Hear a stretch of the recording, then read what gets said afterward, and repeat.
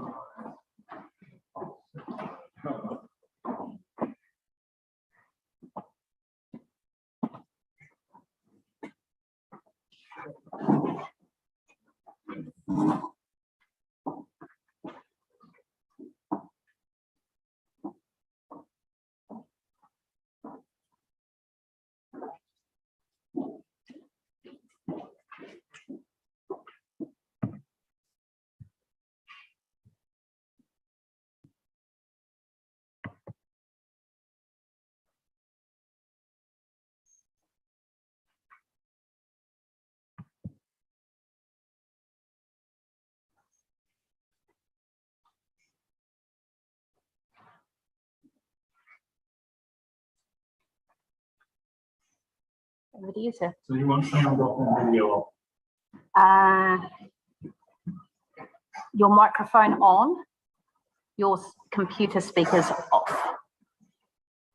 Ooh.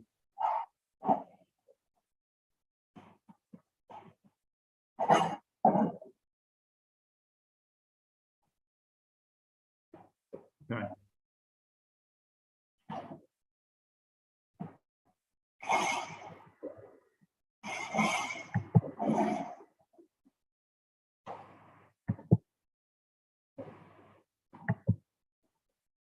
Working for you?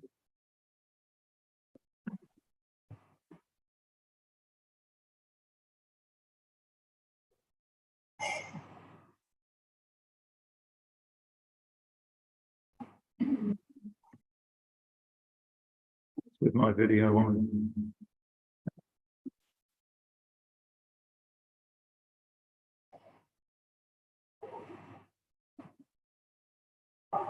You don't want my video on, do you?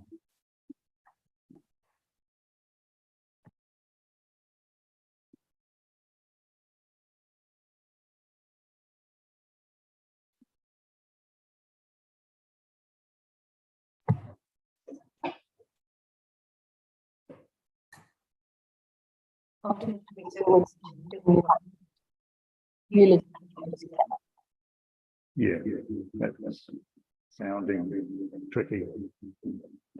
So I'll close my Zoom then. Yeah. Okay.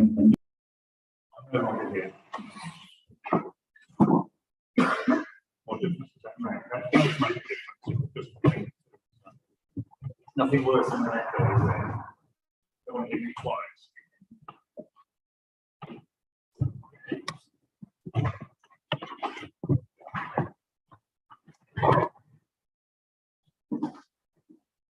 Thank you, everyone. Thank you, Rachel, for the technology and goes with that. It's about 9:05. Good news is the early flight from Wellington got in this morning. So I'm here, which was touch and go. So that's really good news. So let's get underway. This is the hearing of proposed plan change 79 to the operative Selwyn district plan. This is a private plan change to zone 36.5 hectares roughly of rural inner plains zone land to Pebbleton medium density living zone, living density and business one. It's located south of Hamptons Road and west of Birches Road in Pebbleton. My name is Paul Thomas. I am an accredited commissioner Commissioner. Many of you will be aware that I was the sole Commissioner on Plan Change 72, which is obviously in the vicinity of 79, and also the combined hearing of Plan Change 81 and 82 in Gloucester. A Commissioner worked for Selwyn goes back quite a long time. We were just talking then about Plan Change 7, and we're now at 79. So that was 2015, and actually in this very room with Commissioner Milne, if I remember rightly.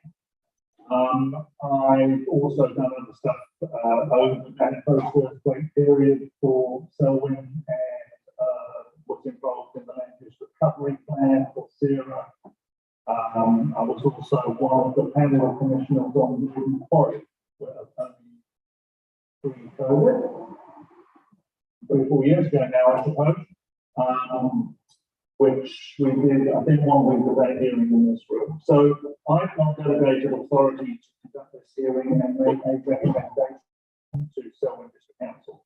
My job is to conduct this hearing in as an informal manner as is appropriate, subject to good behaviour ground rules. My job is to hear the evidence and submissions put to this hearing questionnaire and to test it. That includes, of course, evidence and also council. I'm able to recommend that the plan change be defined or approved modifications subject to the scope of submissions. You'll be aware that I issued directions as to the provision of expert evidence. I'd just like to thank all the parties at this stage for complying with those directions, apart from one late one that we dealt with. And I'm confident we'll make for a more efficient hearing process. The order of appearances is different to a council plan change when the council would go first. In this case, the component of the plan change, which is Village Limited, will go first, followed by submitters, and finally the council witnesses with the reply from the proponent can be in writing as I indicated in minute 1, and we can discuss the timetable for that later in the proceeding. Online attendance is being accommodated through Zoom for whoever needs to, and it is being live streamed, so welcome to anyone who is watching us.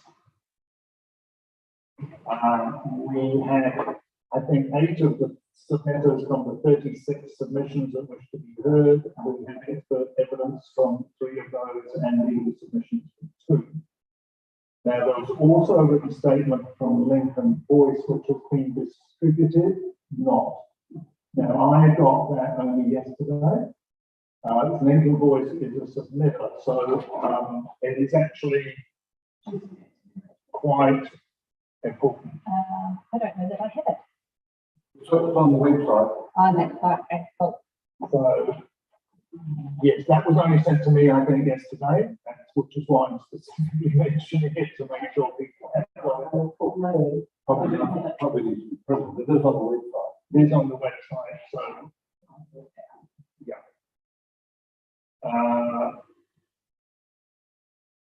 My recommendation is based obviously on the evidence put before me. It's not my job to go away and make any independent inquiries, go and scurry around to get material. If I want material, I will ask for it and make my recommendation based on what I have in front of me. So, as a result, my job is to take away from this hearing all the information I need to make a recommendation in accordance with the requirements of the Act. I'm reasonably familiar with the site, but I plan to make the site visit at the end of today, which is why we are scheduled to finish around 3, although I did move past the site on my way from the airport this morning, and I'm reasonably familiar with it.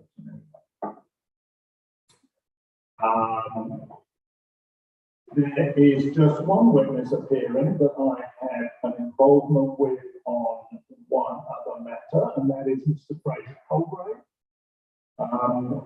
Because I'm involved with him on a matter in parts of the north. So I kind of declare that in the open. I can assure parties that will not give them any easier life, quite the opposite, compared to anyone else. So we have a timetable for the hearing, provided in accordance with the directions The hearing's been set down for 2 days with a reserve day, but we can easily complete this in 2 days, so I'm not planning to be extended into a 3rd day. We should be able to deal with this comfortably, and that's what we'll endeavour to do. It's possible that where we get to requires me to request further information, and this could include, well, I said it could include expert conferencing, and I think that's probably unlikely at the moment where I'm standing. But it's possible that we won't necessarily wrap everything up in 2 days. The aim is to complete the proponents' witnesses by mid-afternoon today, followed by submitters, and then remaining submitters and counsel tomorrow. So if you haven't seen the schedule, that has only really been released quite last day or so that will also be on the website. As expert evidence has been tabled, passed and read, I've asked expert witnesses to summarise their evidence and highlight the key issues, particularly where there are matters in dispute between the experts. So it's an opportunity to respond to stuff people have seen since they submitted their evidence as well as a summary, which is important in terms of informing me. The law for hearings specifically precludes cross-examination, the answering questions to any party other than the commissioner. So if any of your submitters have any points of clarification or questions, what I often say to submitters at this point is if you hear stuff that it makes you feel quite heated, just bottle it, write it down, remember you get one shot only. The law process around this gives the proponent the right to reply at the end, so you need to make the most of your one shot. But if there are matters of clarification, they can be addressed at the end of the witness, they can be addressed to me, and I will ask the question.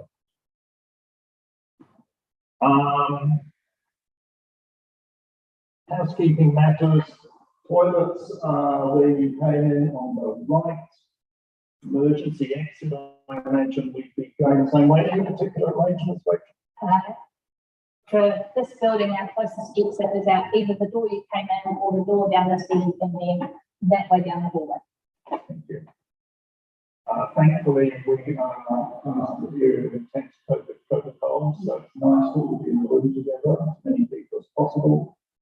However, the live streaming and Zoom does make these hearings efficient, and that's been probably a benefit of the period we've been through. Cell phones, please on silent, please. Now, any procedural matters that anyone wishes to raise before we go through some introductions around the work? Any procedural? Just in terms of information, what I heard from us external was pre-circulated, anticipating that you wouldn't have read them, what we call summary and rebuttal statements. So taking into account the results of saying, instead of got people voice that's largely not matters like 40 imagery. So I'll ask the experts to their minds that submission when they speak to you as well. Yes. Slightly turn this table, is that right?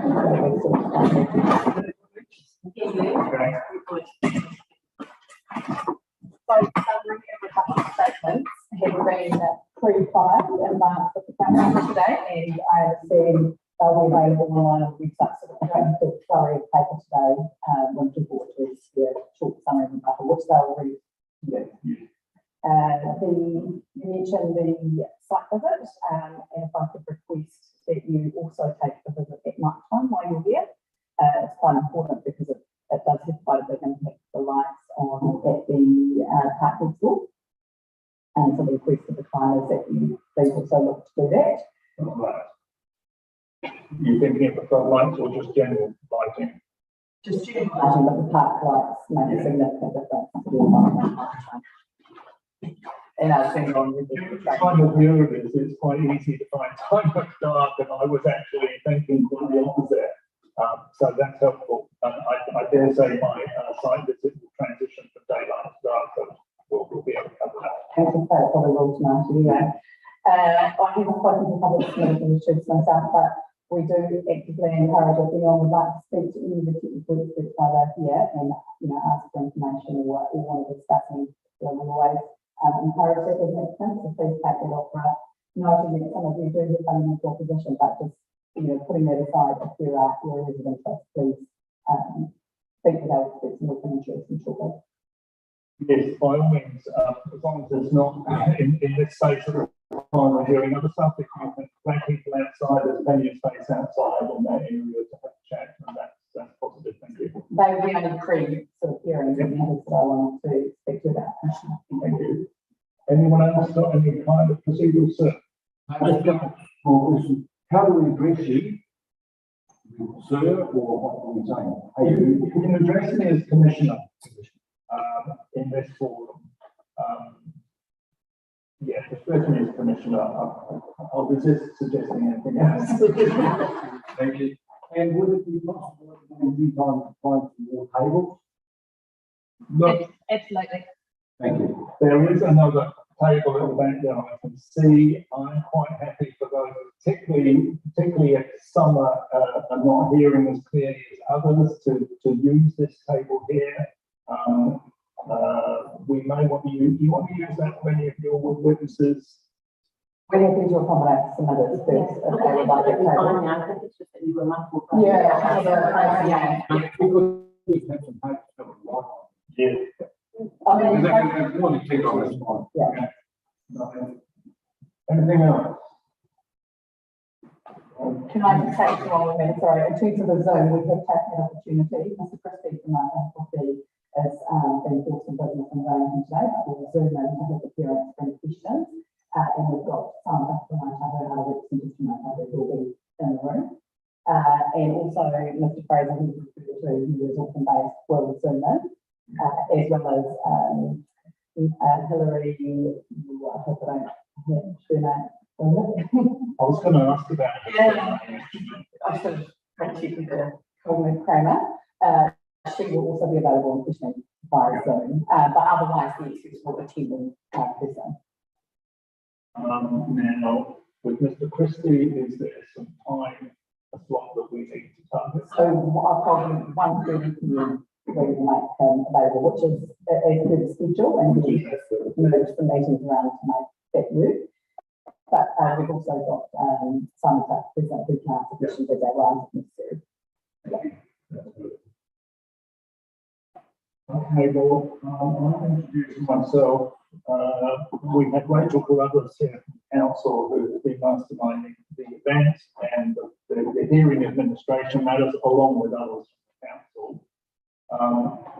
It's nice to know who everyone is in the room. I can guess on a few, and I know a lot of people, but for everyone else's sake, I wonder if we can just rotate around the room from this direction down to there and quickly introduce yourself. I'm Brian Peters and from Birches Village. And yeah. Morning, I'm Alex Potter, and I'm legal counsel for Birches Village. Morning, my name is Sally Alford, and I'm My name is Simon Marshall. I'm from Baseline and Civil. I'm John Chief. I live on the property that is here from Morning, I'm Sue Sheep. I live on the property that's been turned into apartments on those pictures up there that give a false impression. And I'm on the property. And Tom Fraser, I'm the landlord on the PC79. One of the accessible. My name is Nicole Lowenstein. I'm a business designer.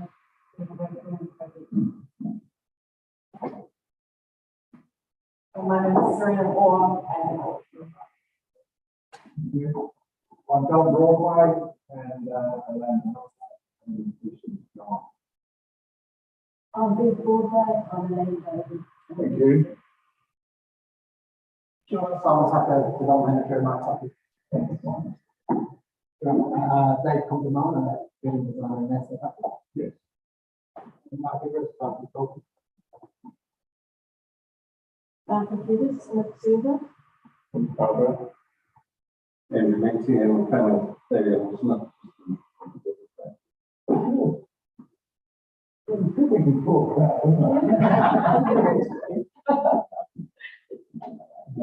Jonathan, please, so independent consultant planner, acting on behalf of council, that have put my report, with the recommendations being PC79.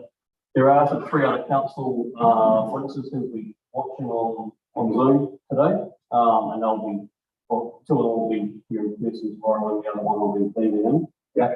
Part of the procedure as well is, my evidence or my report, had an appendix from audit, on economic capacity matters, and because that is sort of quite a key element in the discussion, within the body only level, so the report is available on Zoom online tomorrow. If you have any questions, you've got a brief sort of summary of the report. Yes, no, we need to get them together. So use it available.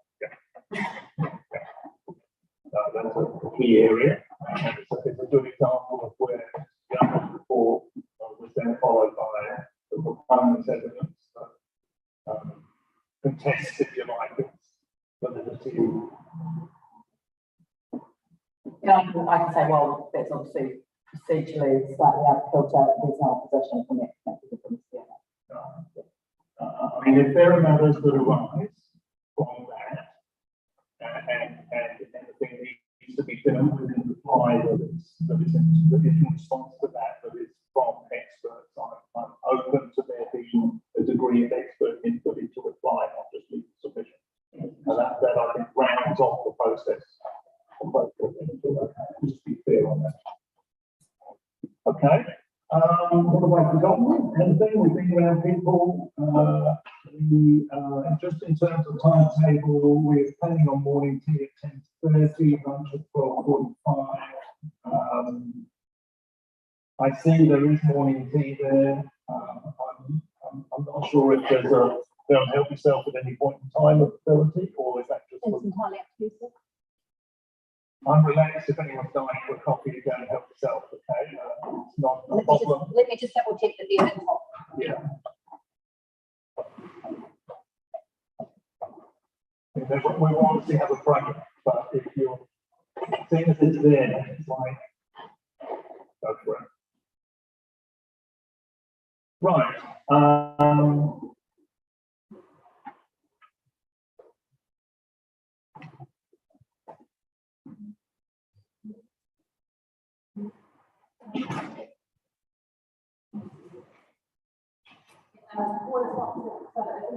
Order is on.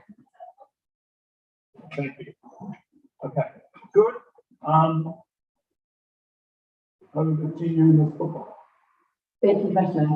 Kia ora koutou, lai tahi hoti mana whenua, nā hoki te mihi kia tamutu runanga, kia koutou katoa.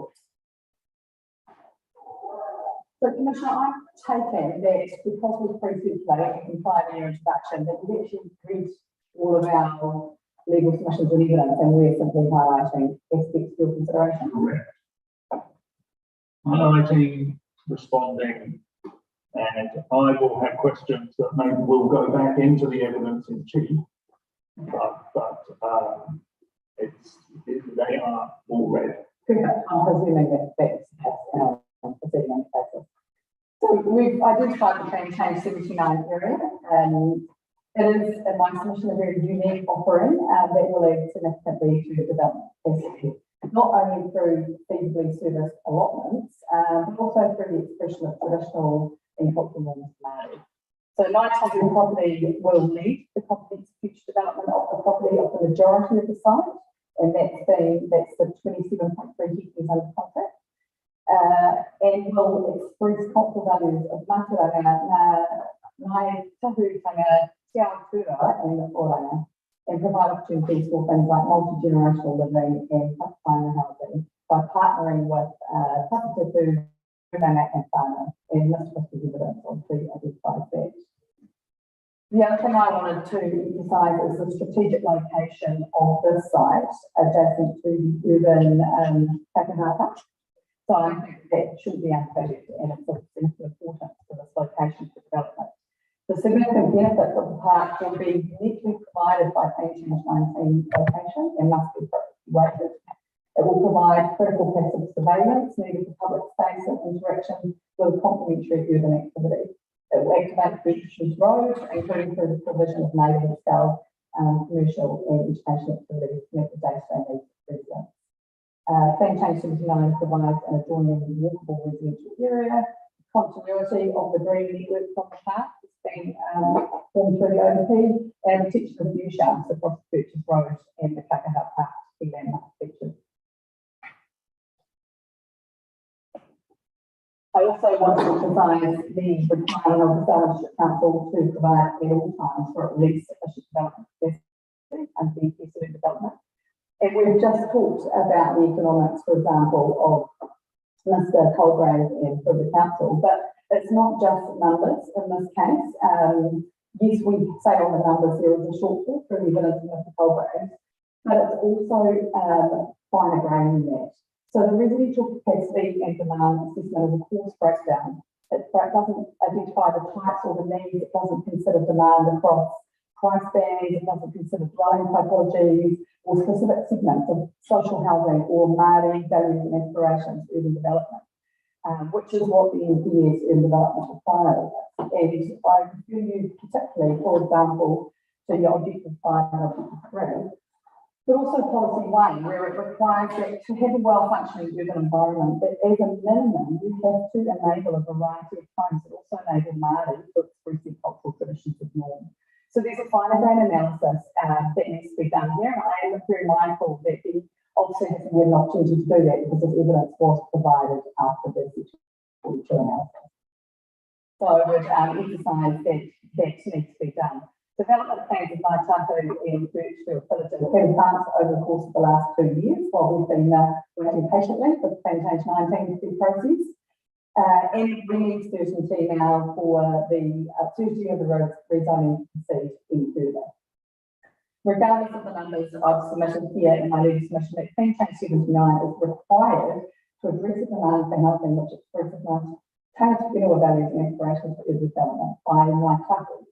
And that is moving for this, and the evidence must reflect that supply is not provided in Bridgeton, and it's appropriate that this occurs now. So I'm going to step over a lot of my legal submissions and just emphasise this. Yeah.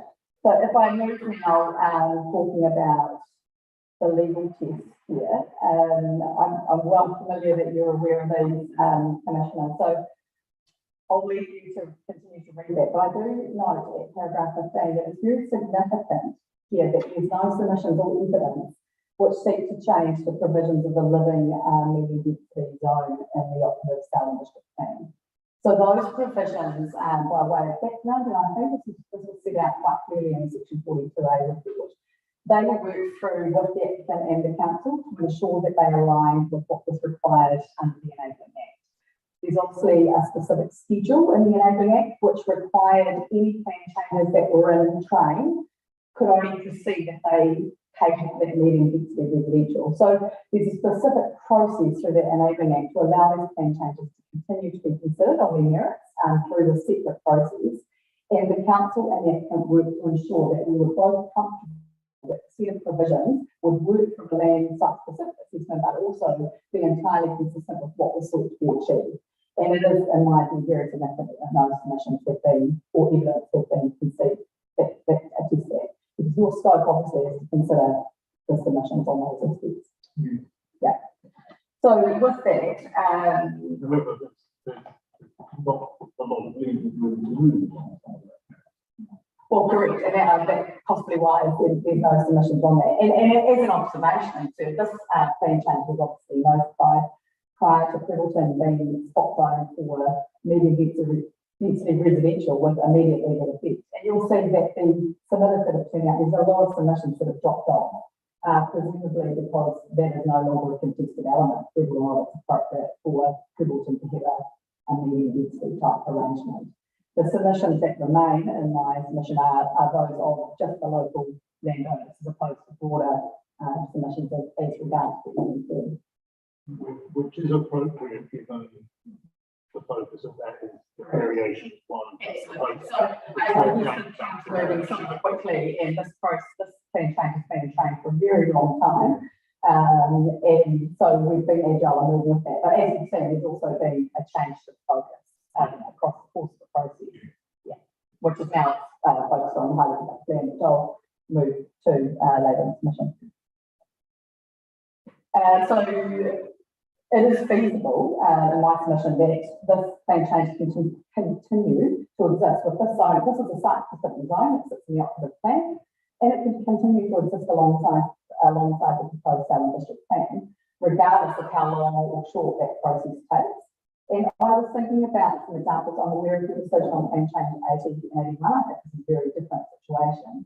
But I was thinking about a lot of examples I've been involved in up and down the country. And for example, in Queenstown, there are a number of private plan changes that, or plan changes that occurred in the operative Queensland plan that still remain in existence while the proposed plan has also now been given effect to. So they run alongside, and there is, in my submission, no difference here. The zone sits in itself, it gives effect to the Enabling Act, it meets all legal requirements. There's a provision for a private plan change process to run through here, and this zone can sit in the operative plan for as long as it's needed, and provide that certainty of zoning as opposed forward. And that's in response to the life of the plan argument, which I believe is relevant because of what the policy of the MPs and development requires, which is development at all times, regardless of how that's provided through operative or proposed plan processes. I'll just see a little bit later on this in terms of why I consider that even if this was to be considered or bumped to the proposed review, that it would make no difference because of the uniqueness of the situation of plan change 79, which is the provision of a very different type of housing that is otherwise provided for now in Brisbane or has been planned to be provided for through those different plan changes, that being plan change 68 and 72. So when you look across the proposed review, it's going to make no difference. There is nothing that is comparable. There is no majority developer like Tahu is willing to invest in the site as this. It's just not, there's nothing strategic about this decision in the sense that the Southern District Plan, Southern District Council has already put a large urban park outside of their infrastructure boundaries in this direction. And I must admit, I had a chuckle at Mr. Nicholson's reference to a peninsula of urban, because in my submission, the only peninsula of urban at the moment is the park sitting down there that would work very complementary with this, the self-contained urban development through plan change 79. I sort of gone away that piece through a few submissions there, but that's a point that I think is really important to consider here. Tease something out here. You correctly referred to probably what I said in 81, 82 about the role of the operative plan versus the proposed plan. And here we are now somewhat later with the proposed plan being further down the track. Now, I appreciate that proposed plan provisions can be appealed and appeals take time to work through. But haven't we got a different situation here now in that you are pursuing the proposed plan for this site now through variation 1 submission, as I understand it? Correct, that's simply to transfer from the private plan change process, should it be needed.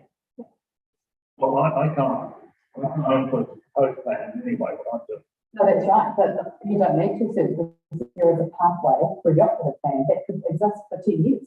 This zone. This plan will be legally valid for the next 10 years. This chapter, the living zone chapter that applies to the site can exist for as long as it's needed. It provides certainty to a developer if it's developed. We have a process with the variation that has a legal requirement to issue decisions or recommendations by a due date in August. That decision is not appealable other than judicial review. But that decision will make those provisions.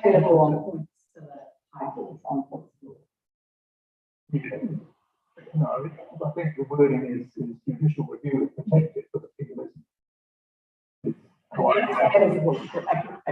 Yeah. So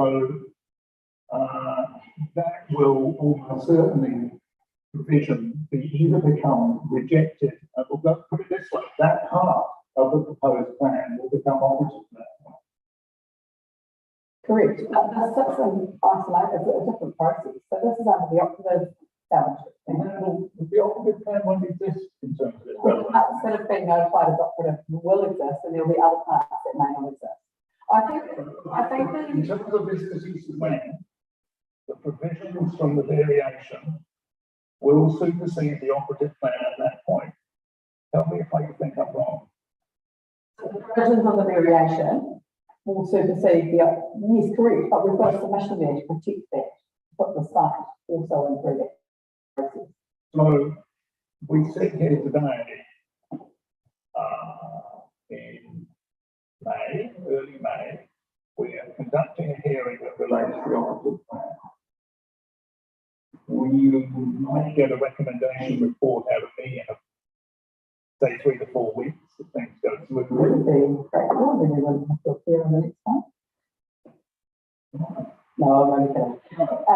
No, I appreciate what's happened through this process is that they've come together when, in all intention, this was meant to be considered years before the process. I appreciate that you're saying the challenges with that. I do agree with the officer's board that the process here is to consider the merits of this application under this process. We have always worked with the Salvage District Council. They've always said that if there was a recommendation, it would be incorporated into this new plan. And I understand what you're saying, but there's two processes now running parallel that can make decisions on the same matter. But that doesn't disregard the need for you to consider the merits of the plan change through this process. In terms of it fitting into the operative plan, but I'm not considering the proposed plan or variation in one iota. No, you're not, but you are considering the moment whether or not there's a need. And we can't presume that the operative plan would just stop tomorrow. There are ways that the operative plans do continue. You can have chapters of operative plans. So you're going to need to help me with that a bit further in this particular context, where you've got a variation that's not appealable, and that will either give a tick or a cross to this in the 20th of August or whatever. So what are you going to, so the question I suppose is, what are you going to achieve in between now and then if this hearing gives your proposal a tick between now and August? Well, if you were to make all sorts of assumptions, because anything can happen, obviously, in the regulatory environment we're in, but there may be, for example, some reason why the plan's held up. There might be an appeal on the point of law that goes through the High Court and takes many years, for example, like it does has in other places. And this would provide the certainty to proceed with the subdivision consent. What we're working on with this. Application from the council now. No, we don't. We would be able to put one before it without a recommendation. There's been advice provided from the council that if you've got a recommendation, that is a compelling reason as to why you advance the subdivision consent. We'll get a decision out of the council, but yeah. Yeah. So that is the difference, I think, in between is, and in the background does serve, there's obviously a lot of private agreements and contracts that come into place. So there are contractual arrangements with landowners that have limited timeframes before they will expire.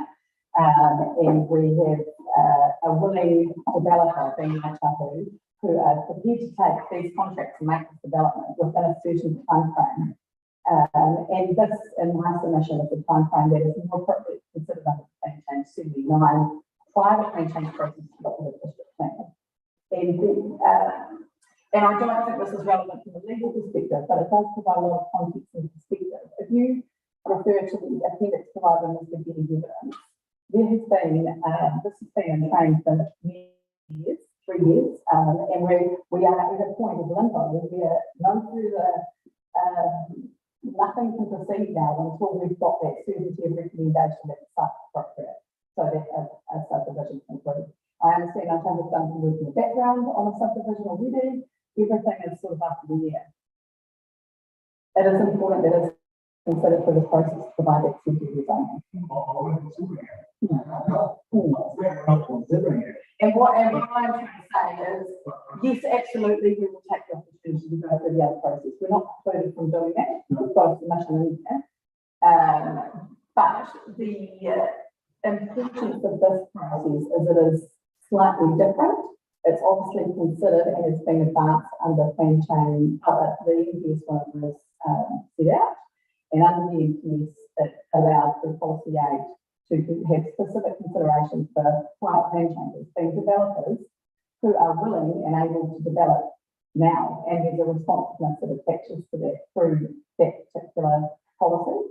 The other thing that's particularly relevant in my submission, as you'll hear shortly, is we've made, we've been agile through this process and have taken consultants and consideration throughout it. And when the HPL came out, I was of the view, and I remain of the view as I've said in submissions, that I don't think this land is subject to that. That will change. There's only the reality is there's a really short window of that assessment because of the way the proposed Southern District Plan just foregoes that type of zoning. So under the proposed Southern District Plan, when decisions are made on that, the decision will be that areas will be general rural and everything will be put through that as well. I mean, we've obviously, as a portion, provided evidence to justify the HPL, HPL as well, because it would be unusual to do that. But I am of the view, and I strongly hold an opinion that I don't believe it's applicable to the site. Yeah. And there's no evidence there's no evidence that's been provided elsewhere on that. And I think I can talk about that shortly. So I think, yes, this is important to be processed now under the relevant consideration of the plan. There is no development like this that would lead to, say, for example, in the plan change 1881 situation, to have a sort of overall consideration because of its uniqueness and its location and who's developing and why and what their parameters of development are. But I do appreciate that unintentionally this has happened to be now parallel. Yeah. So moving on, and just to finish that off, I've set out in paragraph 22 that there is a need under the development to consider whether at all times you've got that at least sufficient development capacity to meet the expected demand for housing. And that doesn't apply, it doesn't matter which plan it's implemented in, it's quite clear in the PS that it's required at a moment in time, which is now at all times. So it contemplates both that and filling the greenfield development. And as I also identified there, and I'll just talk to you briefly about the Enabling Act is provided for the situation of these plan changes to run paragraph that needed through express provision schedule, which is where we ended up talking to council and agreeing on an approach. Yeah. So the provision of sufficient housing at all times is a priority in my submission. And given the location of the Kaha Park and the extension of infrastructure and constraints in other parts of Freeholton, which you'll hear from terms of the experts, this is a unique opportunity which cannot be offered in another location in Freeholton at this time. And the provision of housing that enable Māori to express their cultural traditions and norms is also a priority. So I don't think to talk to, unless you've got any questions on why we achieve a well-functioning urban environment. I think the grains of evidence are all there to sort of thread that through, and that's largely evidence-based assessment. Yeah. I've made some observations there in terms of responsiveness, making sure that they're considered on the merit plan changes, not irrespective of funding constraints, and ensuring that we've got this well-functioning environment, which is key. Now, well-functioning urban environment is a consideration that's slightly different to what has been considered under the plans to date, which in my submission haven't given it effect. So there's been a history of Freeholton that's been set out in the officer's report of a number of documents and structure plans, and that's all been duly considered by the experts and responded to. But what we need to be cognizant of is the NPS development creates quite a different way of thinking, and that, in my view, it should have the most weight.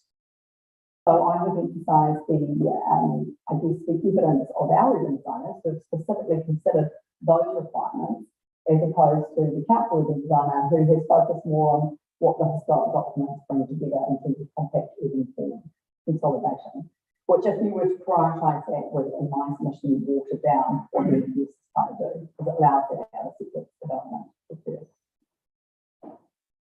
These are complex legal arguments for you. Well, it's the conundrum a little bit that you're dealing with the operative plan that obviously has an out of date in terms of the NPSUD policy framework. That is out of date because it's been replaced by a new one of the proposed plan. So the distribution of notified areas of the proposed plan, they simply follow the council's usual practice of requiring private plan changes to initiate those. So you're obviously aware that 68 and 72 have been notified as part of the reaction one. Yeah. So that's been included obviously in our assessments anyway. And the only other piece of land has also been included on the plans in the assessment. So there's no, I guess, even though it doesn't take legal effect yet, it's pragmatically considered the outcomes of what's sought to be achieved under those plans as well. Yeah. Bearing in mind that the Enabling Act obviously sets those objectives and policies in its schedule, so they are relevant now to the operative plan as well, in the sense that it's a legislative objective and policy to provide those things. Yeah. Yeah. Good point. I think we are beyond the point of arguing whether or not density is going to occur. It has immediate legal effect. The Act is very, very clear on what is required, and this zone gives effect to that, and also takes into account the wider environment in terms of what the future anticipated outcomes are, because it would be silly not to, for want of a better word. So I think in this, Lawrence will deal with this, but I think it's, my reading of the design evidence is just a fundamental disagreement up front about whether Pilgrim should be able to go, which in my submission is not a moving design assessment. That's a decision that will be made on the evidence in terms of whether we have sufficient development capacity or there's a need as per the NPC government. Once that follows through, then you're looking at the urban design elements.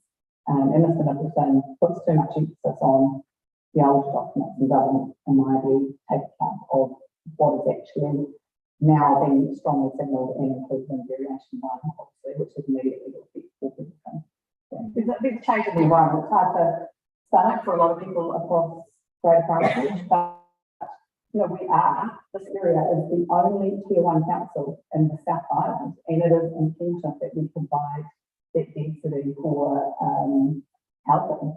And if there's a willing developer on a majority land holding such as this, in such a key strategic location, the NPS development is very clear that we need to consider that. Yeah, and it's important. And I accept for submittals that this is a change, and a change that might be uncomfortable for some people who don't want to. Yeah. So, does it apply to highly productive land?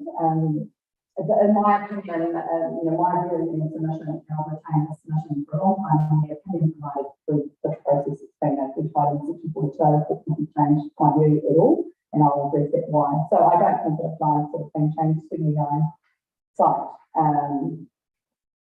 There's obviously an interim definition, and the key point that I will be talking to, you would have seen from my legal submission, is whether or not it's own rural or rural production. So there's no dispute that it's LUC1 and LUC2, pockets of LUC1 down along the roadside and LUC2. So what is required is the full council has not yet implemented the zone framework standard. And we've got to bear in mind that the proposed Southern District Plan doesn't have any legal effect in terms of zoning and rules. So you are looking at the operative plan for this assessment. And you've got to look at the nearest equivalent zone to get out to 7. So the NPS provides for the following zones and descriptions. We've got a general rural zone and a rural production zone, which is clearly set out areas used predominantly for primary production. Then you've got a rural lifestyle zone, which is areas used predominantly for rural lifestyle. Within a rural environment, also enables that primary production to occur. And you've got a so the Canterbury, Christchurch City Council legal submissions deal with this in some detail. And I'll just actually make a comment there. I'd be really interested in hearing from City Council as to what function they're operating on and making those submissions. Because when I look at their functions under section 31 of the RMA, quite clear that they need to be providing fixed business and land and integration within their district, but I'm not clear as to why it's important for them to assess the Selwyn district plan and how the highly productive NPS and HPL would apply under the Selwyn district plan.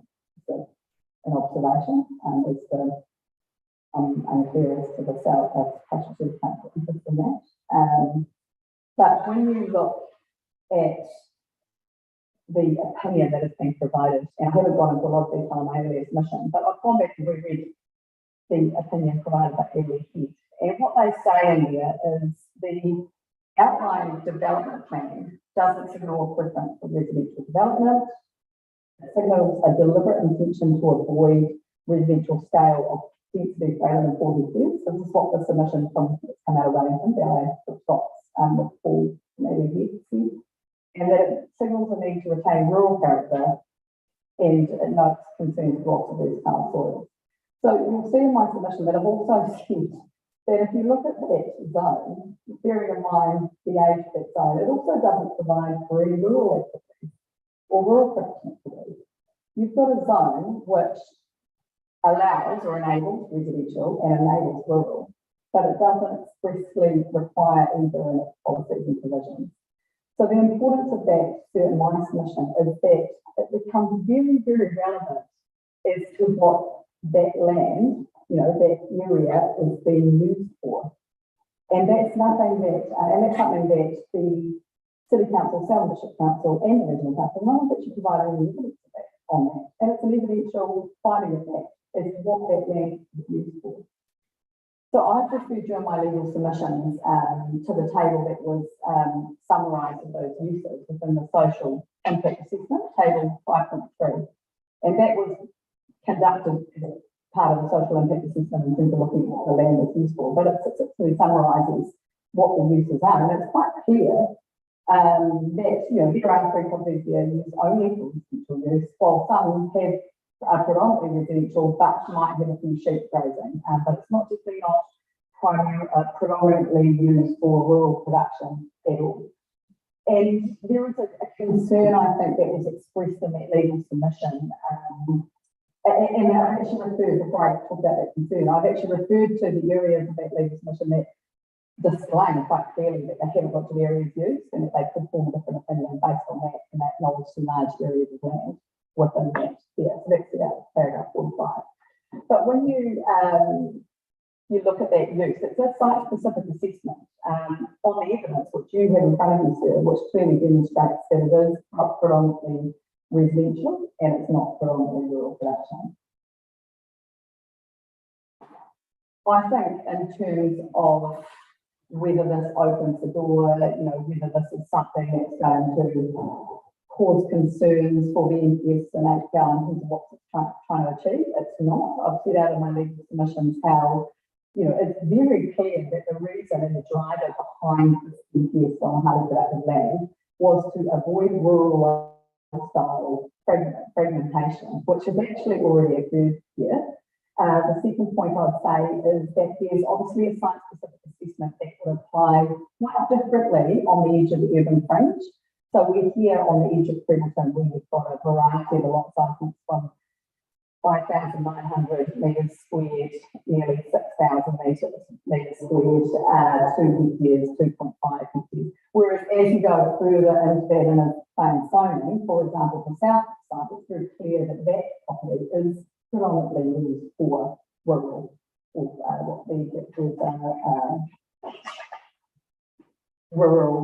primary production. And the evidence of Mr. Fraser talks about the neighbouring building things that are predominantly used for rural, but it's a very different situation for this area of land. And that, in my submission, is the point of difference. And I've talked to you about how this is only a window of where this assessment can be undertaken, because when the rules and zoning have legal effect in the Selwyn district plan, rightly or wrongly, that they didn't know that HPL existed at the time they made it. There isn't a zone that can be created unless people make submissions and they can change that. There's no sort of opening the floodgates. It's very much, I would say, a unique opportunity here as to why the NPS and HPL is required. Do you have any other questions on that before I move on? I haven't seen this legal opinion from heavily here, DMA Piper. But I think because you specifically address it, it's something probably the council should put in front of me. I've put it in there, section 42, report, and referred to, but that's right, it was very comprehensive. Yeah. The footnote will link, I don't think so. I mean, I would qualify that, the only reason I've addressed it in such detail to you now is because the city council, whether or not they're within their functions, have dealt with it in detail in their legal submission. That's the only reason I need to be. Yeah. I personally don't think that it has relevance to this process and procedure. It's done on a broad assessment usually under the entire proposed sale and district plan process. And it's not relevant. What they clearly say in their opinion is that they haven't looked at areas used and that their opinion can change depending on what that site-specific use is, which is what you've got the ability to make it. You've got a zone, and then you've got this expression in the National Planning Standard that looks to categorise types of zone under some headings, really. And it uses the term areas. And it's that interface between, we have a zone, we have an inner plains zone, which has lots of different characteristics, a lot of it fragmented in sort of rural residential, and a lot of it not. If you look at the zone as a whole, and I don't think I've got any analysis and any of the evidence that actually looks at the whole zone is categorised. Analysis and my legal submissions as to what the zone looks at in terms of, just in terms of responding. So the zone of the operative plan is neither a preference for residential or rural. It's simply an able. Yes, I did spend a little bit of time looking at the policy. Yeah. I look much further than that. Yeah, well, it's all stated, right? So, and that's why in my submission it's hugely important that you actually look at the use of the site. Yeah.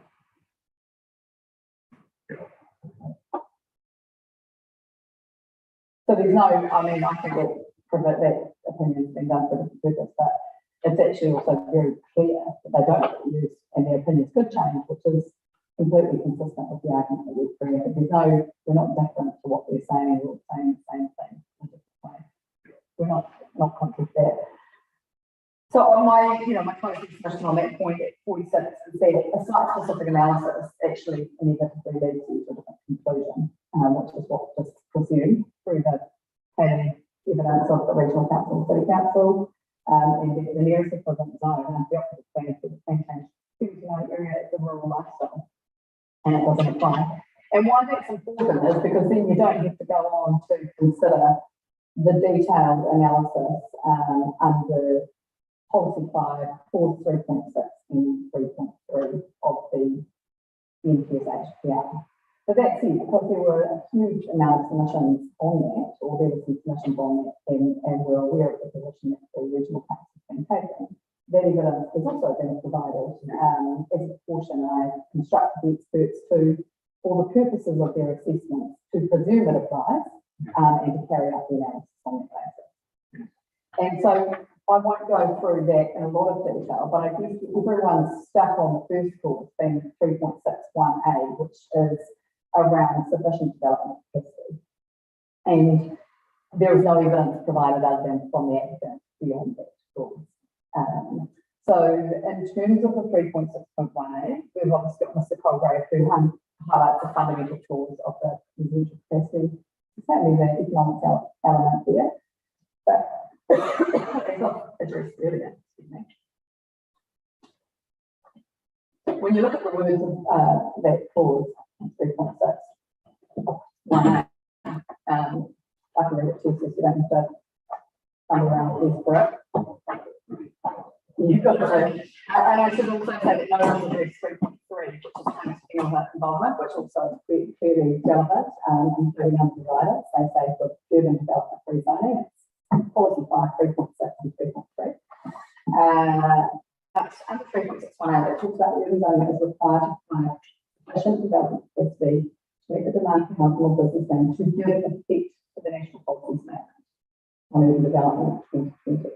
So that's where the policy one that I've identified in terms of marketing becomes actually critically important.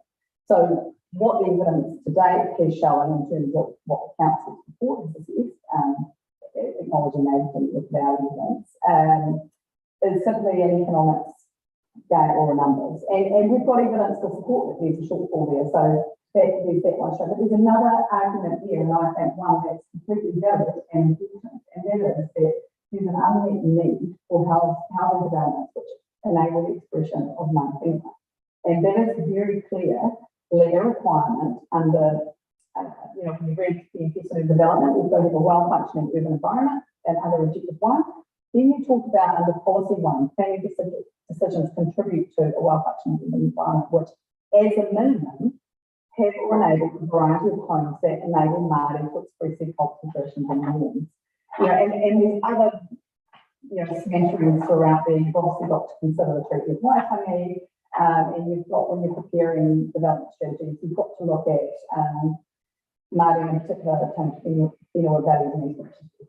There's a lot of things there, but the point is that assessment is economics. It's a course assessment, and Mr. Colgrave has also looked at from an economics perspective. But when you do a climate grain assessment, which is what we've conducted here, in consultation with Ngāi Tahu and Tāmatu Rūnanga, there is also a need in Filton and no land for them to buy to do something different, something culturally appropriate that will provide for the people and must people from that.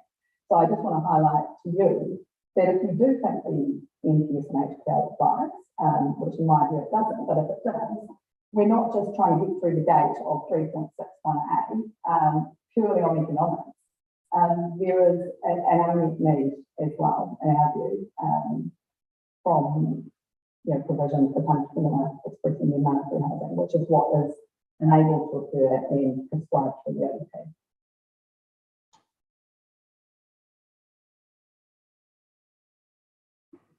So at paragraph 49,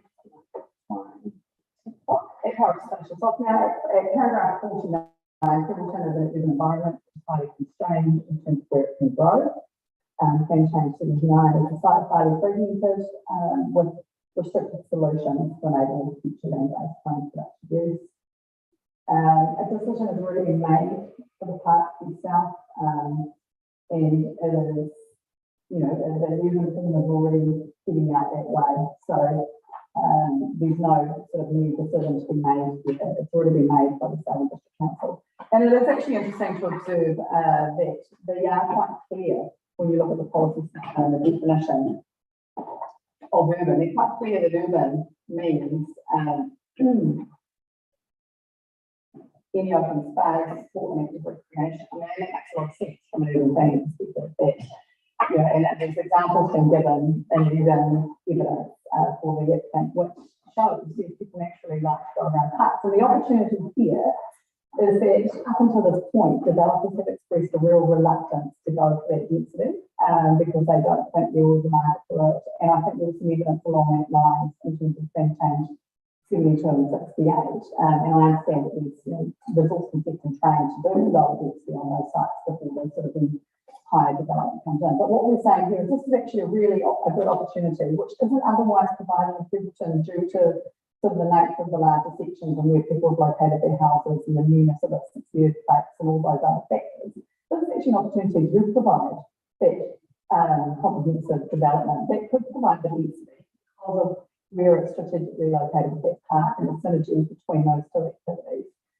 So it's a really unique opportunity. It's really exciting for Filton, although I acknowledge that it is a change, and for Ngāi Tahu in terms of their expression of mana and their culture. And the proponent has been agile to respond to new legislation, policy and process lodgement of the two legal And finally, I'd say so that the evidence before you supports you to be responsive and recommended approval and change 79. So unless you have any further legal sort of questions, I feel like I've made my time. Well, and I could get into quite a lot of further discussion, but I will resist doing that because it's probably the strange stuff that witnesses should be talking about more than Legal. I'll have that. if there is in dealing with witnesses a sort of legal dimension. I'm going to straight Yes, and I'm happy to deal with that, because I know there's a number of. that's sort of a better way to manage time Sounds rather good. than all over the place. So, thank you. So we'll move to.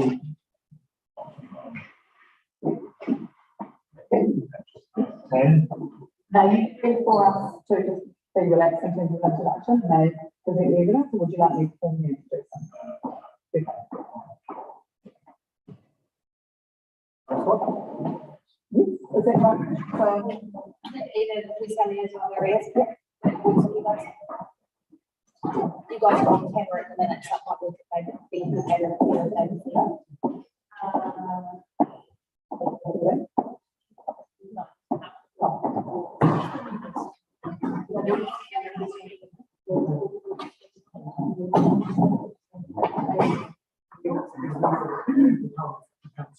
Now, are we going to an email summary or? so I've emailed, summary statement, but there are some visuals that have been prepared, I'll watch you talk to. Good. Thank you.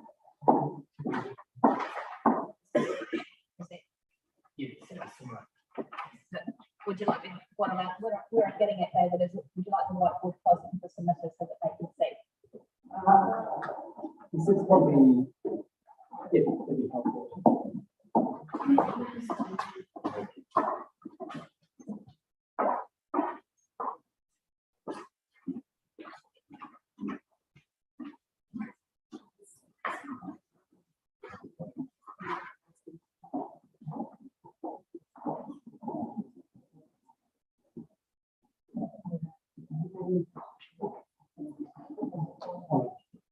So just before Mr. Chairman, I understand that submitters are struggling to hear that, and we have no opposition for them to sit on that submitter table if that would assist. No, that's what I was suggesting. Anyone is free to occupy this table, and in half an hour's time we'll get a second table. So, particularly if you're not feeling like it's Just here. when they sit in that row and they want to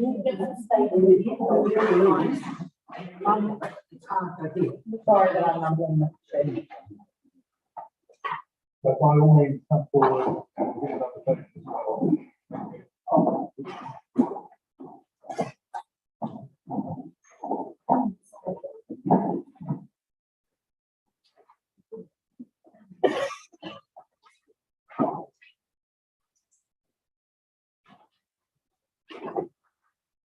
Right, I've got your summary statement on my laptop. I don't know whether other people have got access to it.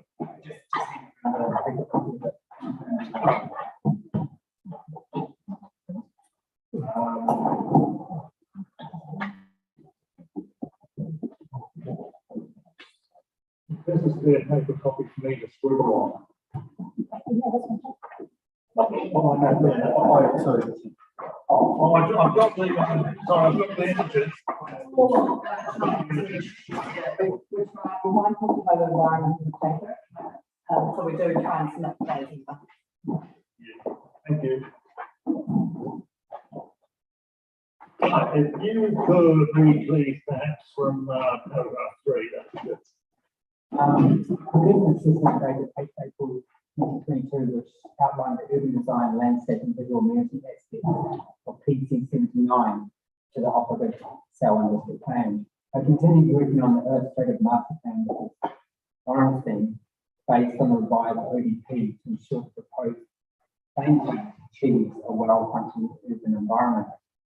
A short 5-3 video to be prepared to show urban character, diversity, and visual amenity which is anticipated being developed by an untitled property. Is it okay to show that video? Yes.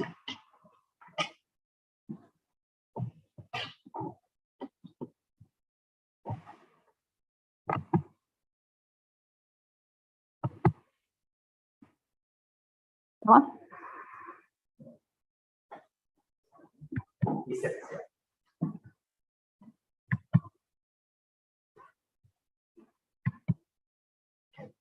So the video starts basically hovering above the intersection of Hampton Road and Burgess Road. So you've got the new Kaha Reserve Park on the left.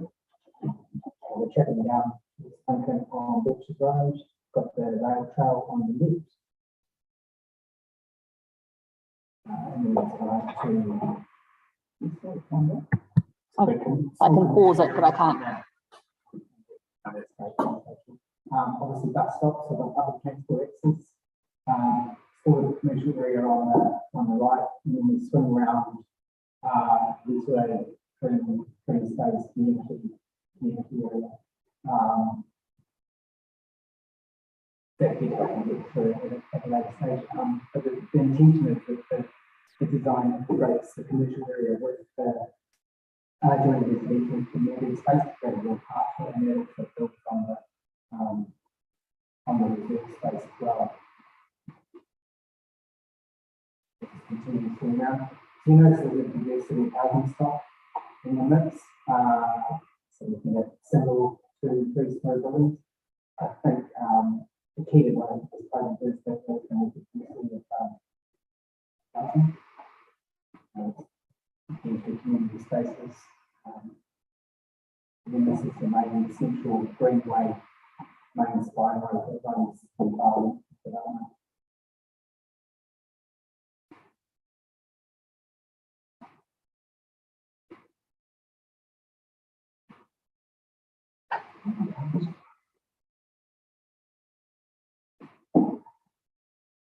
And so the fashion looking back towards north and obviously Clifton itself in the top left-hand corner, along with PC79, which could be on the northern side of the review.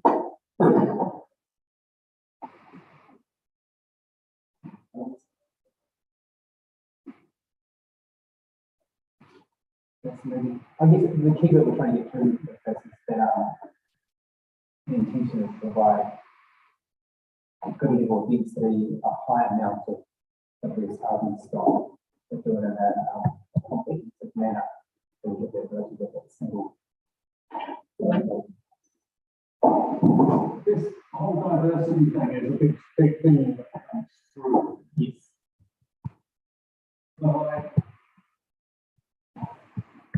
Can you give me, I mean, fully accept that this is an indicative master plan. It's what an interpretation of the outline development plan might look like. But we've got various densities, various typologies of housing. We've got kayak being built in, we've got co-housing being built in. What can you sort of, not necessarily right now, but schedule out what you have built into this particular mix? Because it's very easy to talk about the diversity of housing when the ODP just kind of says, well, put some high densities around your open spaces, etc., and not give me, if you like, the full understanding of what you're interpreting as the potential of that diversity, which is what I want to understand. Particularly as it comes through, well, I'll ask Mr. Christie as well in terms of later, but particularly as it coming through that argument. Yes. At the moment, we have about 15 households per hectare. Now, I admit that's a very coarse number, but the intention is that we're putting that framework in place at the moment that we can have that diversity in a later stage. With the amount of open space and greenways that we're providing in the design, there is a need to look at alternative housing models to achieve 15 households per hectare. There's no way we we can't get to that 15 households.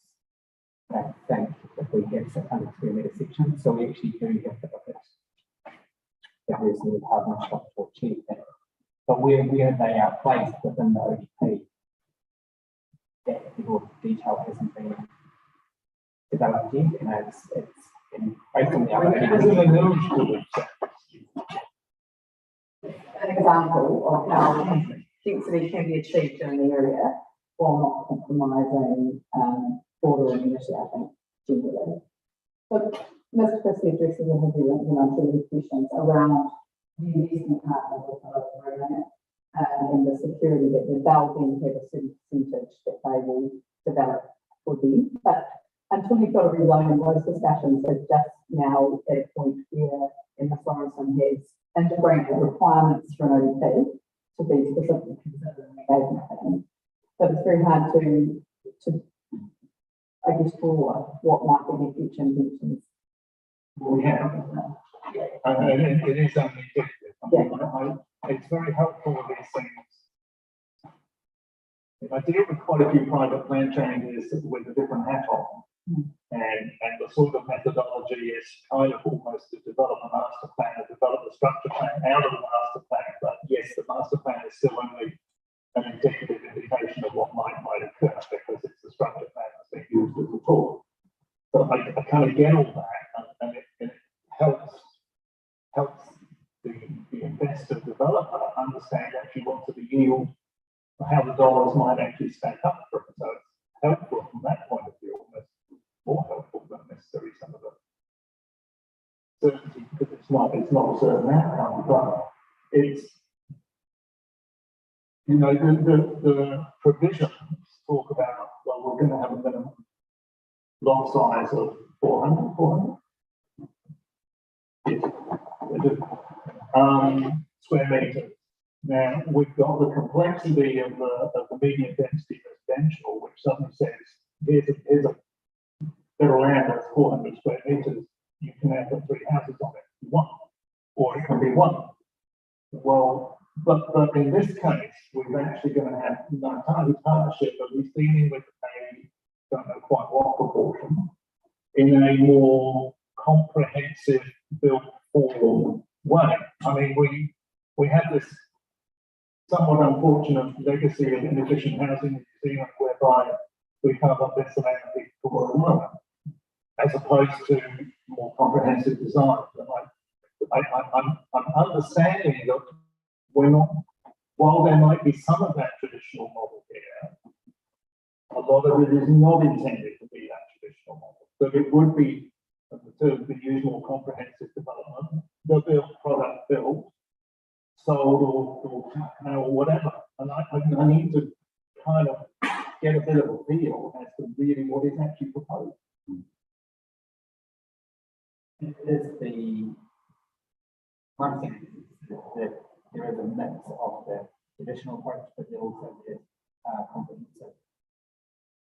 So I guess super lots would develop on there. Yeah. So then they look at a chunk, and potentially the density could be much higher on that super lot than the 15 households that you get there. On that individual piece, you may have, it might be up to 25, but it just be on that super lot.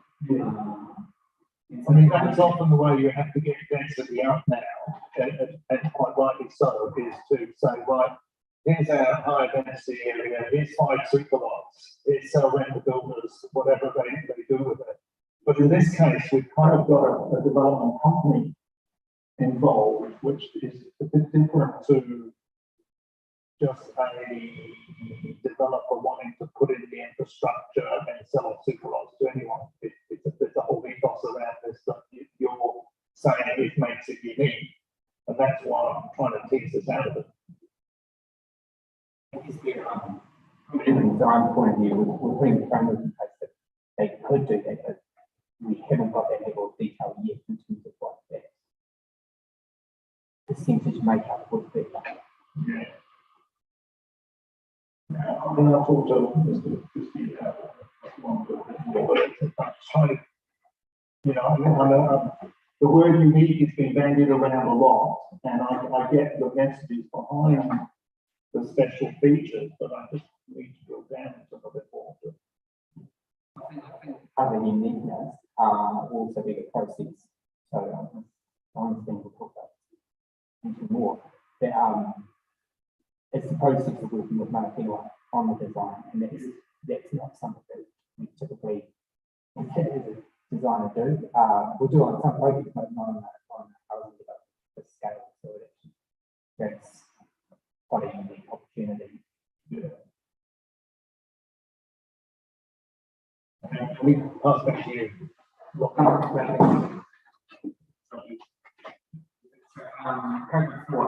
Just my summary of some minor changes that get attached to my evidence and sheet. The changes are on page 4, which is the front cover. So that's just an update of the illustrated master plan, which responds to the work that page 6. What were the changes from the previous version? Oh, it really was just minor changes in that we were looking at the building size in the commercial area, which wouldn't be very clear at this scale, and then just adding in more detail into the roads. I mean, you've done a huge amount of work to create a model, fly-through model like that. I appreciate that. That's no small task. You see it a few weeks in the office, but just minor details to make it look more realistic. On page 6, which is on the back, next page, just a refinement to the indicative potential urban form outline. So it's on the eastern side of Riverton, just looking at there and potentially looking at reducing the area based on the island corridor. That's like just further reflection that although you can get development under pylons, that potentially that could be a constraint along the edge of Riverton. So, what's the change? It's where the pylon passes through the what is the south of the PC79 area. Yes, so previously on the previous story, we actually figured it out. That's around based on some land ownership we knew of, but actually the land attention is putting it back. It's probably a fair reflection of how the urban form of Riverton was developed. And then the next two areas are the same. There's plenty of pylons, isn't there? Yeah, it's just missing on the southern side. Where we are. Yeah, it's well, yeah. Not entirely, but No, there are a lot. And you see, and it leads to one of my points actually later on about the position of the motorway and the corridor between Littleton and Christchurch City and how that has changed significantly over the last 5-10 years. And it's likely to change even more. one of the things I just picked up, well, I probably was on the previous version, but I didn't just stop, was actually the location of Pemberton School that I hadn't previously been aware of, so that's helpful, thank you. In terms of just catchment, yeah, that it is pretty much on the other side of Pemberton, sort of thing, very central to town. Yes, it is, yeah. And separate to this, working for another, we've actually been preparing some drawings for PC78, where they're talking with MLE. I think MLE are very aware that they potentially need a second primary school in Crippleton. Yeah. But I don't know where that conversations are to.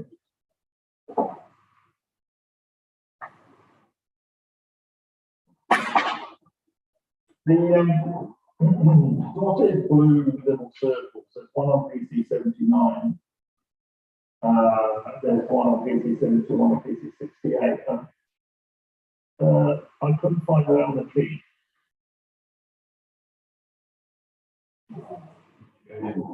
So those are, so they're indicative locations for the educational community.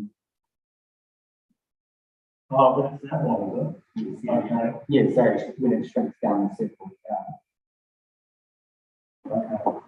changes that. It is that one.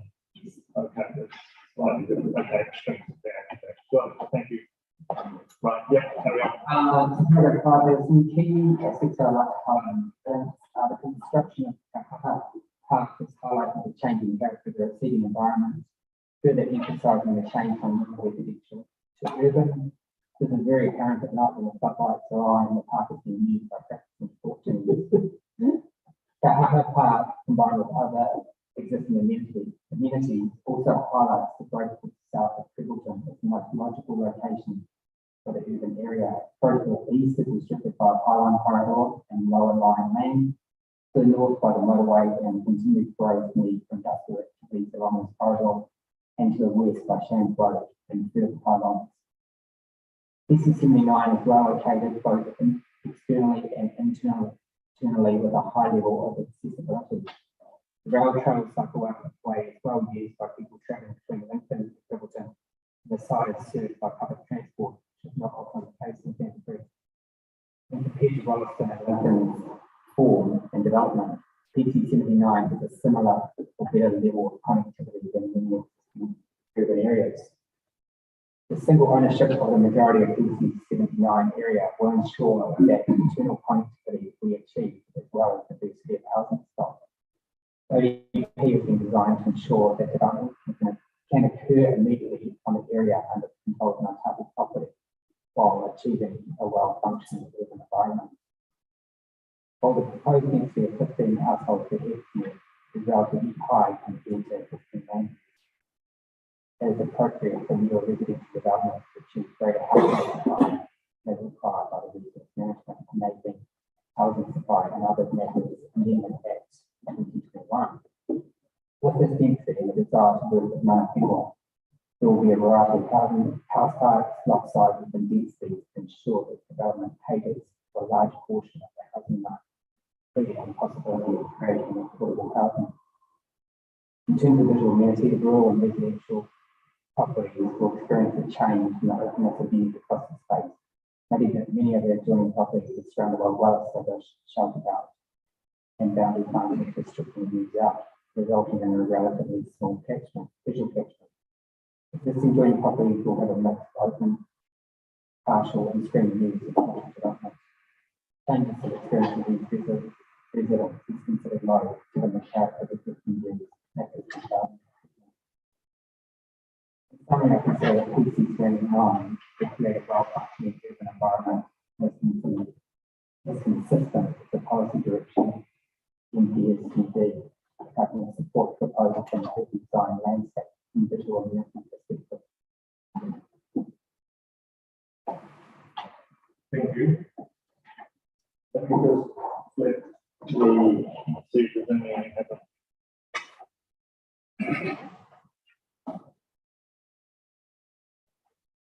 I was going to ask in terms of applying through a little bit the two landowners who are submitters who do not want to be, if you like, an active player in the development. What have you actually done with their land in terms of sort of this master plan? So we have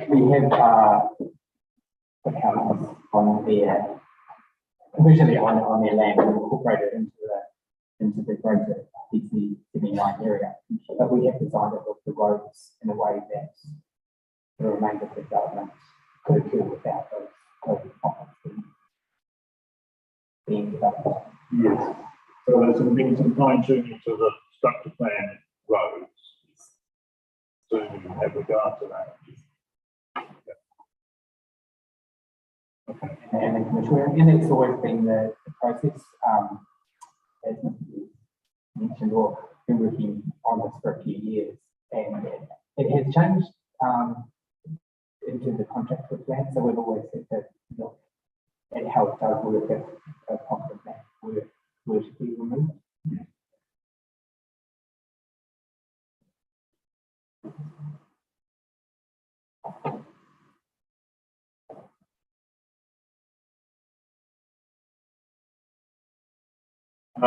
At paragraph 28, you make a sort of concluding statement there. Overall, PC79 is considered to be the outcomes of the October district plan, being close to recreational facilities, medical facilities anticipated.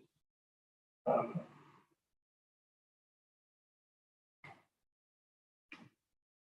the moment, the Selwyn district plan has policies in there that direct or directly give at least a policy direction for any future urban growth. But the planning evidence, concedes this is not consistent with. So were you really just been talking? What bits of the plan are you talking about when you said that? I think it's consistent with the design perspective that with the design meet the policy objectives of the district plan. It's got a high level of accessibility. It is relatively close to existing amenities, and so it has got that ability to grow as part of its own isolated development.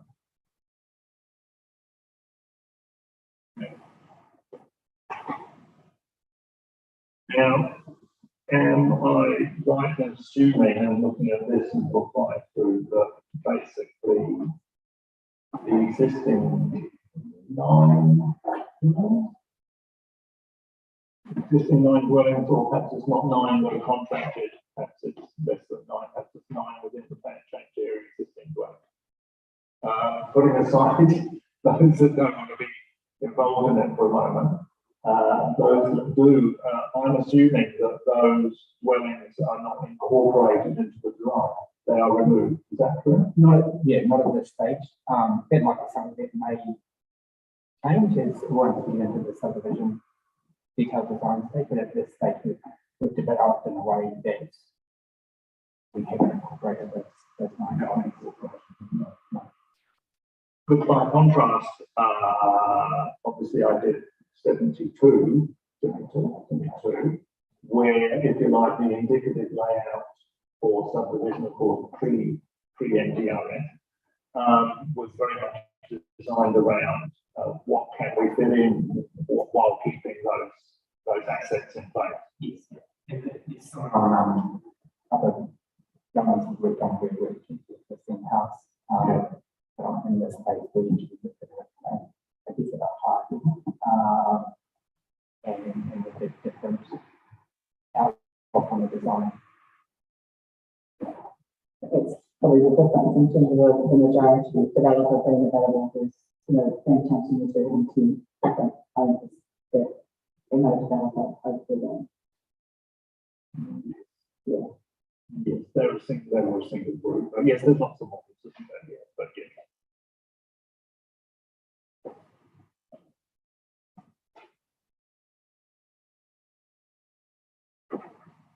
All right, no, that's good. Thank you very much.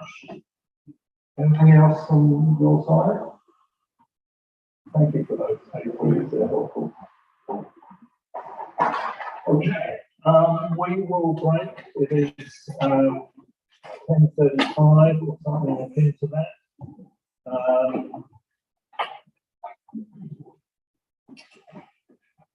We'll reconvene again at 10:50 if that's okay. So 15 minutes to grab a cup of coffee and use the facilities.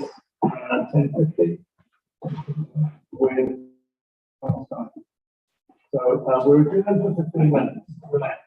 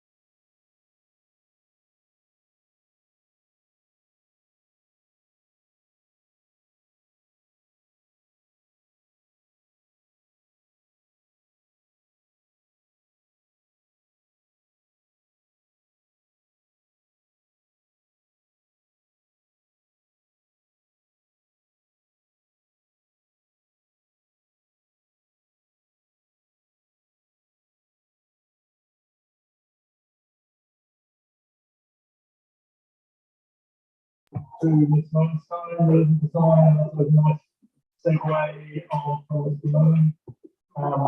If there are points of discussion that we had with Mr. Moon, that you want to comment on, feel free from that conversation.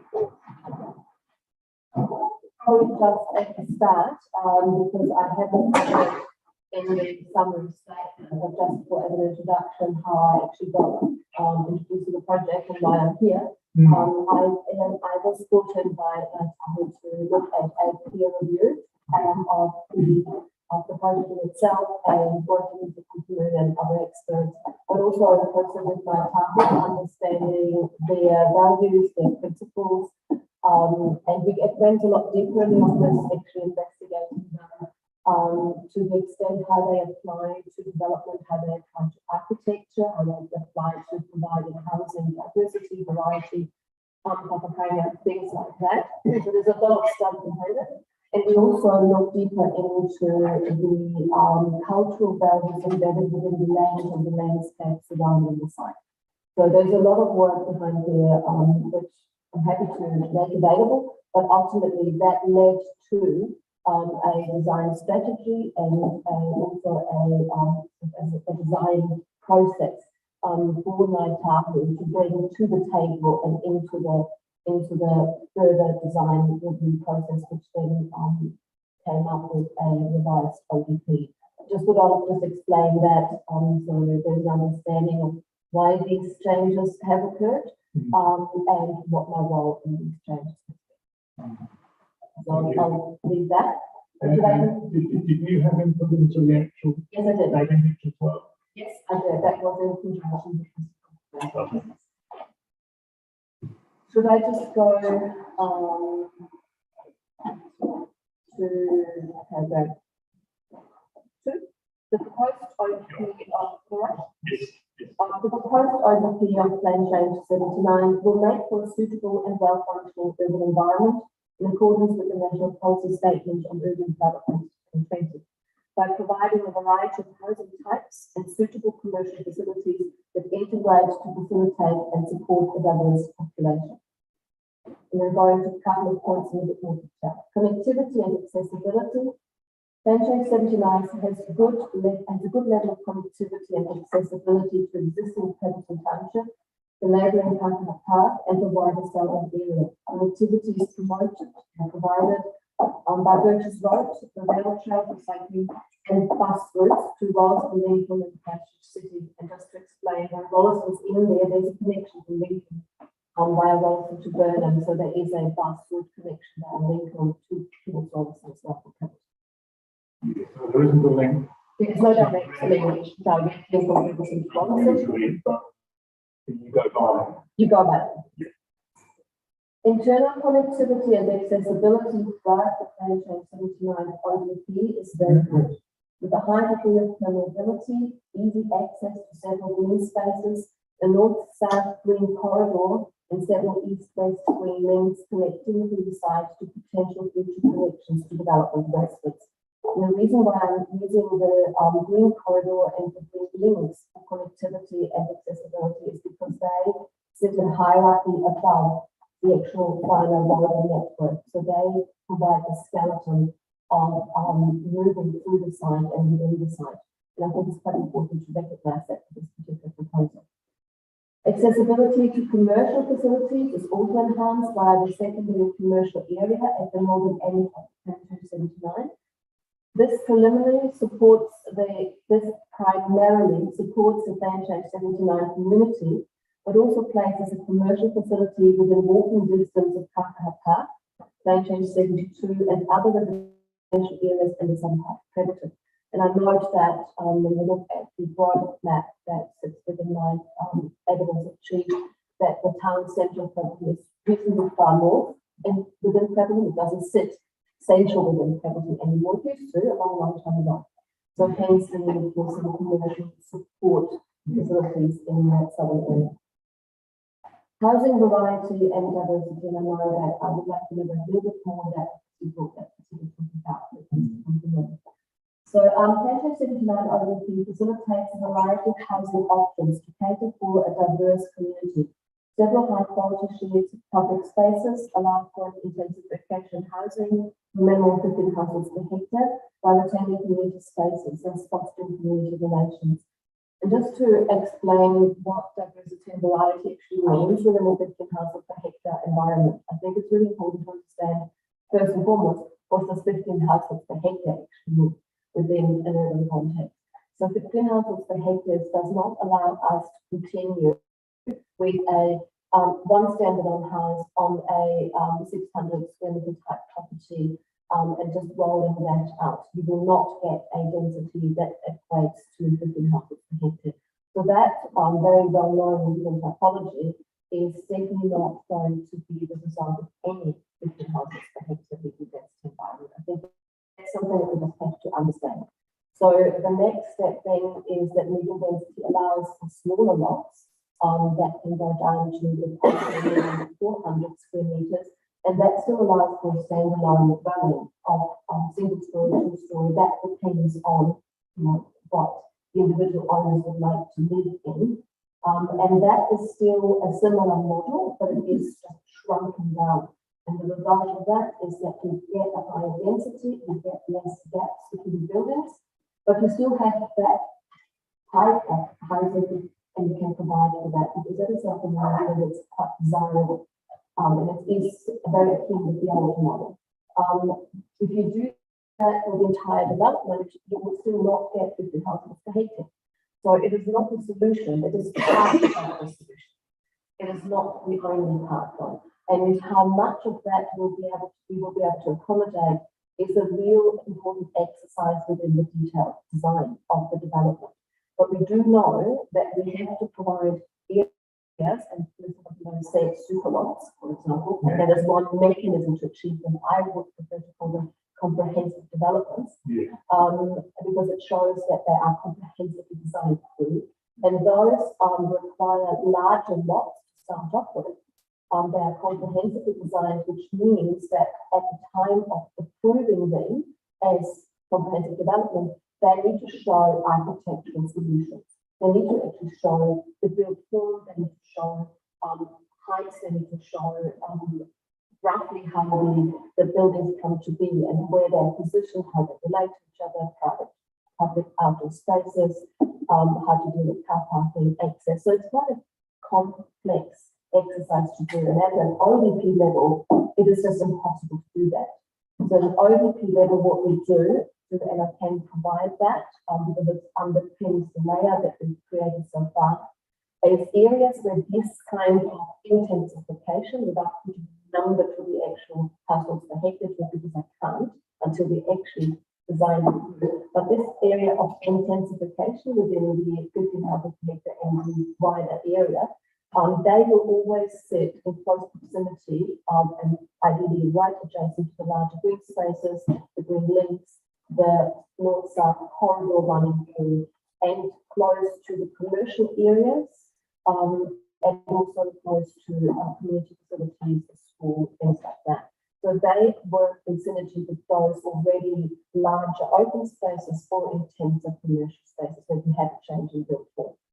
So from an urban design perspective, they have to have additional outside space, stronger connectivity to commercial activities, community facilities, recreation facilities, all within walking distance to reduce the need for cars, so that we don't have two cars in double garage, but we may take only car in one car. So you can see how this is a really complex matter that is coming into this design at a point that is past the ODP. But to make sure that we can achieve the 15 houses per hectare, because it's an important thing for us to actually give you certainty, is that we identify those areas and we identify them internal within the site. So the effects of these intensification areas do not affect the external environment. That's really important. And we place them adjacent to the green spaces. So there's a synergy between them. This may be a question for the planning, but it's more important for you. A sort of inherent miss there. You've been required to build in the NDRS provision into the zone. But the NDRS is really a whole principle principle, it's around intensification of already developed areas, not about, I'll tell you if you agree with this, it's not about really comprehensive design of new greenfield growth areas like this. I'm not a planner, so I don't know exactly what the wording specifically in planning lingo 100% means, but Yeah. from an urban design perspective, I disagree with the notion that medium density 15 houses per hectare is only within already existing urban environments, because they are already developed, even if they are rural residential 5,000 square meter lots, for example. It is now impossible to intensify these to that level. But I have not been able to do it, and I do this on a regular basis as my work, and it is impossible to do so unless you remove all the existing dwellings and infrastructure network and start from scratch, which is like a greenfield development in itself. So to increase densities up, and I've done it in several areas, in some areas you can go up to if they have 2 households per hectare at the moment, you might get it up to something like 4, 6, sometimes 8, depending on whether you have road connections and where hubbing houses are in place. But it is definitely not the way to provide 15 houses per hectare. There's a disconnect in that. That is the intention within the planning environment. That there is a disconnect in the understanding how it actually gets done when the rubber hits the road in these areas. Because most of them are pre-developed already.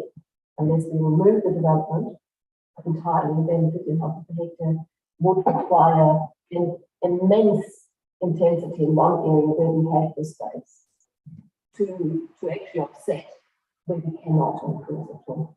So you can, yeah. That's So you're talking about the practicality, but from a legal instrument, it also enables them to land greenfield, it maybe needs to be residential, allowed up and out, but what we're talking about is the practical reality of implementing. And it's probably like taking an argument away from what we should be discussing, because this is not really the case in this particular change. There is no, I have no concerns about the ability for this to develop 15 houses per hectare across the land. So there's not that much development, pre-existing development that would be difficult to integrate. Sorry, what was that? Okay. With regards to diversity, the other part of diversity, apart from intensity, because we always think as intensification is variety and diversity, that is not the case. Intensification can be very monolithic, and if it's not done with an additional intention to provide variety and diversity. So the variety is about having a level of choice. So I have choices in where I want to live, how I want to live, whether I have my own garden or not. So that's where the variety sits. Diversity is very much also a matter of social and cultural elements, so that we attract a diverse populace, that we do not only have people that can afford living, retirement, style living, or we only have people that want to be in a particular school zone, for example, so that we actually provide entry level as well as mid-level and upper level type of social kind of environment, social economic environments, and the other part is the cultural aspect. There is really very little attention being paid to the cultural connection of development with land and with location when it comes to Ngātahu's values and capital. At the moment, we look at other areas where close and close proximity, there is no better location for these values to be embedded into the initial proposal, and that's a very strong part where I am on this project, to identify this and to make these connections. So I'm happy to take you through the design strategy, but in more detail, I'd like to do that later. All right, to paragraph 7, Māori cultural tradition and norms. PC79 is very specific in the way it underpins the entire design process, design strategy, and the revised ODP with Māori cultural values and principles. This is reflected in the underlying structure supporting the hydrological processes of the land, and in its orientation, creating tangible visual connections to the forward from here, Additional beneficial urban design outcomes initiated by Plan 69 that contribute to a well-functioning urban environment. These are specific, and I highlight them because this is something that Plan 79 can do, and they don't fit necessarily into a very specific broader category, so they're site-specific. The changes of Burgess Road to an urban street provides many benefits to both the Plan 79 site and neighbouring Kakaha Park. Passive surveillance is promoted, providing increased safety and security for residents and users of the park. This is a really important aspect for a park that is ultimately has urban uses that require people to arrive there, spend time there in the evening, in the morning, training children, cycling there by themselves. This is what the park is meant to do, and for that it requires a safe environment. And the best safety you can get is eyes on the street, which means surrounding areas that are overlooked. And that is why we have rules having no high fences adjacent to park areas or adjacent to green corridors or adjacent to public cycling path, pedestrian pathways. There we have rules in the plan, the operative plan, to safeguard that surveillance because it is so critical for people to actually use these spaces. The Kakaha Park, the 2079 provides that kind of urban edge that provides surveillance. The activation of the street is a space in itself, and this is supposed provision of access across the road connects the plans for the PC site and Kakaha Park. In this, the urbanisation of the street makes sure it is a connecting system, not only along its length, but its width as well. So by placing a green space adjacent to it and the commercial activities and community activities as close as possible to Burgess Road means that there is an urban active centre on the other side that corresponds to Kakaha Park.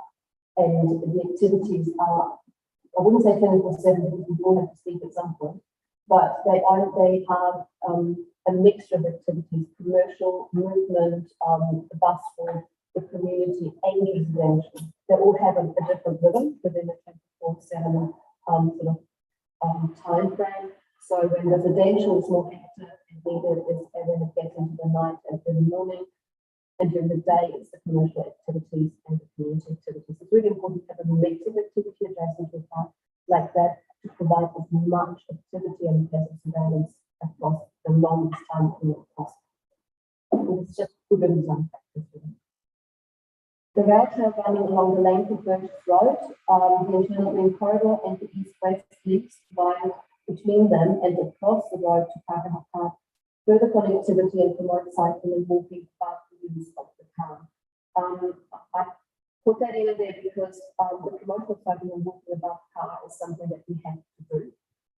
With the 15 houses per hectare development density, if we all have 2 cars moving in and out constantly, that takes a lot of space, and that space is not available once we go into intensified areas. So we have to make sure that we provide the infrastructure and walking and cycling and access to bus routes that will reduce the use of the car, and hence ideally also reduce the need for parking and the need for putting a baby in the garage every night, to give more space to a car than give to something to our inventories. So if you think about, the value that we have on the car, it's very high, and it is needed. It is needed in this facility as well. I'm not saying we can do that, but we need to move towards a better infrastructure. So putting cycling and walking in the network of connectivity is really important.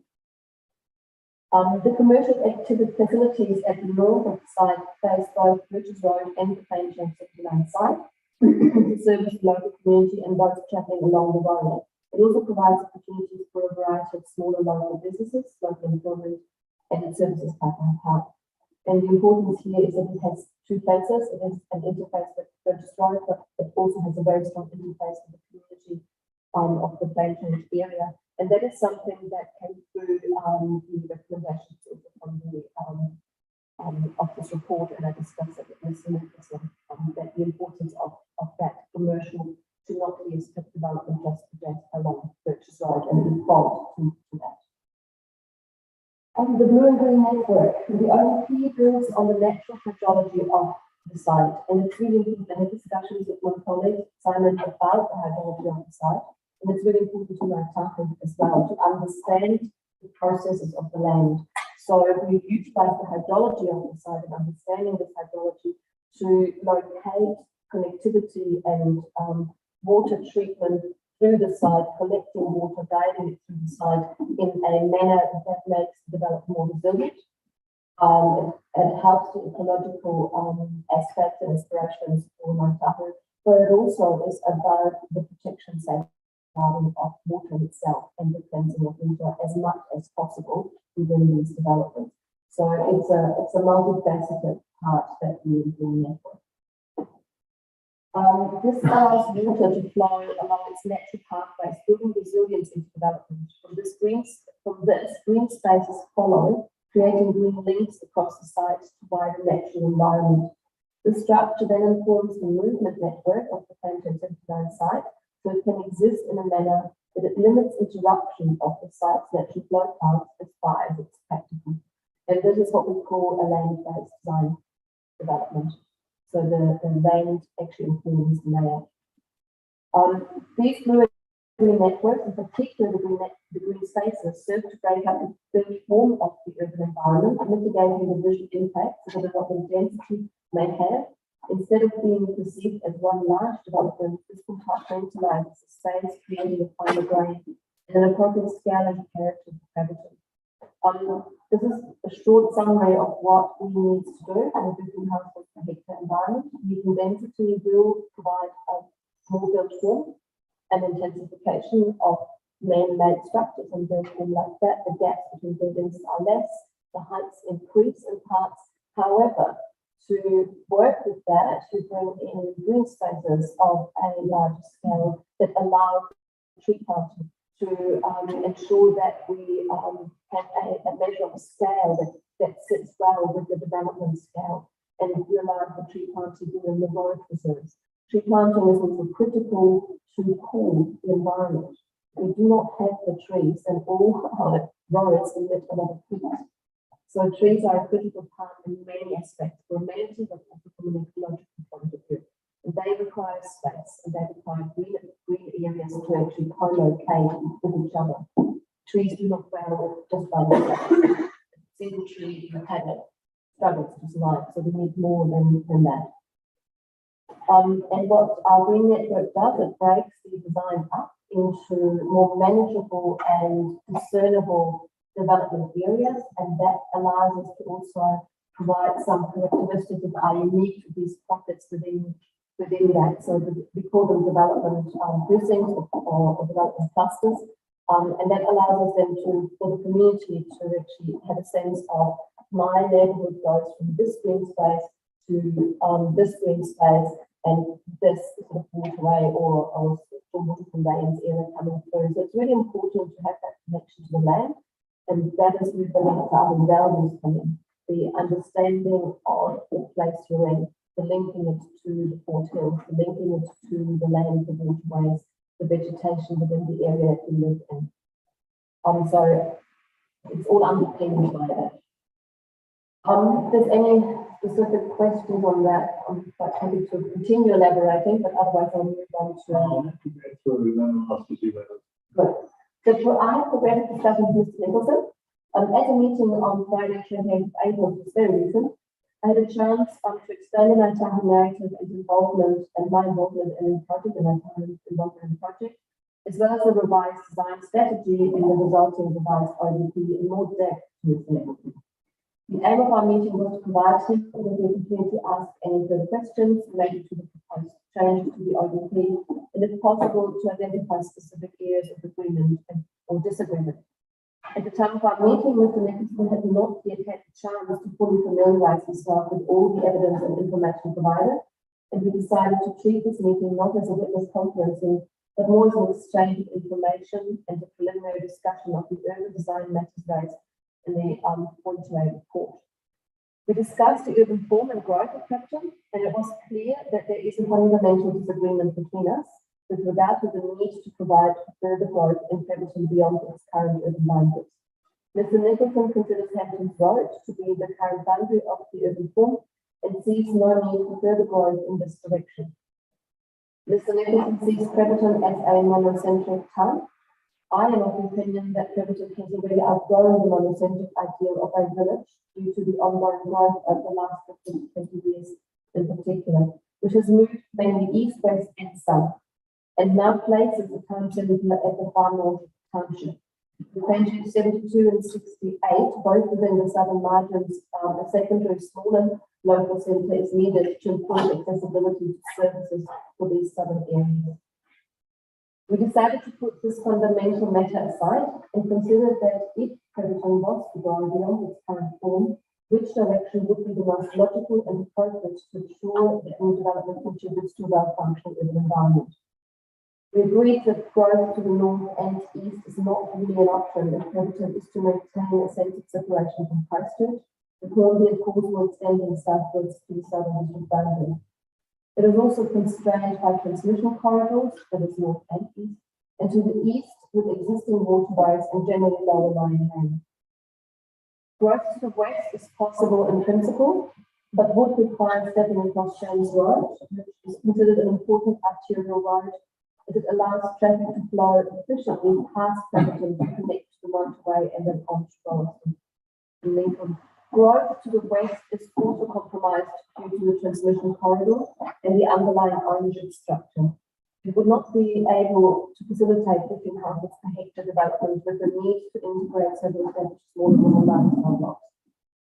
In my opinion, this area based on Creverton is best suited to LLR, and I know that there's the proposed district plan is of definition, large block residential, but that type of development can accommodate both of these constraints with larger lot sizes and maintain a more rural edge treatment towards the main road corridor.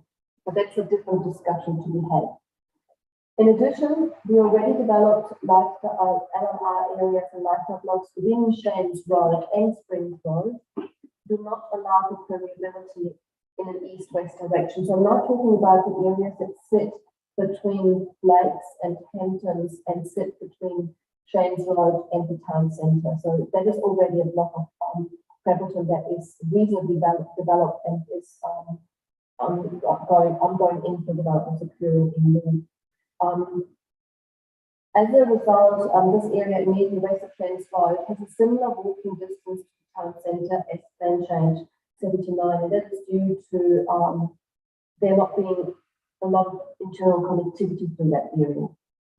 But this area has not got the benefit of the direct cycle walking connection via the existing rail trail and the public transport link via Burgess Road. So for that reason, I would consider the level of connectivity and accessibility to the town centre to be less than that of Plan 79. So in summary, the areas west of Shanes Road that we identify as potential that could grow have got a similar distance to the town centre, but a less direct connectivity to the town centre. It relies on if I can refer you to number 6 of Mr. Hodgson's So the area that Creverton could go into is to the west, and I just had to north is up the length of the page. We had to rotate the image to fit it onto A3. So north is up, west is in this direction, east in that direction, just to avoid confusion. So the western side of Shanes Road, you can see there's a lot of pepper potted development already in there, which is either large lot residential or the rural residential for hectare. And the connections to the town centre would go by Lakes Road and Shanes Road. And the block in between Lakes and Shanes Road and Springs Road is already well developed in parts, and in other parts it has potential for some infill, which I've identified here. But there's no connectivity through that block in an east-west connection to have quick access to the town centre. So we are reliant on Lakes and Shanes Road. Lakes Road is a good connection. Shanes Road is a little bit of a deviating way of getting there. So keeping that in mind, Plan Change 79 has the benefit of Burgess Road as a direct diagonal leading to Springs Road into the town centre. So when it comes to providing connectivity, accessibility, I would consider Plan Change 79 area definitely ahead of the other areas west of Shanes Road. On top of the fact that we don't have the transmission line and the underlying development pattern allows for 15 houses per hectare. There's not a big concern around integration of existing dwelling. That gets me back to paragraph 21. Oh no, 22, sorry. 23. Our last discussion point was the revised ODP, which we considered on its merit. Mr. Nicholson acknowledged that many of the concerns raised in his initial assessment had been addressed with the revised ODP, but he would need to study the ODP in a particular narrative in more detail to form a full opinion, and I respect that. We were able to briefly touch on several details, and my understanding was we generally agree in principle that the revised ODP addresses the following urban aspects in a positive manner. Burgess Road presents as an urban street with street reduction, pedestrian crossing points, and direct access onto private properties. PC79 provides the necessary passive surveillance to Kakaha Park along its Burgess Road frontage. The commercial area is better located and our interfaces with both Burgess Road and PC79 area. Mr. Nicholson was concerned that the original ODP, the commercial area may have jumped into a underlying property that issues, and we made sure that that was removed and the site to not impinge on that property. The additional east-west road through the commercial area activates the area and provides access to the northern part of the ODP. The blue and green network informs the local layout of the development and builds more resilience into the development. The soft landscape-based treatment of the rural environment provides flexibility and allows for further connections. The ODP has the ability to integrate pockets of retirement living in close proximity to the commercial community hub, which is really important for the Lantahu approach. The ODP has the ability to integrate a school and compliant in close proximity to the community hub and Kakaha Park. The proposal provides the opportunity for local runanga to be a key partner in the project, allowing for the integration and expression of monocultural values throughout. This is my understanding of the conversation, but as I know you've asked, Ms. Nicholson has not yet had a chance to fully familiarise himself with evidence and information provided, so he may address you on his position in more detail himself. That leads me to alternative location, discussed identified by Mr. Fraser. Mr. Fraser in his submission suggests alternative locations for urban growth and identifies the area west of James Road as a better option. Alternative locations also need to pass other tests, such as contributing to a well-functioning urban environment. From an urban design perspective, this area west of James Road is not well suited for urban growth of a medium density nature of 50 houses per hectare. As mentioned in my discussion with Mr. Nicholson, the underlying development structure, the power transmission corridor, and the nature of James Road cannot support development of such high urban intensity and character. I would not recommend to consider this area as a suitable growth path for the medium density of 50 houses per hectare living environments for the reasons stated in the paragraph 921 in this summary. The establishment of Kakaha Park with its recreational area and sport fields is a clear indicator and a strong reason for urban growth to continue in a southward direction along Burgess Road. From an urban perspective, the decision to locate Kakaha Park where it is now located is a flow of effects, I believe, from PC79, which created the urban connection to that park. So the park was in the pipeline at the same time as PC72, and so that was a marriage that worked well. And the locating of Kakaha Park in that particular area is a very clear strategic move for urban development to move southwards along the Burgess Road, because it is a park for Prevaton. It is for the wider district as well, but it is primarily located within Prevaton, so it will service the Prevaton urban environment. And it does require development around it to make it a safe park. The way it's been laid out, I think we've mentioned you from past it, on Ledley's Road, is ultimately an urban edge with car parking, with the vegetation, the entire shelter belts are gone. So there's quite a drastic change to what it used to be. And that indicates, the openness indicates that there wants to be a surveillance or supervision over that through an urban activity adjacent to the park. So this particular development does like that.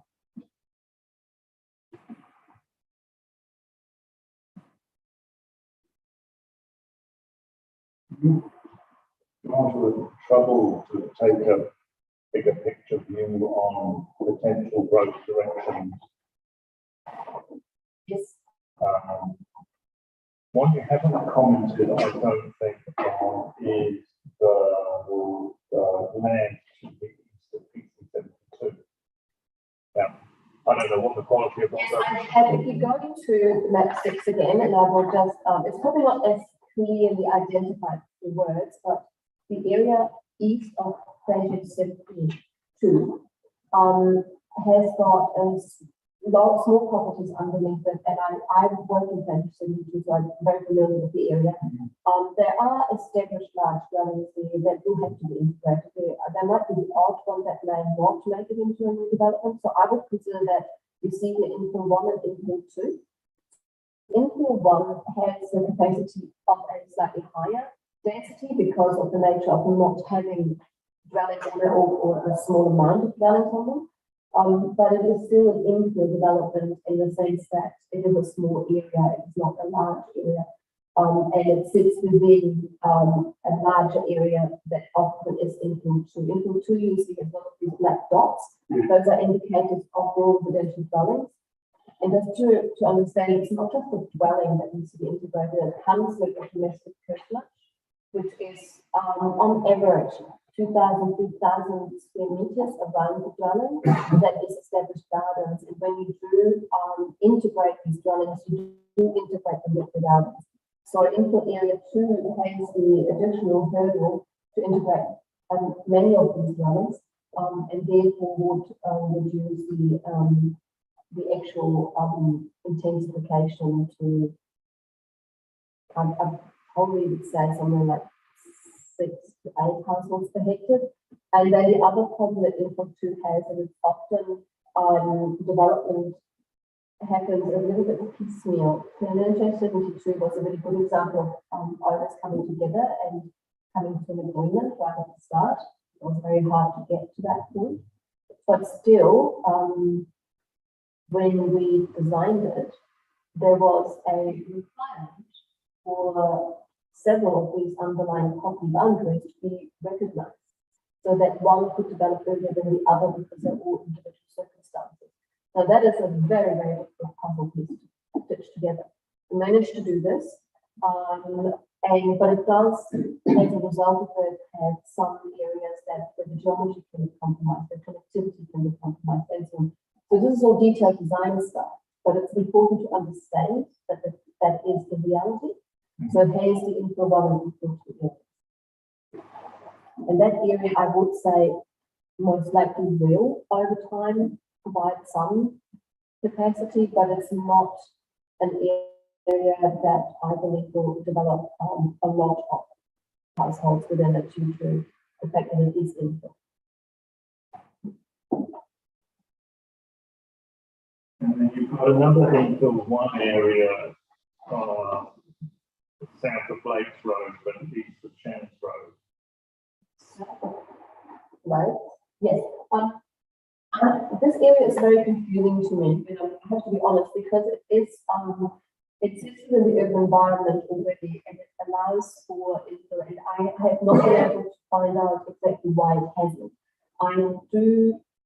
I assume that there is no willingness for that to be developed. That is an infill 2 development that has houses on it. But because of the road connections on Shanes and Lakes Road, it allows for better connectivity. It doesn't necessarily have to provide it through connectivity. And there is a road connection from the development just south of it leading into it. However, it has been there for quite a long time and it looks very established as large lots with houses on it. So I can't tell you more about it. I have not actually studied that in depth in the It is like residential, yeah. Thank you. Look, I just want to tease out this passive surveillance angle a little bit, because I get that in terms of activated street frontages, giving people a view at least of their side of the street. But what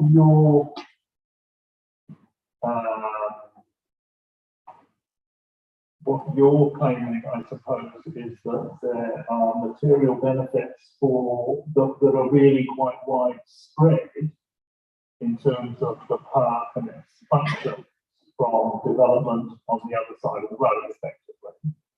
When you've got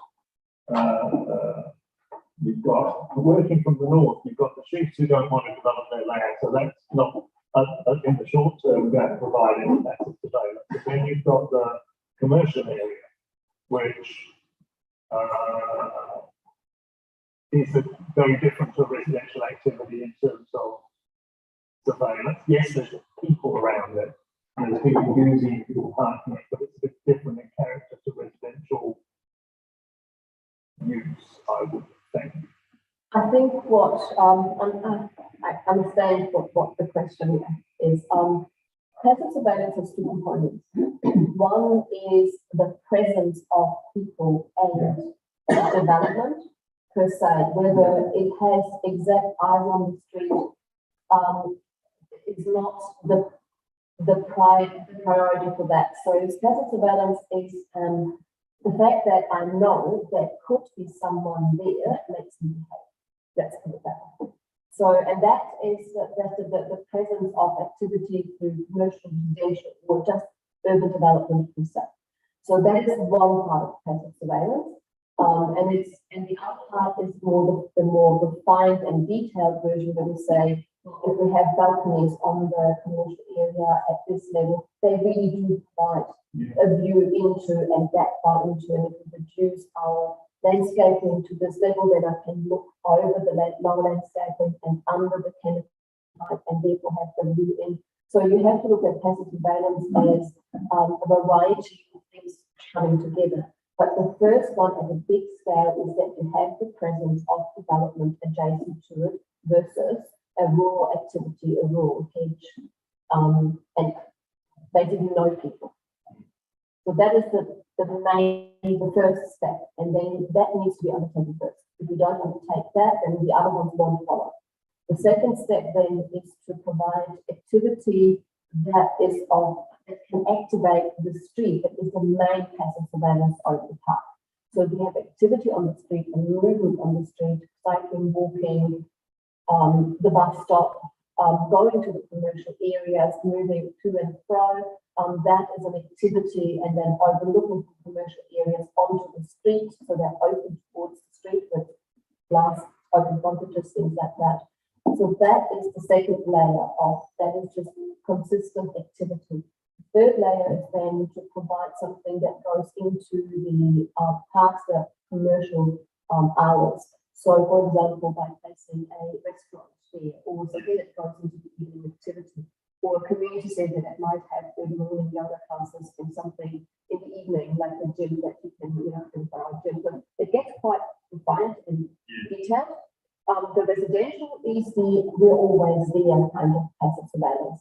So it is ideal in the sense to have it, but it has also got limitations, because when I am in my private residence, when it gets dark, I tend to close fences. And I tend to actually want that privacy for myself and not necessarily have someone else passively surveilling me in my private environment. So there is a limit as to what private can really physically do with residential. It is more the presence of residential, commercial, and all these activities, and the understanding that if I walk down the street and something happens to me, someone will get. If I walk down that, if I'm in the park, and there is a sense of people are around me, and it's not just black darkness is around me. So, and that makes people behave. The fact that I could be caught doing something new. That's how ultimately, that's what passive surveillance underpins passive surveillance really, really strongly. The fact that there's understanding for the person that's there that you're not alone. And there is a big car park area, directly opposite. Yeah, I don't have any influence on that car park. So what we're doing with this proposal is to do the best we can, put our best foot forward with the street to encourage the car park area to be maybe reconsidered in the way it's designed and allow for connection. Because I had a discussion with this leader is to ask him also about the rail trail being put in the way and sort of around so that it doesn't run straight and on the slope, but actually goes into the car park, and the concerns we both had with that and the car park area and sense of isolation for that. So yeah, please do ask him. We both have our opinions to the line on that matter and that car park. I suppose referred to me to something in terms of commercial area called Wellhead Residential above. Now, I don't think come across with the fly through. No, that wasn't something I wanted to. It's been proposed to be some business one. That's it. I think it's more that you have some commercial activities that have the ability to put some offices over the top, or for example, put a restaurant can be to levels So of it's not money. intended to be a excuse time. No. And that's provided for that. Thank you.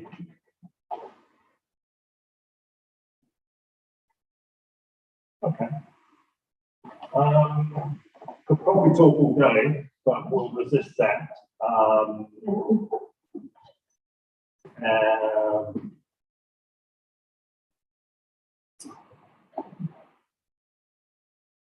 I will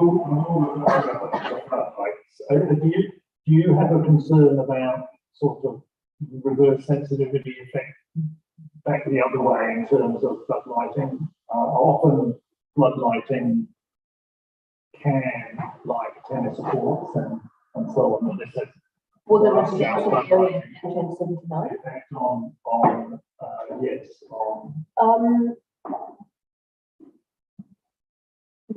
If there, it's hard to say until you really are on the ground and see that I've seen the floodlights off. But the car park area, the landscaping is not completed. So landscaping, particularly tree planting, can mitigate quite a bit, but because the floodlights are quite high up, and it's not the light still, it's that source of light that seems to be quite intrusive. So I'm not sure whether what we're seeing is the final result. But they are set back a reasonable distance from Birch Stroke, and they're not on all the time. And to be honest, a residential medium density environment will have its own light emissions, street lighting and so on. So although it will be stronger than the street lights, I don't think that within the context that it would create adverse effects, particularly with the green spaces that we are also positioning within that after the PC79 development has the ability to break some of those views up with the green corridors and the green lanes. So I can't say 100% no one will ever be affected, but I have no concerns about that. It can be mitigated within PC79 if that was ever brought up. thank you. Very good. Okay, let's move on. As I say, I could probably discuss it all day, but we'll try and get the time. I'm still available. Yes.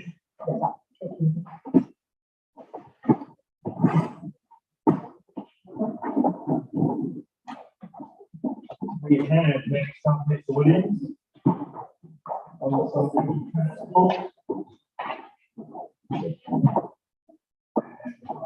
For summary.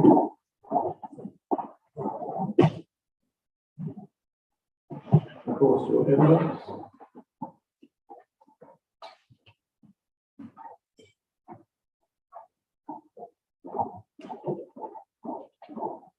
Your evidence has a lot less scribble from me on it than not the other one. So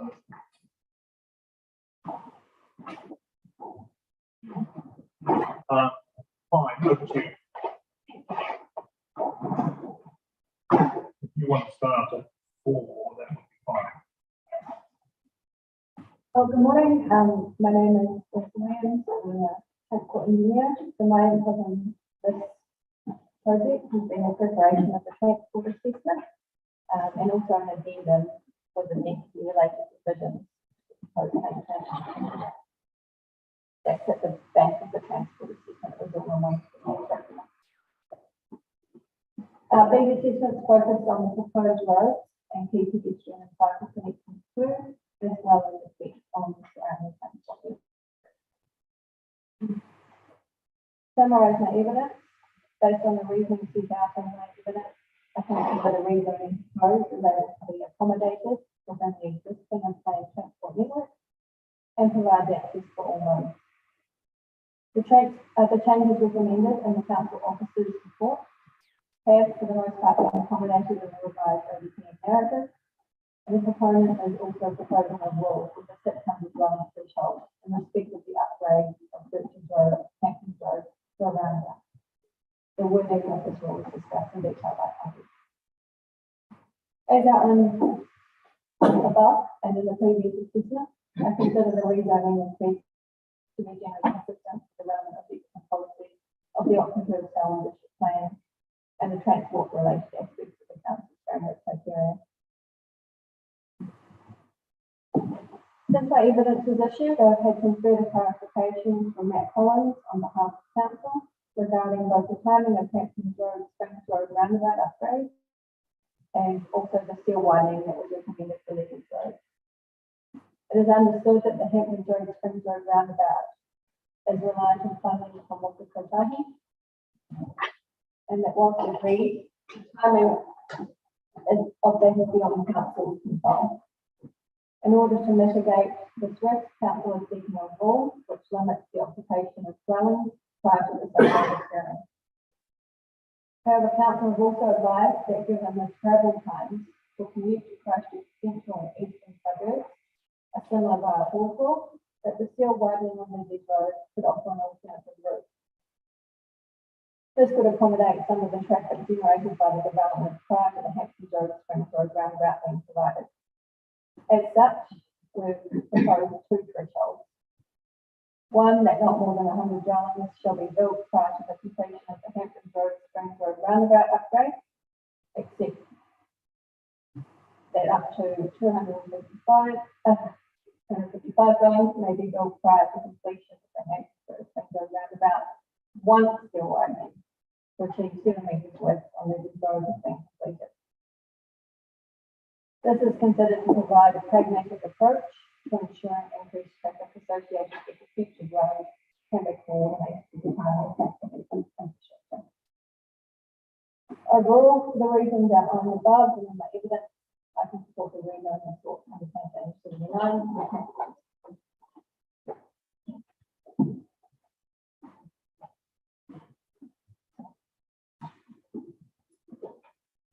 So those provisions that you propose get added into the existing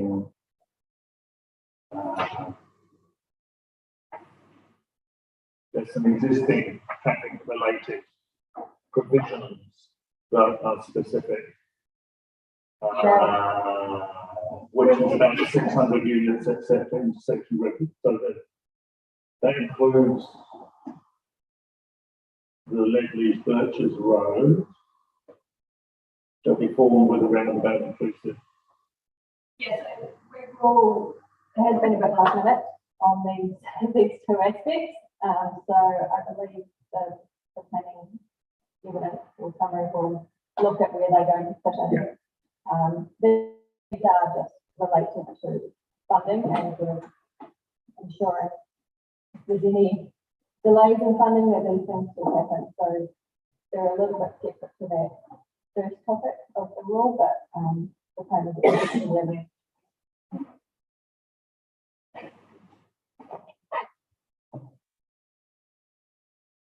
Birches, remind me, Birches Road is having a speed reduction at some point. Is that clear what the timing of that? believe it's fairly soon. It was a requirement for the park for that to be in place before it opened. So I think you can rely on that as something. It's part of the business. One of the Part of that designation. Discussed in that, procedure that was depending on the going down. So we may envisage that as this site develops the residential, that may reduce further to 50, but we can be certain that the 60 is going to be implemented fairly soon. Villages has pretty much an arterial function, doesn't it? Well, it's a collector. So I guess I don't think it does have an arterial function. I think it is quite clearly secondary to the Springs Road and Change Road routes, which are arterial. But it does have that collector function where you are connecting areas. Today it does because Shan's Road is closed. Which was a little bit by surprise, I have to say, but yeah. Okay.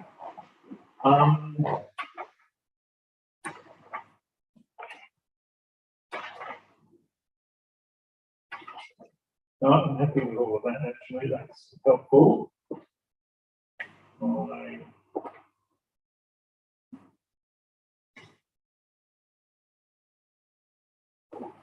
I think that those additional provisions help deal with matters.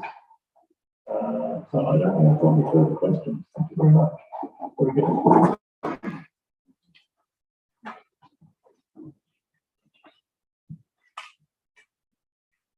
How are we going? We should be at 11:40 and it's 11:50 and we're on to Mr. Borelli. Harley, I should remember, I know you were previously.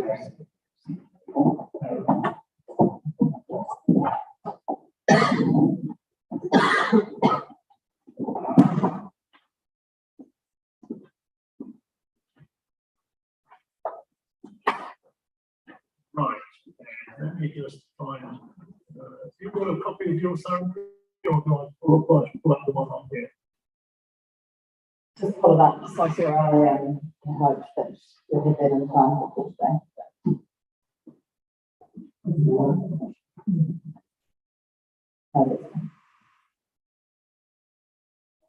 got the right one.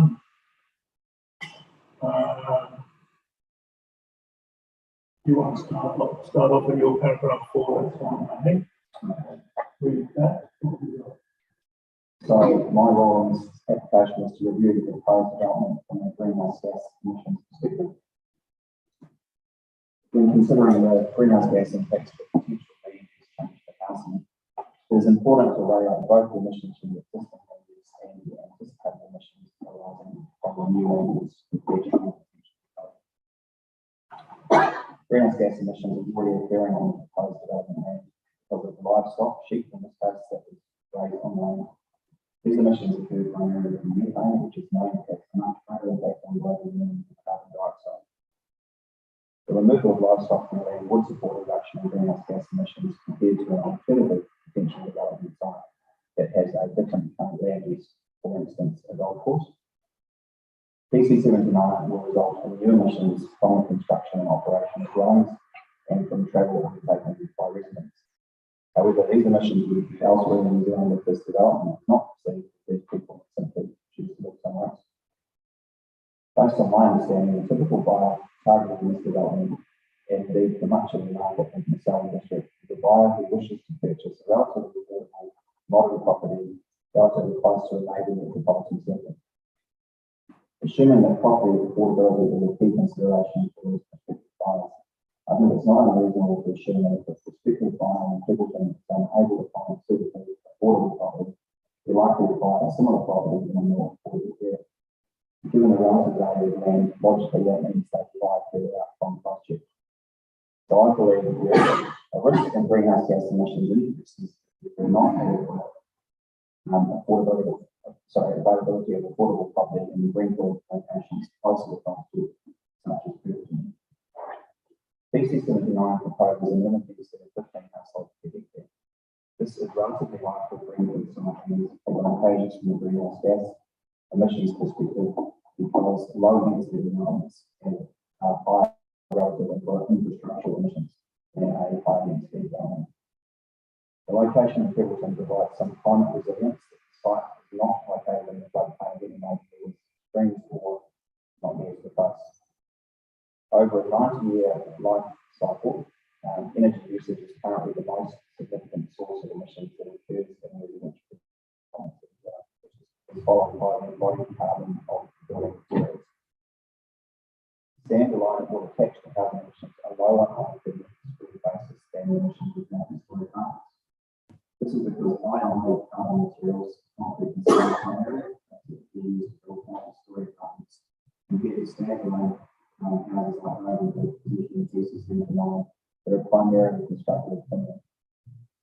Lifetime energy emissions from standalone homes can be minimised through the specification of energy efficient homes, the elimination of natural gas or LPG, and encouraging the higher uptake of solar PV panels. The potential of solar PV uptake is much greater on standalone homes compared to multi-story apartments or the density multi-level homes due to the much greater ratio of usable roof area floor area. The PC79 site is located adjacent to the two bus routes between Christchurch and Lincoln. There are currently two bus routes, 80 and 81, that travel along the route.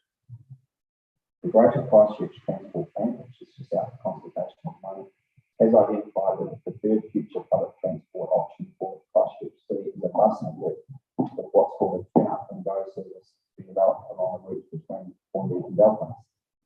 That is well integrated into existing core bus routes, which would include those that run along Church Road. As such, PC79 is extremely well located in respect of public transport provision compared to other greenfield sites in the region. The PC79 site is also ideally located for cycling, with excellent off-road cycling access to both Pebbleton, roughly 2 kilometres, and Lincoln, about 7 kilometres away, provided by way of the Little River Trail cycle road that runs all the way from Christchurch to the river. The section adjacent to PC79 is smooth and maintained. The greenhouse gas impact of commuting trips is expected to reduce over time as uptake of electric vehicles increases and working from home continues to be well utilised by workers that have longer commutes. Just in response to some of the submissions, I have read the statement notice agreement we located on 20th April 2023 on behalf of the Canberra Regional Council. Ms. Orr states that, in my opinion, policy 1 of the NPS is intended to be as planning decisions contribute to well-functioning urban environments that, as a minimum, support reduction in greenhouse gas emissions. It does not state the conditions of how these greenhouse gas emissions would be met, but it is my view that this would be interpreted holistically and from the baseline of its existing zone, not comparatively to other greenfield developments throughout country of similar or low density. I disagree with that interpretation. It's very difficult to originally propose new housing development resulting in a reduction in greenhouse gases compared to the baseline existing zone. But I do agree that the emissions from the existing areas should be considered effective in the effects of the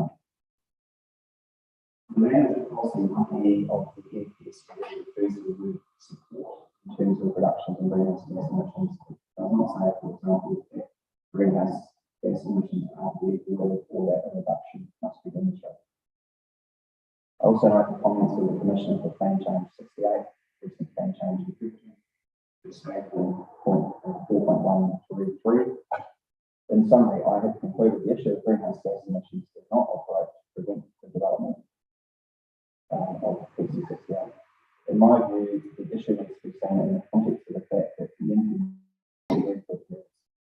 whilst there will be an increase in greenhouse gas emissions by reason of the development associated with PC68, I note that the relevant policy is not used to do with policy 1E speaks of supporting the reduction of greenhouse gases.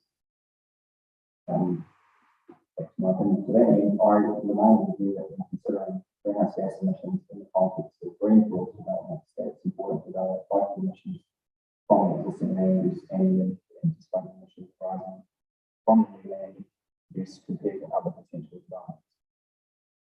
I've also read the statement from Engineer Love. Mr. Love's statement is focused on the topic of suburban sprawl and low density living in general, which is clearly opposed to. Mr. Love does not define what he understands loading to me, or those who make any points that are specific to PC79. Rather, it's in opposition to you vote for constitutional outside of existing urban areas.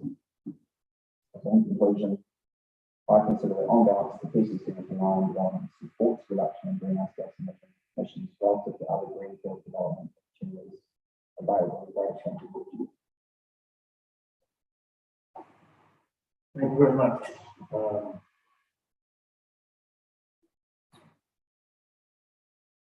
I sort of struggle a little bit with the comparative analysis of other greenfield development opportunities without knowing what you were actually comparing it with. Can you help me with that? I'm thinking about primarily the Selwyn district, and I'm thinking about other areas, locations in the Selwyn district that could be particularly areas like, I guess, Western and places like that. You weren't analysing comparison with, say, additional growth at Rolleston. Not directly. It's very difficult to compare one against another to a detailed extent. I mean, one of the advantages of this development that I see are the access to the public transport network and the cycling. It's medium density and in fact that purchasing relatively close to Christchurch. So a number of advantages. One of the challenges I see with this whole evaluation of residential development is the transport emissions, which obviously is a big factor, are a function of the people that live in the choose to live in development as much as, well, not as much as, but as well as the location of the development. So, I mean, anecdotally, I know a number of people that have tried to get into people in a lot of been unsuccessful and give up buying further out. So I do see that restricted development closer to Christchurch will lead to people moving further out and greater emissions. So I'm concerned about that. And as I say, in the case of this particular development, it has some, I think, some advantages relative to other potential sites. If you have access to public transport, which I expect to become more prevalent over time. Just look at the spatial patterns in the future development plan for Christchurch. It would seem that corridor between people will get an increased frequency of buses on. And it's a lot of the next movement to Christchurch for the days when they do it. And I think the other thing that I think a lot of the saying is around from transportation point of view. But you can already see a few updates and things like e-bikes and these sort of things like that. So, you know, access to a cycleway that's well connected into the metropolitan area. I would expect to see much greater uptake of that, not necessarily from traditional cyclists, but from those e-mobility modes. It's a flat route, it's pretty easy to get to much of Christchurch. And this, you know, the cycleway you can just continue to be developed. So I think this development has some unique.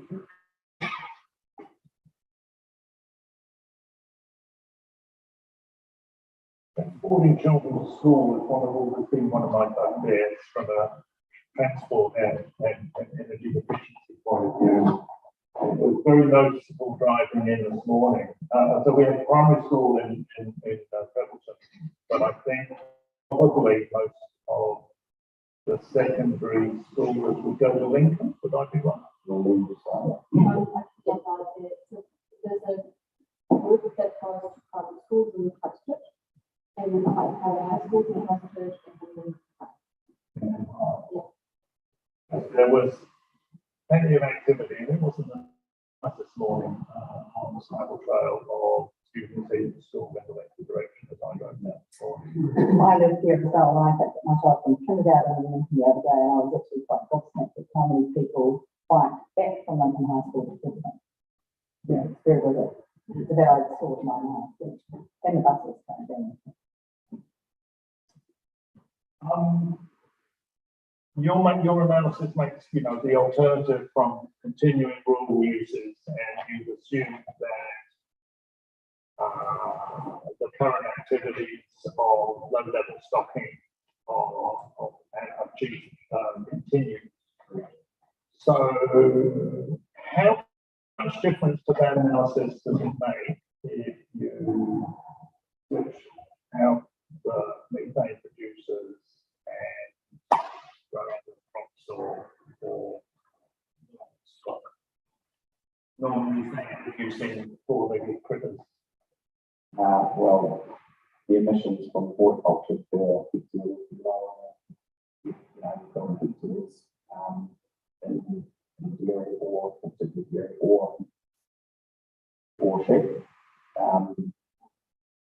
I have not really considered the alternative way to use. I haven't looked and see what alternative what would be on the greenhouse gas emissions. I mean, what it is now and what it is going to be on this page. Yeah. And the word support, which you is a bit of a loose term, really, from a sort of accuracy of wording point. You might have quite a lot of that. And I think you made the point quite well that it's not about requiring reduction. It's about a bigger picture type of dynamic about greenhouse gas, which is trade-off. I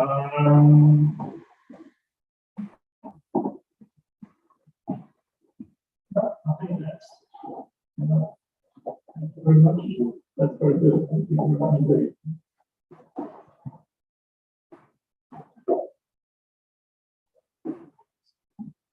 Well, oh, good Lord.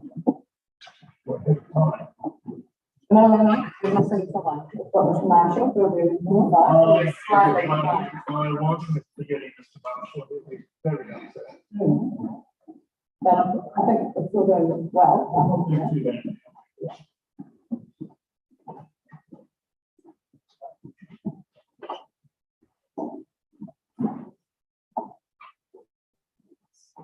Mr. Marshall.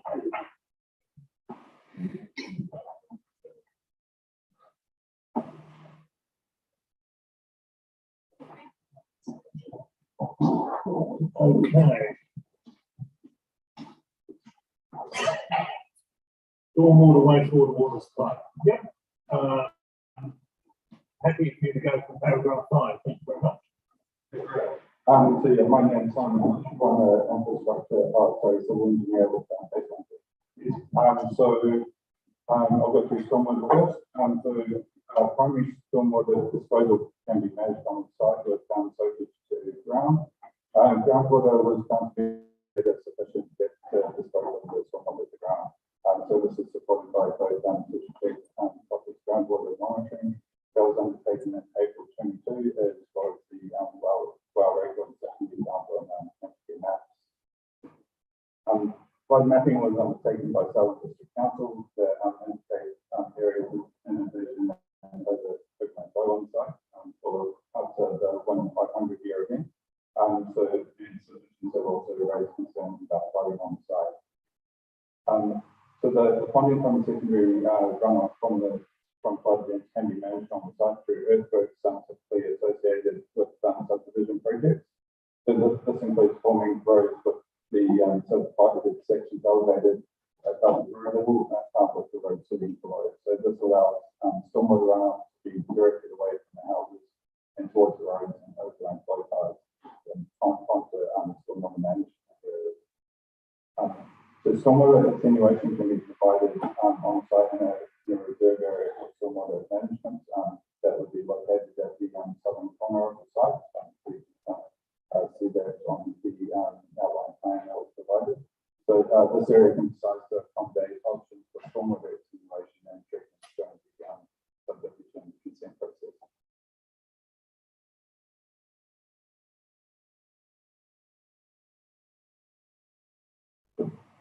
Any questions? You carry on and I'll come back to some questions. So wastewater. So wastewater from the PC79 area would be collected in a new sewer network for treatment and disposal of plants. So wastewater treatment plant treatment plant has the capacity to serve the site, but Selwyn District Council plans to expand the capacity of the plant in the future.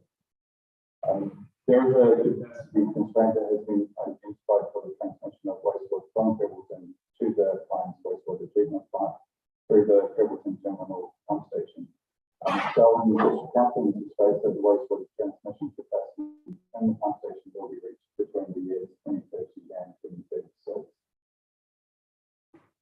The wastewater capacity is currently allocated on a first come, first served basis with the expectation that 400 dwellings from the PC79 area could be accommodated with upgrades to the Prebbleton Terminal Pump Station. This is provided by plan changes 58 and 72. This would enable a realistic development of pump dwelling the lot to proceed up to the point where the capacity in the pump station has been fully utilised. Incorporation of the plan change 79 area would also help inform solution to Prebbleton's wastewater transmission capacity and addressed in the future. Selwyn District Council are undertaking modelling at the moment to determine the expected flows in the future. So wastewater solutions can also be provided within the plan change 79 area to minimise the impact on the pump station capacity. This would include low pressure soil and wastewater storage and flow management to the pump station. Alternatively, a new terminal pump station and being wastewater to the plant wastewater treatment plant could be provided for the plan change 79 area. There is also the potential for coordination with adjacent developments. A new pump station could also provide additional pump capacity that Selwyn District Council is expected to need in the future. So there is a potential for a cost sharing arrangement to accommodate this. The applicant is willing to work with Selwyn District Council and adjacent developers to provide wastewater infrastructure upgrades to serve the plant change in that area and surrounding land. Therefore, I've concluded that there are a range of options to ensure the future development on the site can be appropriately serviced by wastewater. Shall I go on? Yes, please. Cool. Water supply. The existing water articulation in Prebbleton can be extended to provide water supply to the site for the realistic development of plant dwelling per lot. The water supply network can also be designed to ensure that the required fighting flows and pressures are available. The Selwyn District Council are also proposing to upgrade the water supply network in the vicinity of the site, which would accommodate additional growth in the future. The realistic development of dwelling of the lot on the site can be accommodated within the existing consented water take for Prebbleton. If additional development takes place further in the future, this can be accommodated either by the provision of additional water sources for storage to buffer peak flows. Do you want me to read on? Let's get through it and then we'll have some questions. Right. So submissions have indicated concern around high groundwater levels and finding out storm events. The groundwater division is undertaken by copy and provided by countries maps indicated the groundwater levels within that site are sufficiently deep. So just further to that, it's likely that the funding that's being seen as a result of flooded in storms, and that's been tracked by the topsoil layer. So when groundwater is disposed of, society sets down below the topsoil layer and the underlying subsoil. So submissions indicate flooding occurs during and after storm events. So I agree that this occurs, however, can be managed as part of the development of the site by providing stormwater management areas and flow paths. Submissions have mentioned concerns regarding infrastructure servicing, but it's my opinion that the unchanged area can be serviced with upgrades and or additions to the existing infrastructure. So I conclude that with respect to stormwater, wastewater and water supply services, it will be practicable to develop the maintenance in mine site and accordance with the proposed into Prebbleton and business line zone. Water supply, wastewater disposal and stormwater disposal solutions exist that will not generate adverse effects on the receiving environment, including the infrastructure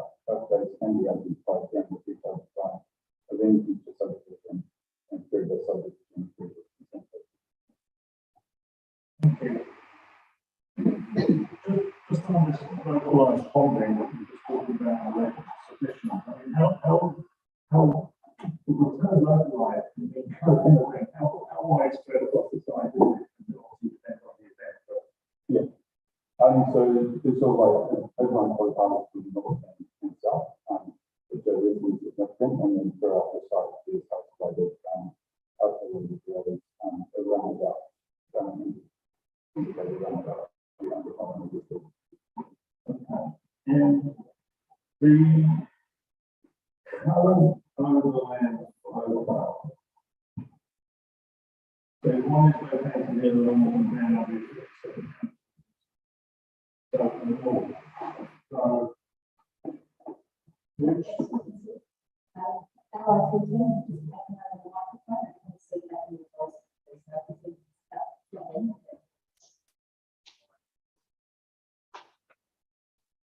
doing their thing.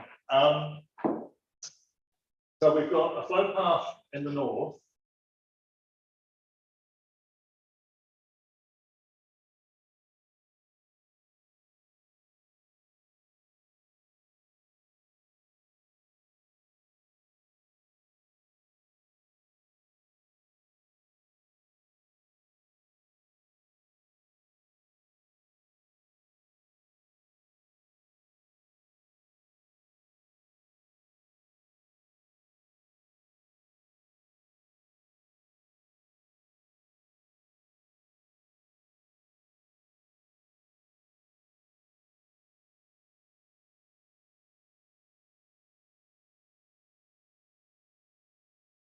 The southern boundary of the site, so there's quite a significant flow path in the adjacent property with some flooding on our site as well. What direction is that going? That's going from west to east. So it crosses over that triangular piece on the western side. There was a part that was removed from the plan change. So how will that relate to stormwater detention in that area? So we allow for the passage of overland flows. Then in terms of stormwater detention, the utility area is located offline from that. Offline?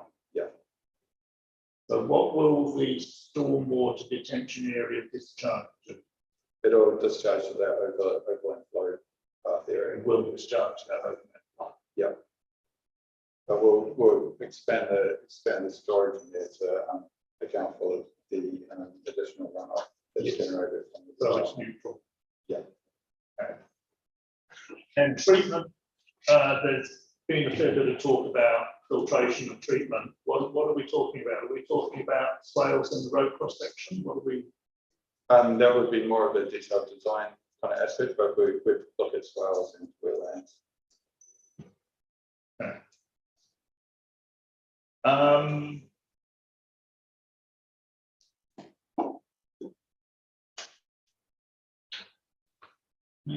In terms of wastewater, you mentioned that right at the beginning of your section on wastewater in 22 that there's updated engineering code of practice, and then you talk about wet weather flows that are required to be adopted. What was the change to the nature of the change to the engineering code of practice, and what are the implications of that? I had a look through. It's just a change in the way that they calculated where the flows. So your peak wet weather wastewater flows that you talked about later in that paragraph with the realistic development, etc., they're based on linking back to that code of practice. Yeah, so they're based on the calculations provided in the current code of practice.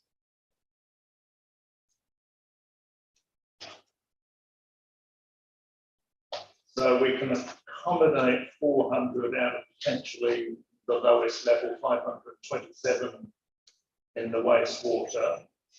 That's at present with the upgrades to the pump station. With the upgrade. Can I just clarify? So the position at plan change 68, which was a few months back, was that there was capacity for plan change 68 and 72 and 400 of plan change 79. Where the section 42 report and the council are now sitting and they're like, well, there's this theoretical density that's going to occur, and we can't tell you what it's going to thing. So there's no capacity, because if the density occurs, it's going to take up all that development. And so that's what we've had Marshall respond to in terms of that. You know, presuming it even occurs, and obviously there's evidence across all of the experts that talk about how development goes in stages and at different times things connect. So what we're talking about in this is the solutions that can apply obviously in the short term and the longer term. While we are actively talking with other developers in the area, 68, we happy to enter an agreement with council, and we're submitting on the annual plan to make sure that there's provision for this wastewater in here. Yeah. So that are pressure systems used in Selwyn Christchurch systems very much? They are, but recently. Because some councils are saying, like some of the areas I work in, they're saying any new greenfield area, the only thing we accept is a pressure system for whatever. That might be liquefaction reasons or whatever, you know. Yeah, that's not the case. It does depend on the site. Sometimes gravity is preferred, sometimes pressure is preferred. With the pressure system, it doesn't seem to have the same leaks as the gravity system. So normally where the flows are less. Yes. Yes, gets less infiltration and stuff.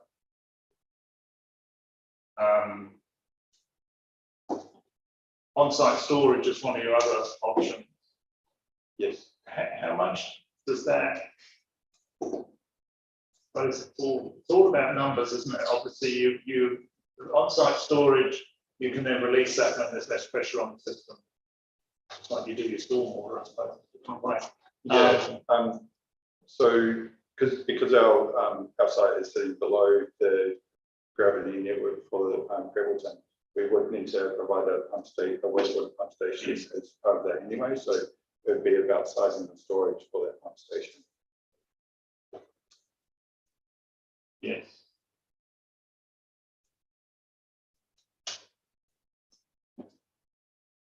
Okay.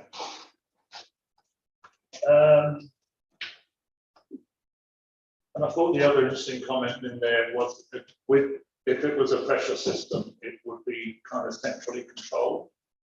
Again, to be able to. So would that need to, if it had a pressure system, well, that would have a degree of storage with it. Yeah. So with the pressure source system, the individual households have their own little pump station, which is storage. That's some degree of storage. Yeah. And so then the pumps can be controlled when they so you've got a central person saying, right, well, let's take this now because we've got the running the capacity of the network, effectively, pump it up to the time.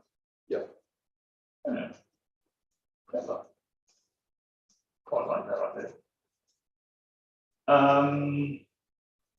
Okay. Water supply. Okay, unless we go higher density.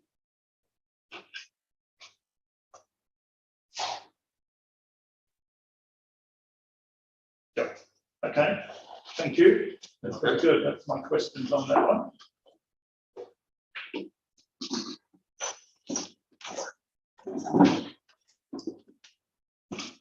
And how are we doing? So Mr. Colgrave is available via Zoom. 12:15. Rachel, can I just ask you, there's been some text to me that the sound is a bit distorted. Is that what the IT was transferring? Thank you. Yes, I think the sound quality is not the best. Probably just distance from the microphone, but I think people can hear it. My understanding.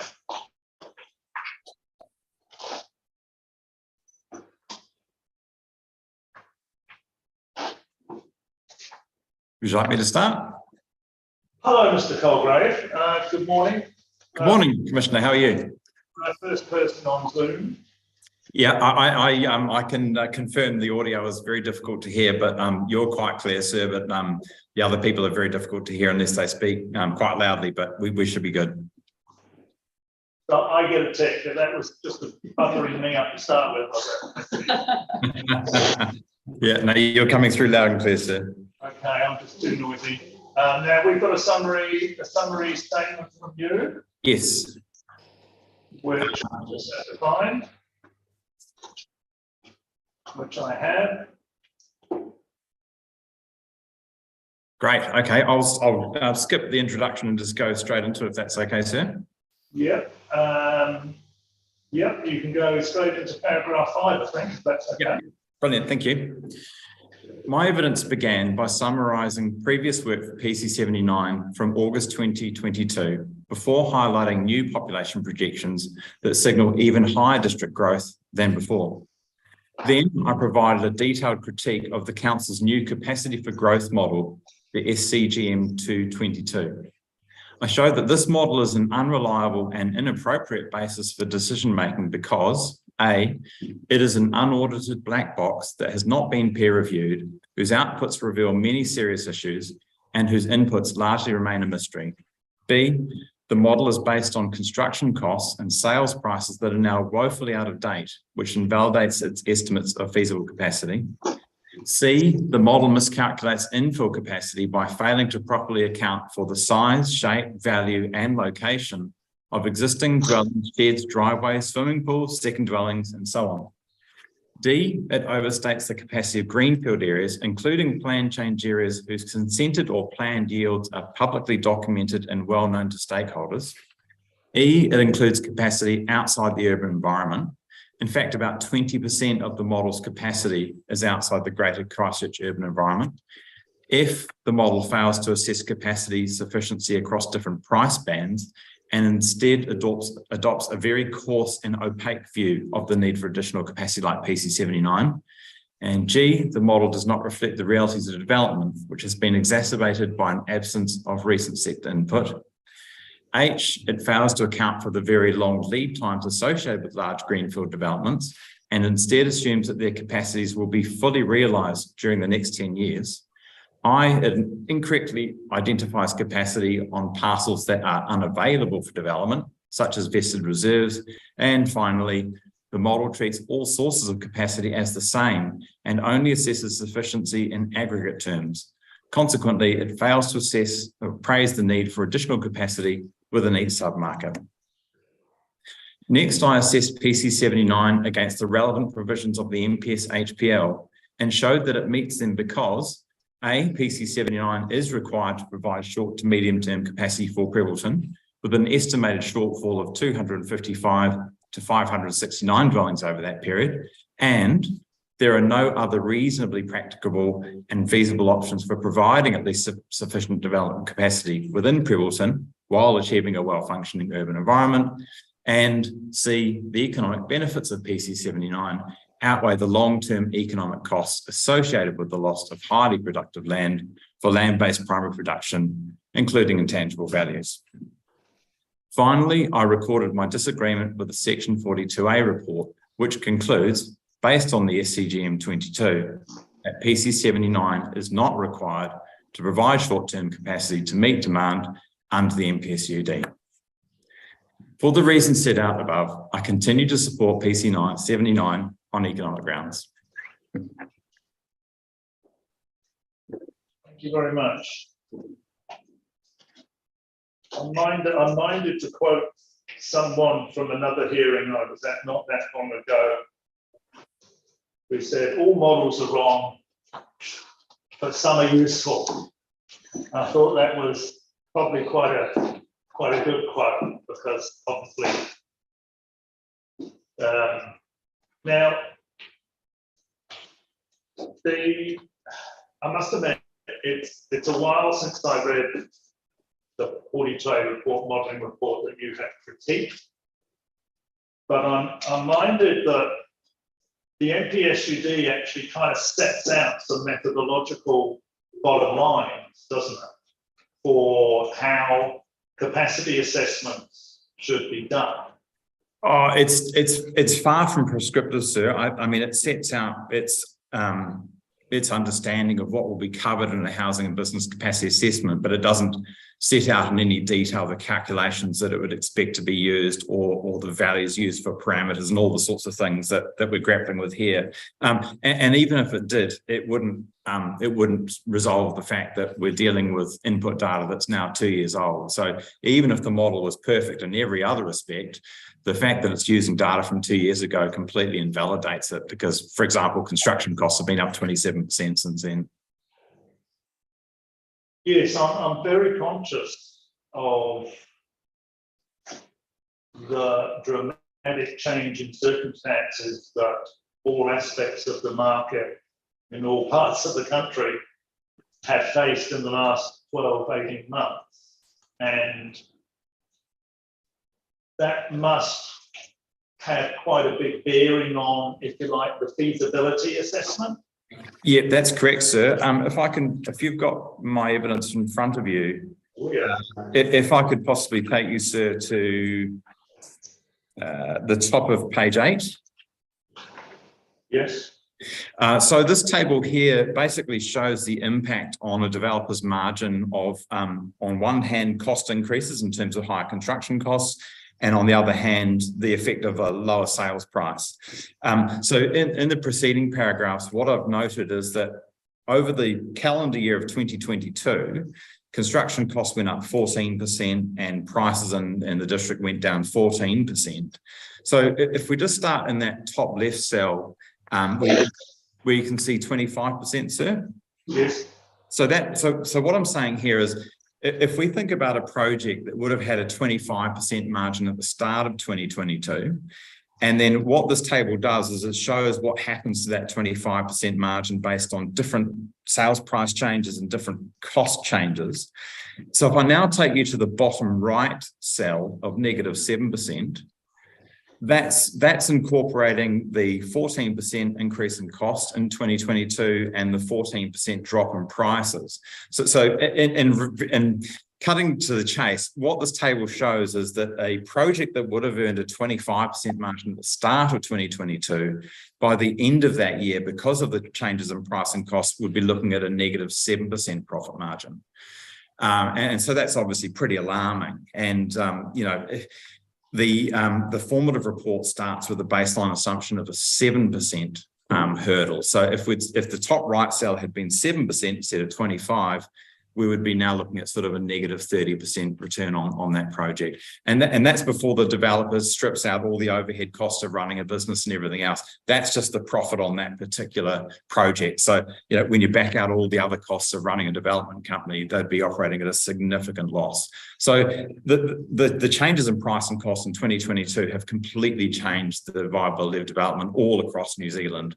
And I've got a number of projects that are sort of in limbo waiting to see what happens. So, you know, even if we ignore all the other sort of points I've made about the model, the fact that it's using data from that sort of period, you know, quickly invalidates it based on how rapidly things have changed since then.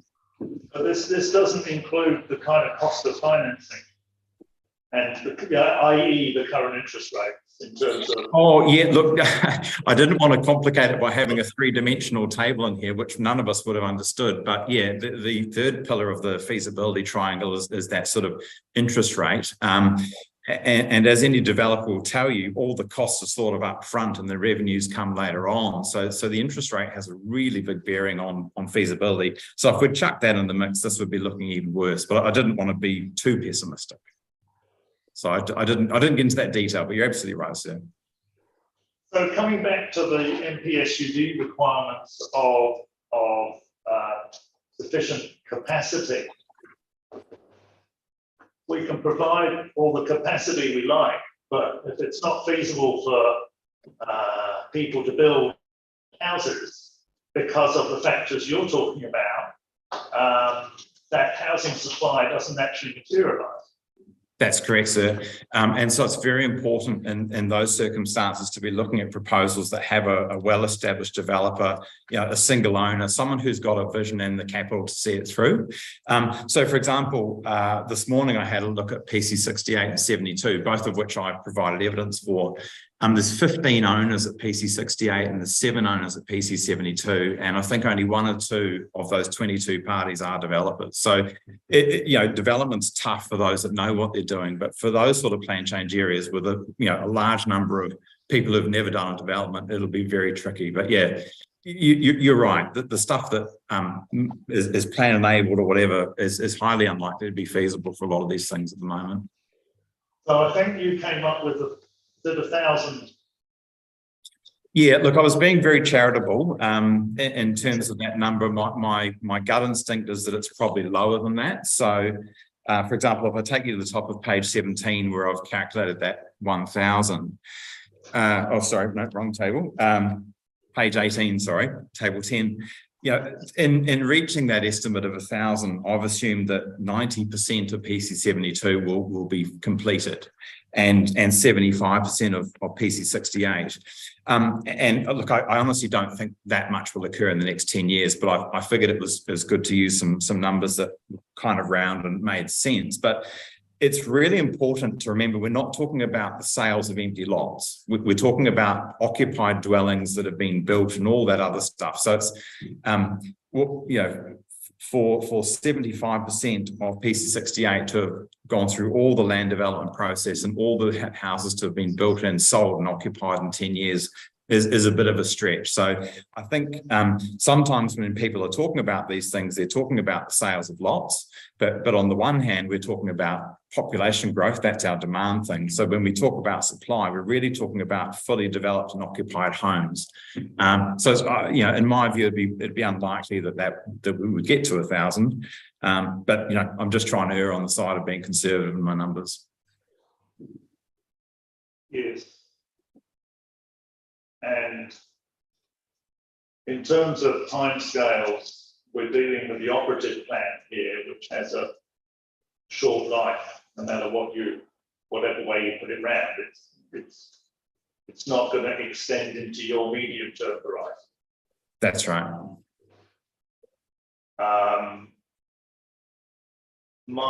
So talking about 72 and 68.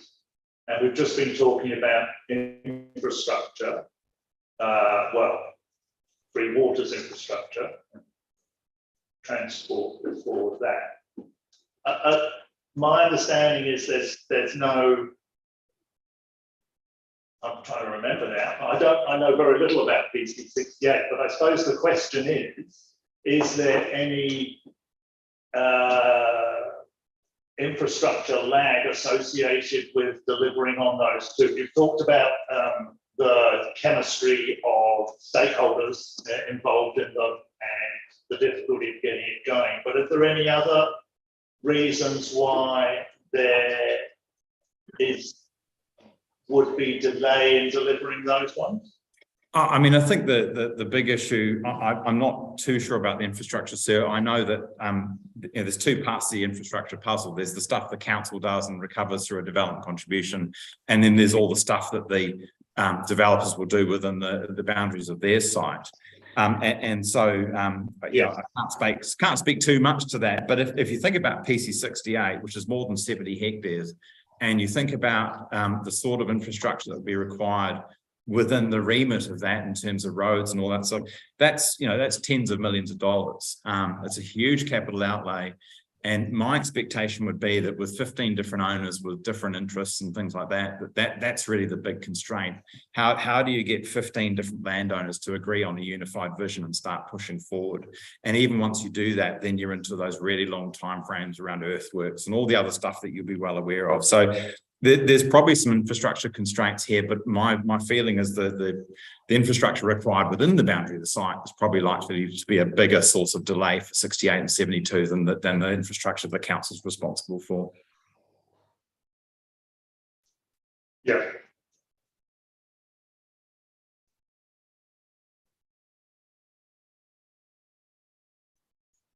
So with you being charitable on delivery on those ones, you come up with a short, medium, short for 255 to 569. But at the same time,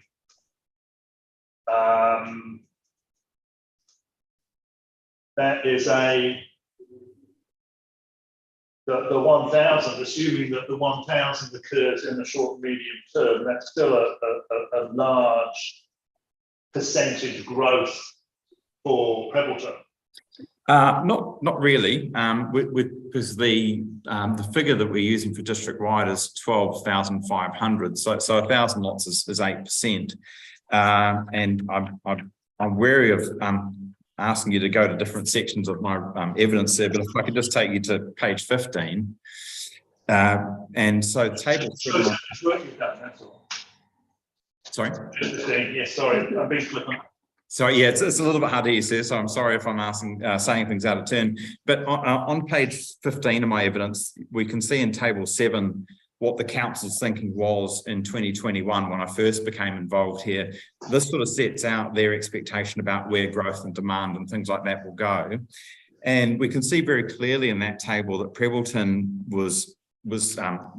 had 8% of the growth and sort of some historic consent angle, and looking forward, the council is expecting them to still have 8% of growth. So 1,000 lots is the 8% that we just talked about. But actually, if you sort of cast your mind back to a sort of a longer term trend, Prebbleton has accounted for 9% of consents in the last 22 years.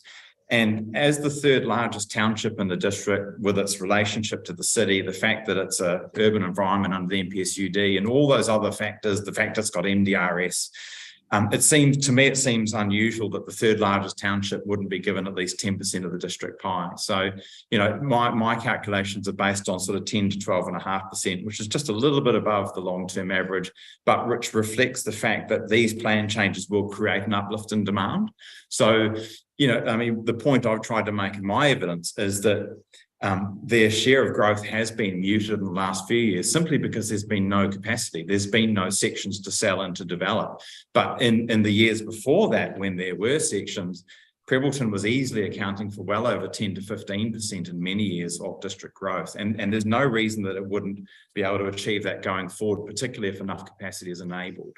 And even if Prebbleton is given 10 to 12.5% of the pie, that still leaves, say, 50% for Rolleston, 20% for Lincoln, and a fair share for the other townships. So in my view, it's a pretty sensible number, and it's pretty well aligned with the council's own strategic intentions. But for some reason in the Lotus reporting, we've gone down to 3% for Prebbleton, which doesn't make much sense to me.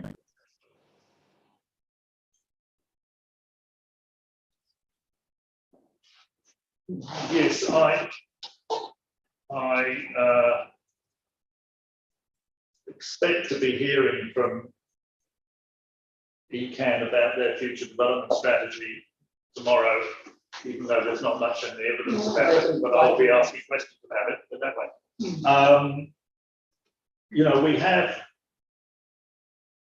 well, let me just take you to the issue of the urban environment. There's been quite a bit of play and a number of bits of evidence about Prebbleton being part of urban environment.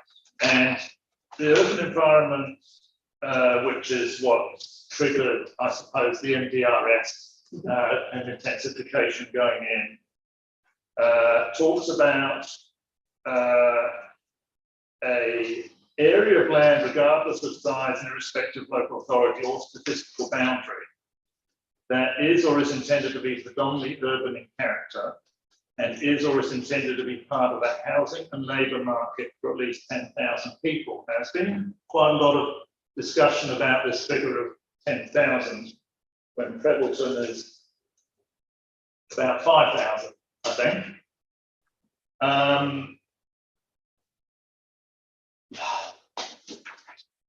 There's also a lot of discussion about the proximity and accessibility of Prebbleton to the Christchurch employment market, etc., which is partly what makes it so attractive. That's right. Now, in terms of this urban environment definition, should Prebbleton be seen as part of a sector of the Christchurch market, housing and labour market? Yeah, well, look, that's that's a big question. That's almost a PhD thesis in itself. I mean, in practical terms, if you're not looking at lines on a map, then it's very close to the city, and it interacts with Allswell and all those other things that are very close to it. So, in some respects, it functions as part of that. But the documents that have been produced by Formative for the council do clearly delineate Prebbleton as its own market and locality. So that's the sort of lens that I've taken in my work. Previously, it was grouped with West Melton, and I think the rationale there was that West Melton and Prebbleton were a similar distance from Rolleston, and they had some attributes that were similar. But I think subsequent thinking has sort of really revealed the fact that Prebbleton is quite special in its location and its proximity to the city and labour opportunities. So I think it's relevant for it to be its own locality and market. But if one were to cast the net slightly wider and to just taken a little bit of the city, then you'd easily breach 10,000 very quickly. And also that 10,000, as you know, is not just about where we are today, but what that's expected to become over time. So I think that 10,000 threshold would be reached pretty quickly, especially when you include labour and houses and everything else. Yeah. I mean, it seems to me that Prebbleton would probably grow as much as the heck it wants to grow.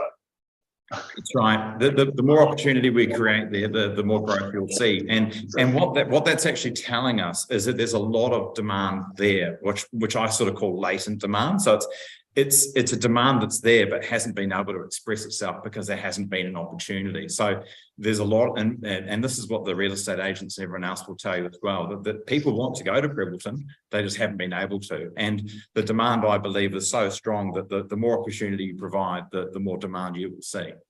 Yes. And the MPSUD is kind of pushing that message. In other words, no matter what your bigger picture strategy is, don't constrain the market. Correct, sir. I mean, that's absolutely the ethos of the whole MPSUD. But there might be very good strategic reasons why you want to do something different, but the MPSUD doesn't actually allow you to do that anymore. Yeah, well, I mean, standing where I am today, well, sitting where I am today, I'm not aware of what that bigger strategic picture would be that would undermine or preclude this plan change from being a good idea for the district. All right, well, I'm not arguing any particular point here, but I'm just thinking out loud that, and I'm not as intimately familiar with stuff that's evolving around public transport investment and things like that, as probably a lot of other people in the room are. Sure. Well, I mean, and that's an our space, which is the previous, if you like, future development strategy or spatial plan or whatever you want to call it, from ECAN, basically said, we want to dump a lot of growth into Rolleston because we want to try and get some form of rapid transit corridors feasible. Therefore, we want to do that's our strategy. That's kind of how we want to do it. We don't want there to be growth filtering in Prebbleton where we've got a certain amount of public transport, etc. Now, it seems to me that you can't actually pursue that if you take the MPSUD at face value. Yeah, look, that's correct, sir. And I'm generally opposed to the idea of restricting opportunity everywhere else to try and funnel into the one place where you believe it's best. That's not to say that you shouldn't try and pick winners and losers and target infrastructure accordingly, but the number of plan changes that are being promulgated in and around Rolleston is, it's highly significant, and a lot of those are already approved or in the process of being approved. So there's a lot of capacity being opened up in Rolleston, which over time will give critical mass for some kind of greater public transport service. But rapid transit is something that requires pretty high patronage and really high frequency services to make sense. So I'm not quite sure if Rolleston will get to that point in the near future, but I'm highly confident that reducing the opportunity in Prebbleton and elsewhere to try and make that happen is really going to backfire in my view, because all you're really doing is restricting supply in the market and pushing prices up and making it less affordable for everyone. I sort of generally disagree with the idea of restricting everywhere else to funnel into the place where you want it. But on the other hand, I do acknowledge, ECAN's aspirations, and I'm not saying public transport's a bad thing, but we need to be a little bit realistic. And then we come to the whole NPS HPL, which is saying, don't go there on high productive land if there are other alternatives. I'm putting it crudely in terms of. Yes. That's right. Yeah, I mean, that's right. I mean, that's the counterbalance, which is sort of saying it's not carte blanche, it's not sort of an open slather, do whatever you want. We do need to be mindful of that loss of highly productive land. But and you'll hear from the other experts that are closer to that. But Selwyn's a pretty unique place in the sense that it has something like 50 or 60,000 hectares of HPL across the district, including 6,500 hectares of LUC1. And so, it's not like they have a shortage of that kind of land. And as I sort of pointed out in my evidence, that the sort of locations where that type of activity happens now is not really on the immediate boundaries of the townships. You might get a little bit of that sort of productive activity there, but it generally happens in the more remote areas where you've got very large land parcels that are very low prices. There's no scope for reverse sensitivity and all that other sort of stuff. So that's why that production occurs there. You might get some around townships in some places, but the reality is that if you're going to accommodate growth, there is going to be a loss of some highly productive land. And if you're going to lose some HPL, it makes sense to lose it in the areas contiguous to the urban environment where it's too expensive to do it and there's reverse sensitivity and all that other stuff. I acknowledge what the NPS HPL is trying to achieve, but I think in a Selwyn context, which is so fast growing, there are going to be some losses of HPL, but I don't think it's fatal in terms of the district's ability to do food production and other things like that. Now you took in your analysis, you took a reasonably broad approach to the sort of locality and market type analysis. Well, I mean, there's very little. In terms of the evaluation of alternative options, that was a Prebbleton focused assessment. Yeah, that's right. Yeah. Very interesting.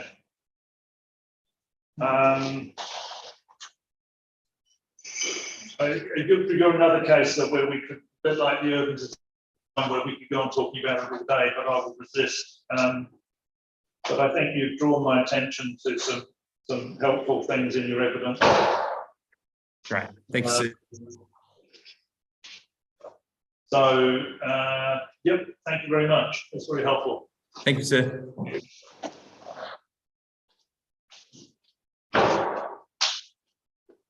Right, we switch off Mr. Colgrave. We're not doing bad, are we? Well, I mean, No, we're not doing too bad. We might break the lunch hour just slightly. Let's keep going. Yeah, we will. So it is 12:50 now. Actually, there's a slight error in the timetable there, isn't it? But we'll do Mr. Palmo. I never know how to pronounce your name. I apologize. That's perfect.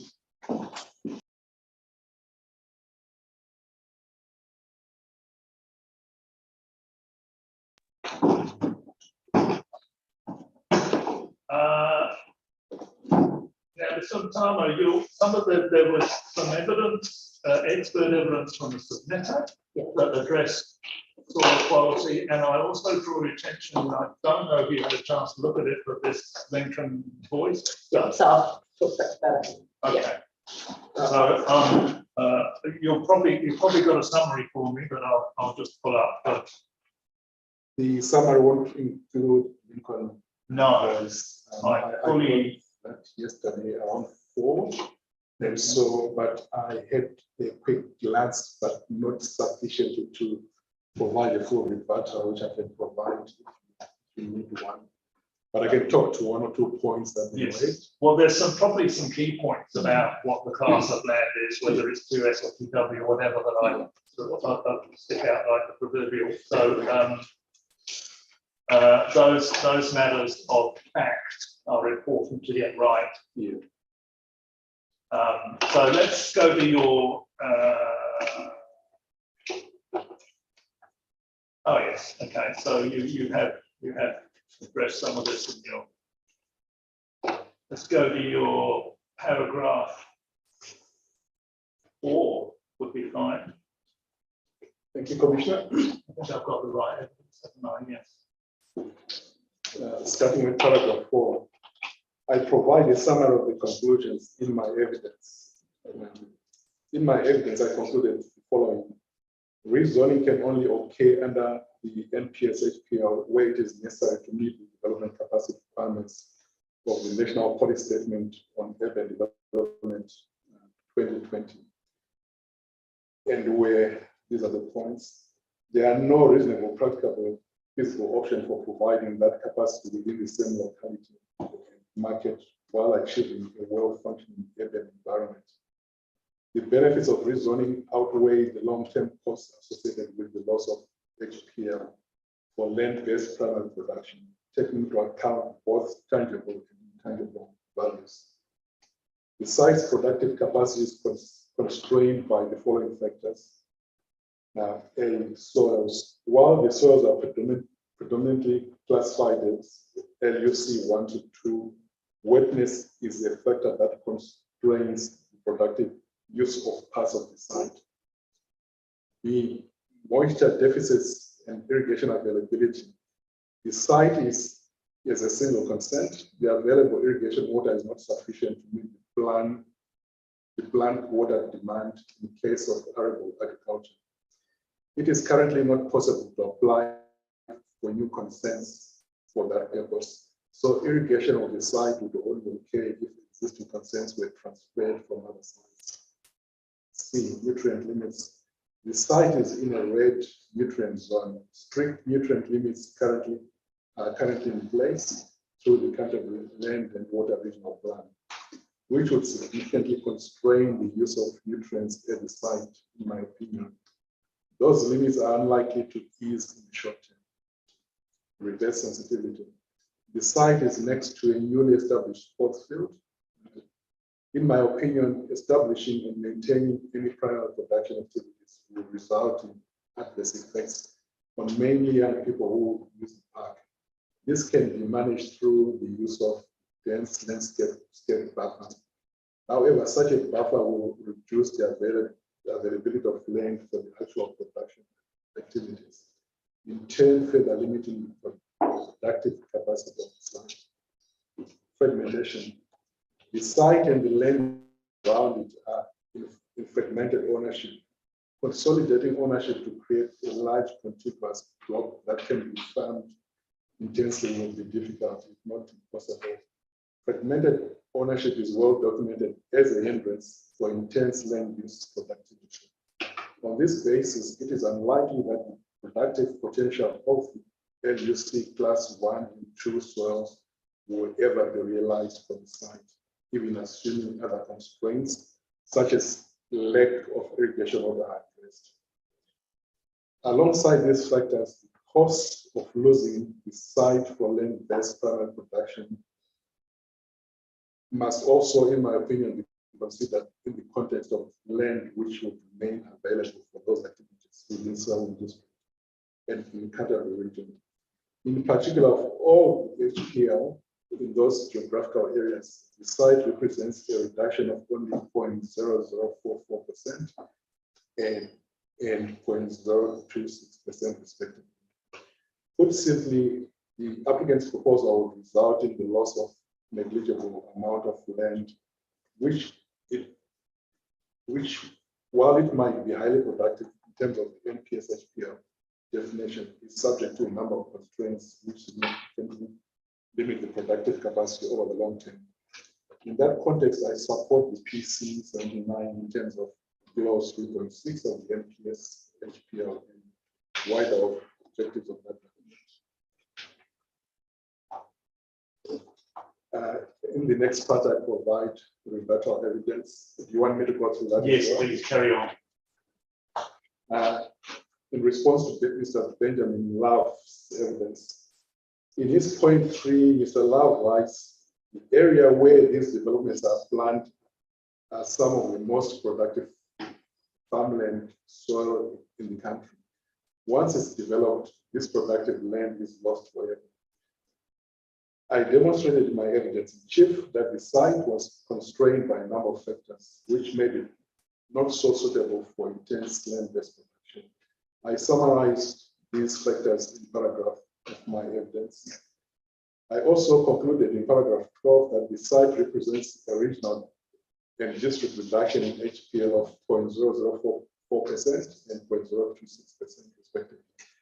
BVL's proposal would result in the loss of negligible amount of land, which, while it might be highly productive in terms of the PSHPL definition, is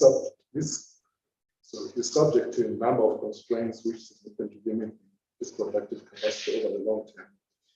It is therefore my opinion that Mr. Love overstates the potential loss in HPL. Mr. Tom Fraser. Mr. Fraser discusses various aspects of my evidence in the submission. Below, I address the matters he raises. Soil. Mr. Fraser is concerned with my use of the word wetness to discuss soil's poor drainage.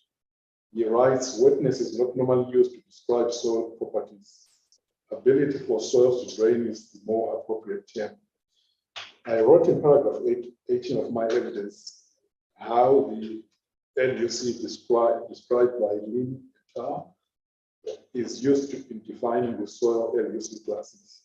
Lin et al. Also identified 4 subclasses: soil wetness, erosion susceptibility, soil physical and chemical properties, and climatic limitations. I defined these terms in attachment 2 of my primary evidence.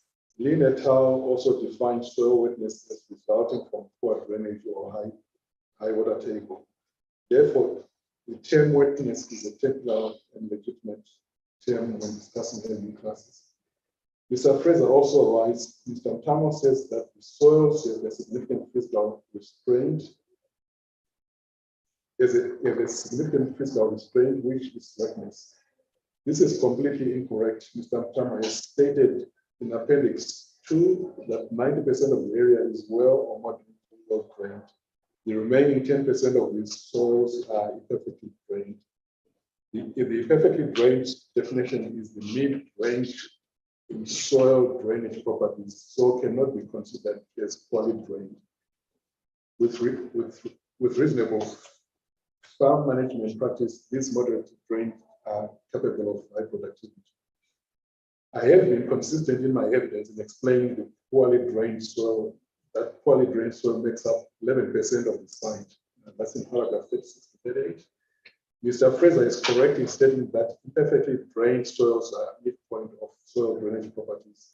I note in addition that imperfectly and poorly drained and soils can create management challenges related to the risk of soil compaction, packing from animals, trading, and vehicular movement. Therefore, the imperfectly drained soils within PC79 site are still a challenge to work with. Mr. Fraser takes issue with the crop examples that I listed in paragraph 38. He states that the examples stated in this paragraph are almost entirely to do with irrigation and soil nutrients here and have almost nothing to do with drainage. The examples I provided are of crops that cannot withstand wet fit, crops that are unlikely to achieve the productive potential regardless of the causes of the soil wetness. Mr. Fraser lists what he calls average yields of crops on class 2 soils around Prebbleton. It is not clear to me which property these yields have come from.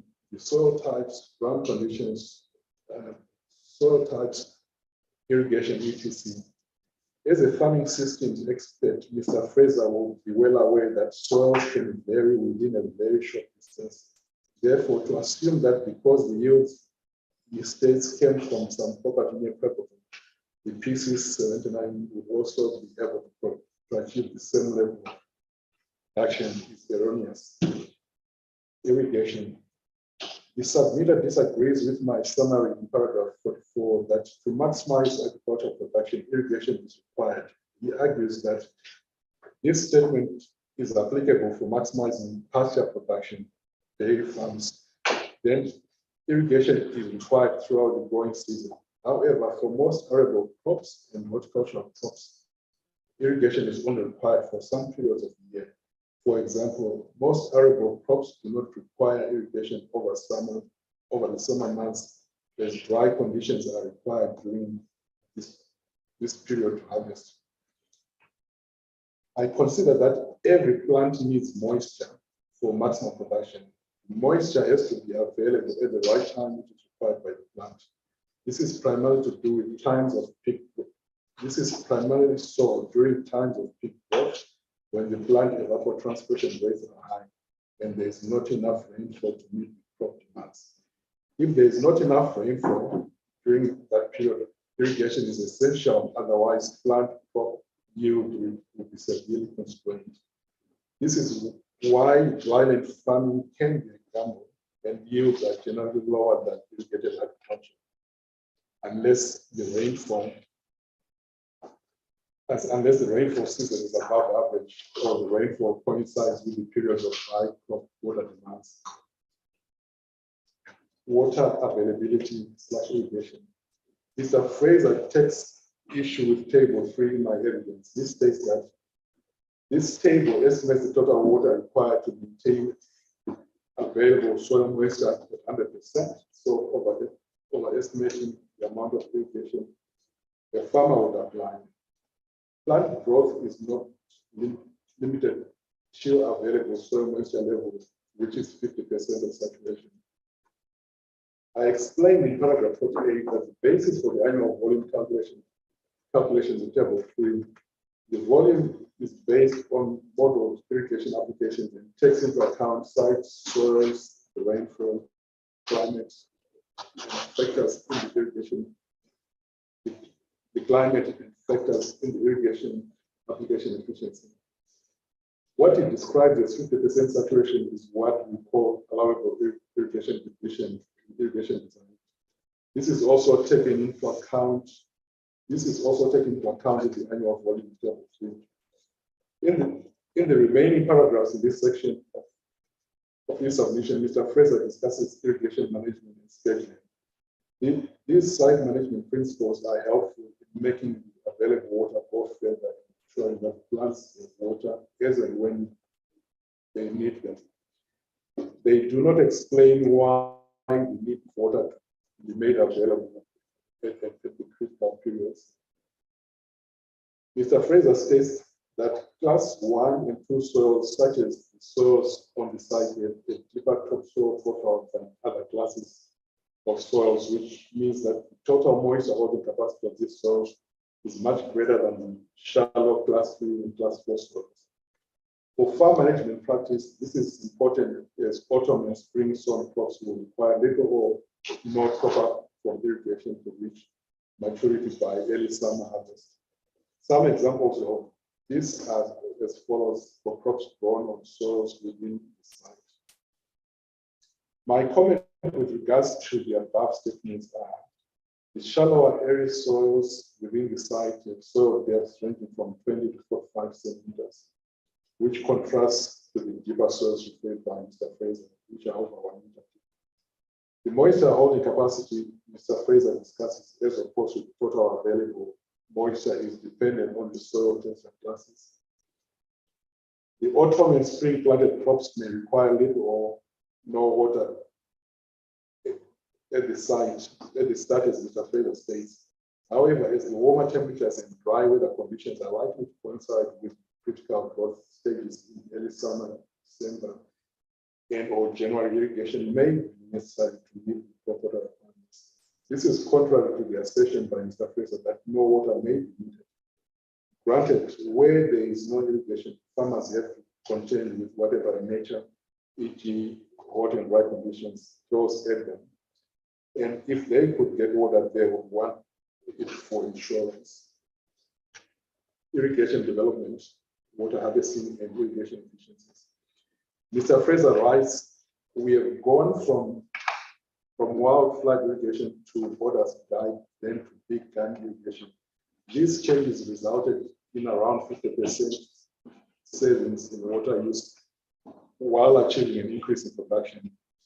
Over the past 20 years, there has been a further change to center pivot application, resulting in further efficiencies. More recently, the shift has been to different water application with the use of soil moisture tools to better apply irrigation to where and when it is required. In response, it is important to point out that the tools and strategies discussed by Mr. Fraser ensure better use of the available water. In my assessments, I have assumed high-performing irrigation systems with a minimum irrigation efficiency of 80%. If higher efficiencies can be achieved on farm, this will enable water to be used to cover more land, but this does not negate the need for water. The annual volume I estimated in table 3 is the minimum required to meet the crop demands in 9 out of 10 years. Alternate options assessment. Mr. Fraser assessed that Mr. Tamwe has conveniently left out the most obvious parcel of land that could be developed into residential if the need was identified, which I believe it is not. This is the block of land west of Shansh Road towards the motorway and bound by Hamptons and Black Swans. This is a very large parcel of land, and if developed, will last Pemberton for at least the next 50 years. There are some major advantages when looking at this land compared to the proposed PC79 site. In response, it is incorrect of Mr. Fraser to say I have conveniently left out what he calls the most obvious parcel of land. I stated in my paragraph 76 and 79 that I consider all land within the same market and locality, and even beyond Pemberton, and as far as Wollaston. I also consider the land parcel he refers to, and my comments with regards to the land parcel are, the land also contains HPL, therefore it will have been subject to the same analysis under the NPS HPL as I did for PC79. Mr. Fraser is of the opinion that the block in question would better be suited because, in his words, the soils are class 3 and strippy, and he puts the proportion of the shallow soils at 60%. While I do not necessarily agree with the proportion preferred by Mr. Fraser, I would like to highlight the following. The PC79 site also contains some shallow area soils.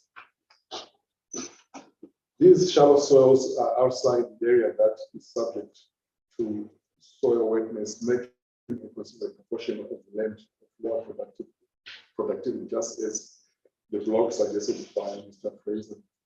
The best alternative land, if available, would be land that is not within LUC class 3. So the best alternative land, if available, would be land that is not within LUC class greater than, it should be less than 3. I discussed this in paragraph 78 of my evidence. So I also provided attachment 4 to show the land that was greater than LUC class 3. In the same paragraph, I outlined why this land was not suitable, was not available or suitable for development. Beyond Pemberton, the next available land that was greater than LUC class 3 was in Wollaston, as I discussed in paragraph 79. There is also a portion of land near State Highway 1 and Robinson's Road. This block is far from another existing residential development. In paragraph 80, I discussed how PC79 is more suitable than other LUC 1 to 3 land in Pemberton. Given the multitude of constraints I identified for the PC79, the other LUC 1 to 3 in and around Pemberton is better suited to increase production compared to this site. As I concluded in paragraph 82, it is my opinion that if residential supply is needed, the site is the appropriate location for that from a productive capacity perspective due to factors I discussed in my evidence.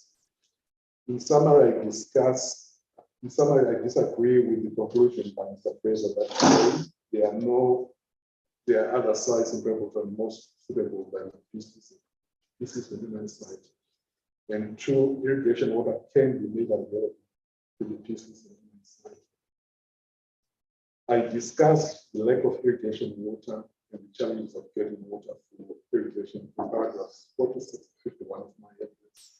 I also understand from Mr. Davis that irrigation water that used to be available for irrigating their site was borrowed from a neighboring property, and this is no longer available. This is discussed more in Mr. Everest rebuttal evidence. I've discussed above and in my evidence why there are no other suitable sites compared to pieces in the plan.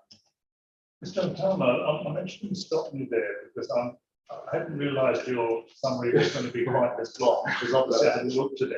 And I'm conscious that we have kind of got an appointment with Mr. Christie at Yeah, so he's 1:30. just fixing saying he has to do 1:30, he can't make any other time. So what we're going to do is we're going to pause there, and it's going to be a rather Quick break. quick break, I'm Yeah. afraid. No, that's fine. I probably should have stopped sooner in hindsight. No, that's right. I was also going to suggest that there may be that you don't want to have fresh questions, for example, of Mr. Giddy, so we could reduce the time frame in the afternoon for other people.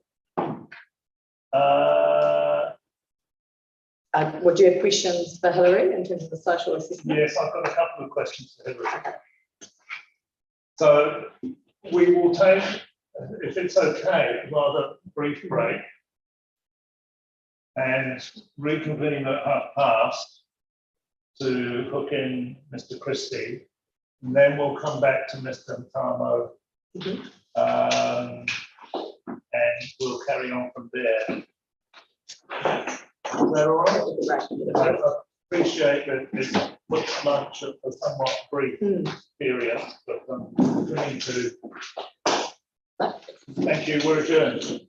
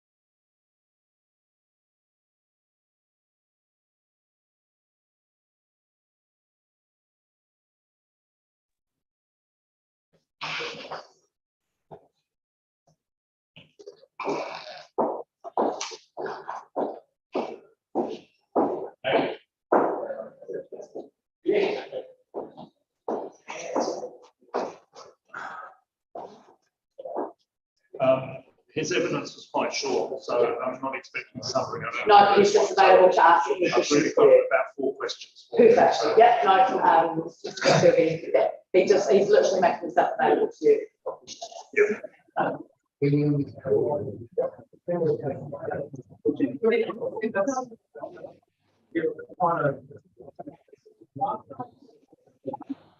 Right, we will read.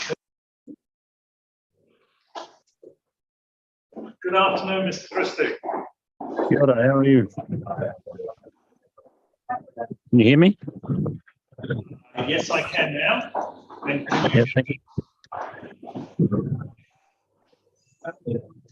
can you hear me? Yep, I can, thanks. Good afternoon. Okay, good. Thank you. We've just had a very truncated, some people haven't had any lunch at all. It's my fault for not giving it enough time. I was aware that you had only a small window to talk to us. Yeah, apologies for that. That's all right. Obviously, I've read your evidence, which is relatively brief, but I kind of wanted to get an understanding of what sort of, I use the term model, what sort of model in terms of approach, comprehensiveness, building in Papakayanga, what does your model look like? What have you done elsewhere that is comparable with it? Yeah, so as you know, we're an iwi-owned organisation, so we are mandated by iwi to develop following their sort of protocols and tikanga. Yeah. In this particular case, we would work particularly closely with Taumutu and Tuariri, who are the mana whenua of this particular area. And that would inform the narrative and some of the design outcomes within the development to, I guess, ultimately meet one of our which is to increase the mana of Ngāi Tahu across the motu. Further to that, we work with any development we do, or land development or housing development.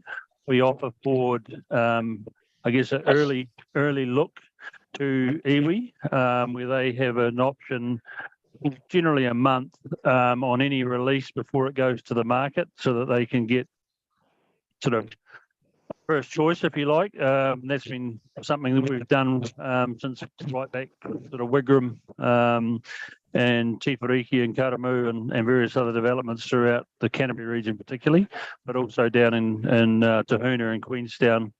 We were developing homes down there. So comprehensive subdivision and build. So we are doing developments both of land and built form, and where we're not doing built form directly, such as Tiwhariki, we have a number of building partners which we work closely with, which can develop a house and land package. And if you look at Karamu, for instance, we had a number of group home builders we worked with there, which we mandated them through covenants and contracts to develop homes which met a certain price point or threshold that enabled first home buyers to secure homes that met the various Home Start grant type mechanisms that the government had available or has available. We also have worked with some of the Tront or Te Rauninga o Ngāi Tahu organisations around the progressive home ownership to enable outcomes there where the Oranga, who is the organisation within the iwi, purchase the land and housing packages and then put whānui into those houses through a progressive home ownership model. And that is a piece of work that is continuing to grow as we, I guess, progress through that space. We've just released today actually a subdivision over in Wainoni. Excuse me. To iwi in that sort of early look process went out this morning, and the Oranga organisation within the Tront have come to us seeking to secure five sites to put 5 homes on for whānui that'll purchase that through the progressive home ownership model.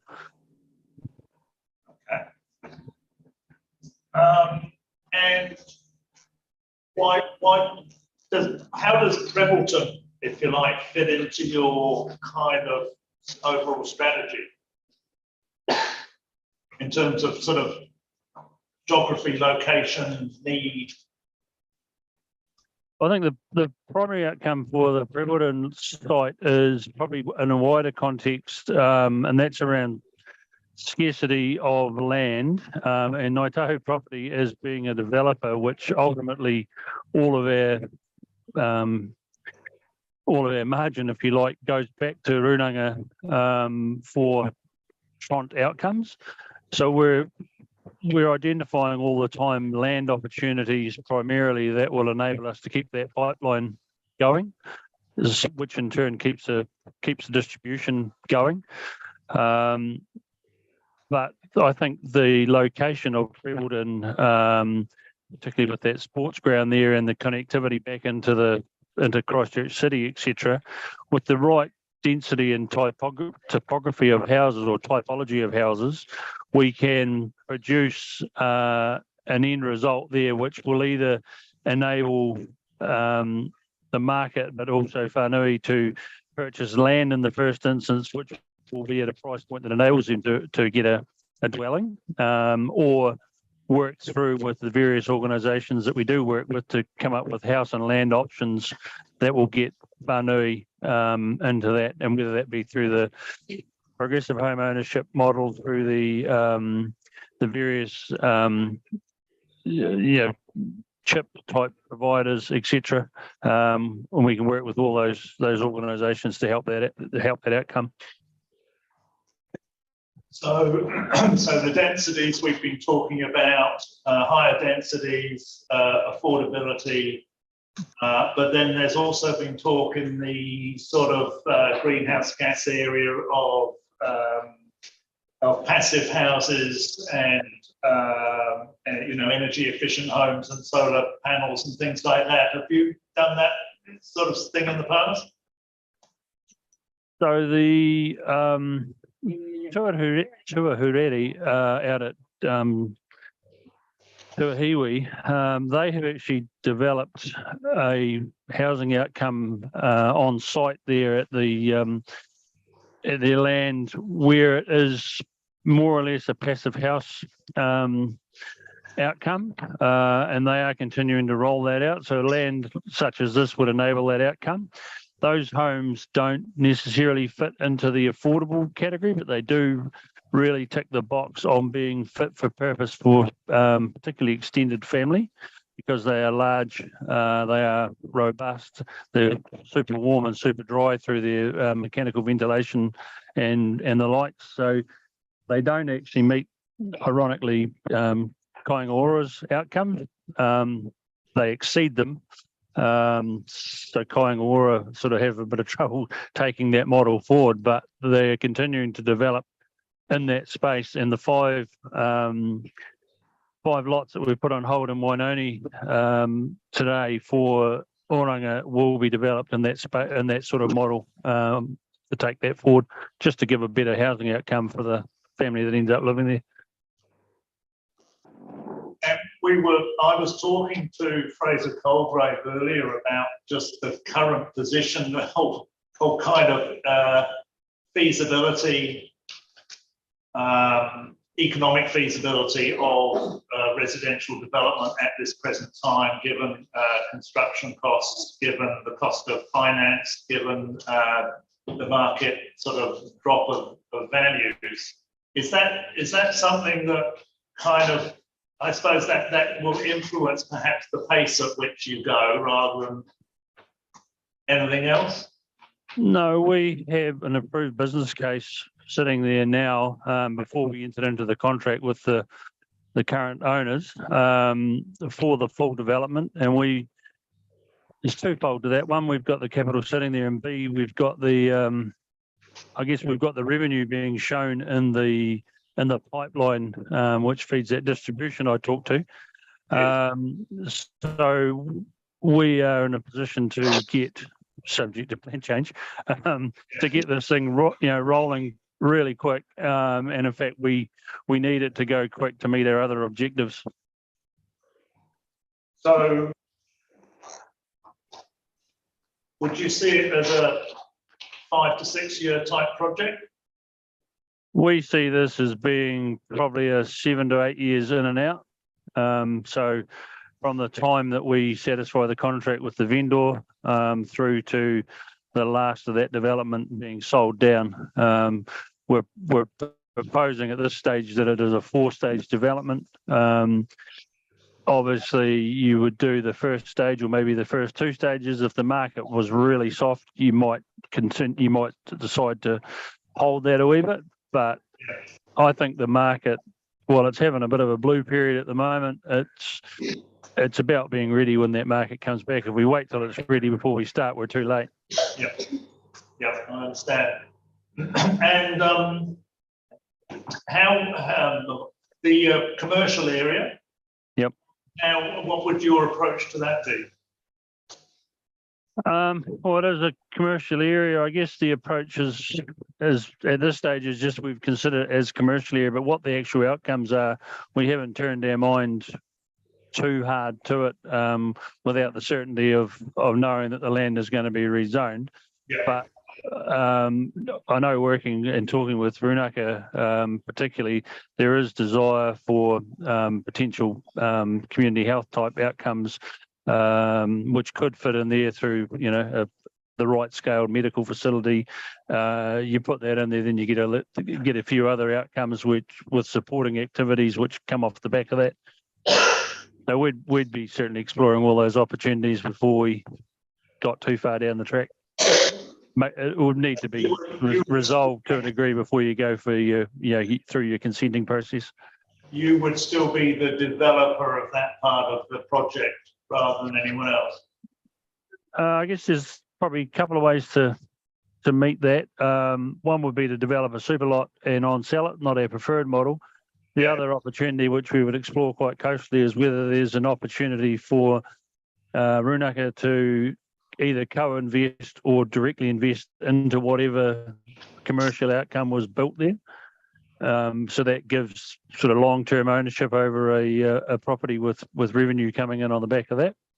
Yeah. And similarly, when we look at this development in its entirety, we will, and we've already had discussions with Talmutu and Tuahuriri about having them work with us as a co-investor into the whole development, so that they can, I guess, share more directly in the putia that comes from that, sort of over and above the distribution, which is distributed back through Tront to the 18 Runaka. So, and we're doing that currently with them, with Tuahuriri on the likes of Wainoni, where they are a co-investor.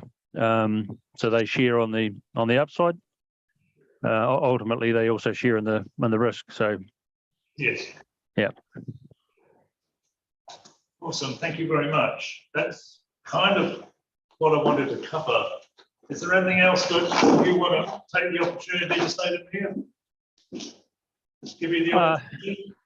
No, really, it's just the opportunity is an awesome opportunity, both for the region, for Prebbleton to be developed more wholesome, I guess, but from our perspective, it is a good opportunity to further the pipeline and grow that opportunity in Putea for the iwi, but also to, I guess, express a lot more of those cultural outcomes into the design.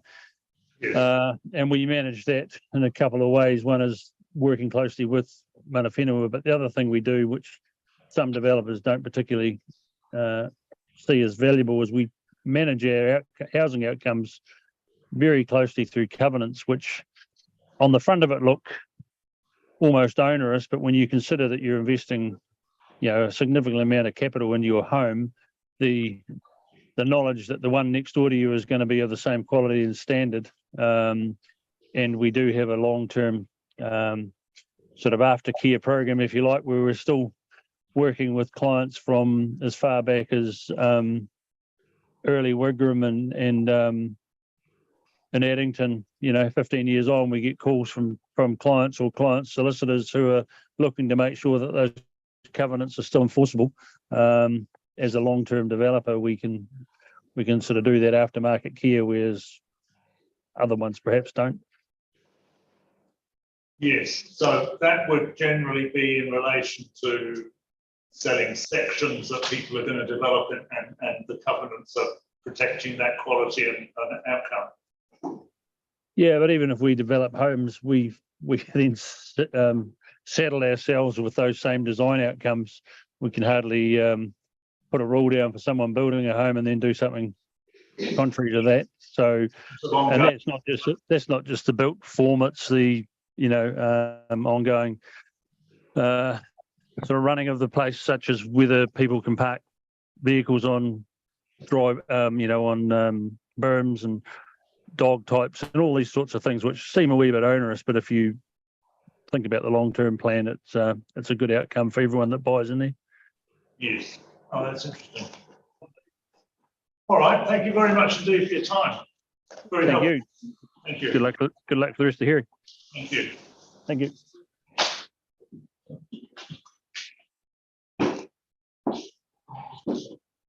Better work out how to get out of here.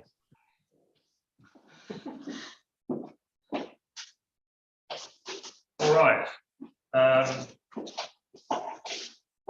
Thank you for accommodating that, Commissioner. That's all right. Bit of indigestion.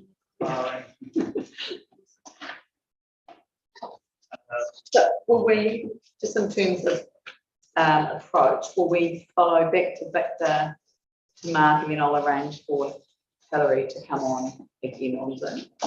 Yes. Yeah. Circle back to Victor. Yes. Awesome. Is Hillary flexible? Yeah, because it might be easier to speak to her earlier rather than later while we're here, or no, she's just waiting for a time. I'll let her know. She is flexible.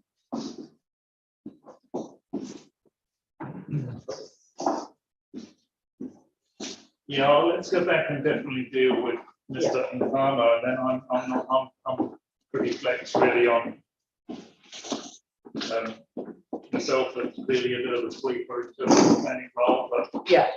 So in terms of Mr. Geddes, he wasn't going to present unless you had any questions for him. It's a very good question. Have I got any questions? Well, yeah, I guess he's the original proponent, but he has got the contract but not, if the rezoning goes ahead, but not who will. Just probably a couple of questions. Okay. That's all. So might go just mindful we don't want to. I'd actually requested a full day, but it got squeezed. I thought it might be more realistic within a full day, but the council has provided a more truncated. That wasn't under my direction in any way. No, so I'm mindful that we might be a wee bit tight, but we'll do our best to make sure that submitters timeframes aren't. So I've made it clear that submitters won't be crushed if we're running behind. We're actually relaxed too if you wanted to pause and allow submitters to have the allocated slots and for us to finish at the end. I think we would rather accommodate. Yeah, no, I think I prefer to finish your witnesses and then do the 3 we've got today. And I mean, we may be finishing at 4 or whatever. And now I've still got time to do my daylight time. Thank you. Stealthily lurking around you the neighborhood. Okay. I'll carry on from paragraph 33 where we left off. Yes. Okay. And that's in response to this as a rebuttal to Ms. Orr's evidence. So in her evidence, Ms. Orr states that in paragraph 3 that in addition to the proposal, the proposal does not give effect to the national policy statement on highly productive land or meet or meet the urban growth directions of the National Policy Statement for Urban Development. In paragraph 4C, that the proposal does not give effect to the Canterbury Regional Plan Objective 15.2.1 to maintain and improve the quality of Canterbury's soil and their productive capacity. I agree with Ms. Paul's assessment in paragraph 55, which states that subclause 310(1) of the NPS HPL is limited to exempt activities not otherwise enabled, and that clause 3.7, 3.8, and 3.9. Subsequently, clause 3.6, which is not specified, is not subject to an evaluation of permanent or long-term constraints under clause 3.10. However, I do not agree with paragraph 55, in which it says this means the only criteria relevant for consideration when rezoning highly productive land is clause 3.61. The whole of clause 3.6 should be considered. For example, clause 3.62 states that in order to meet the requirements of subclause 1b, the territorial authority must consider a range of reasonable practicable options for providing required capacity, including A, greater intensification in existing urban areas, B, rezoning of land that is not highly productive land as urban, and C, rezoning of differently highly productive land that has lower productive capacity. Paragraph 56, in which it states that any constraint in PC 79 for land-based primary production therefore does not affect the classification of PC 79 land as highly productive land and are not relevant considerations under clause 56, other than in the assessment of reasonably practicable options for providing required development capacity. In paragraph 95 of Mr. Mtambu's evidence, it states that few other sites have lower productive or less constraints than PC 79, and that the proportional reduction in HPL for the district and the region is significant. It is my view that the proportional reductions of HPL are not relevant in the context of whether rezoning is appropriate. The cumulative effects of subdivision, use, and development on the availability and productive capacity of HPL in certain district is a more appropriate consideration as is required under clause 313 of the NPS. I state in paragraph 30 of my evidence that clause 3.62 requires that in assessing B above, consideration must be given to the range of options, including rezoning of land that is not highly productive as urban and rezoning different HPL that has relatively lower productive capacity. To this end, I provided a detailed discussion in an assessment of the productive capacity of the PC79 land in paragraphs 36 to 76 and 9. In paragraphs 76 to 82, I also discussed the consideration of alternative sites beyond PC79, beyond the PC79 site, and concluded in paragraph 82 that there is no land within the subject area that is over lower productive capacity than the site. Given the multitude of constraints I have discussed for this site, I consider this land to meet the test provided in clause 3.62b and C of the NPS HPL relative to other land within the Prevention Fringe. In paragraph 66, Ms. Paul states that in addition to the above chapter 6 policies, the CRPS supports the NPS HPL through objective 15.2.1 for the maintenance of soil quality. I identified several factors in my evidence that make the site less productive than the LBC class imply. It is my conclusion that the land is more productive value compared to other land in and around Prevention. Mr. Cake, light body. Mr. Light body states that PC79 does not give effect to the NPS HPL, in particular clause 3.6, and as such, the request should be rejected. However, the rest of Mr. Light body's evidence is focused on the development capacity necessary on land productive capacity, and therefore comment no further on the library's evidence. In conclusion, it is still my opinion that the PC79 is sufficient constraints that hinder the land productive capacity.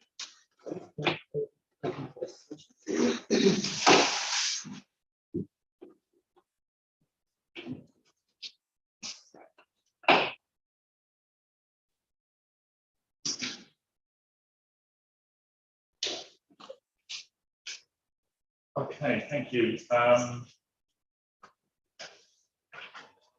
Let's just turn to your attachments. And on this issue of drainage, wetness, imperfectly drained, your figure 2.1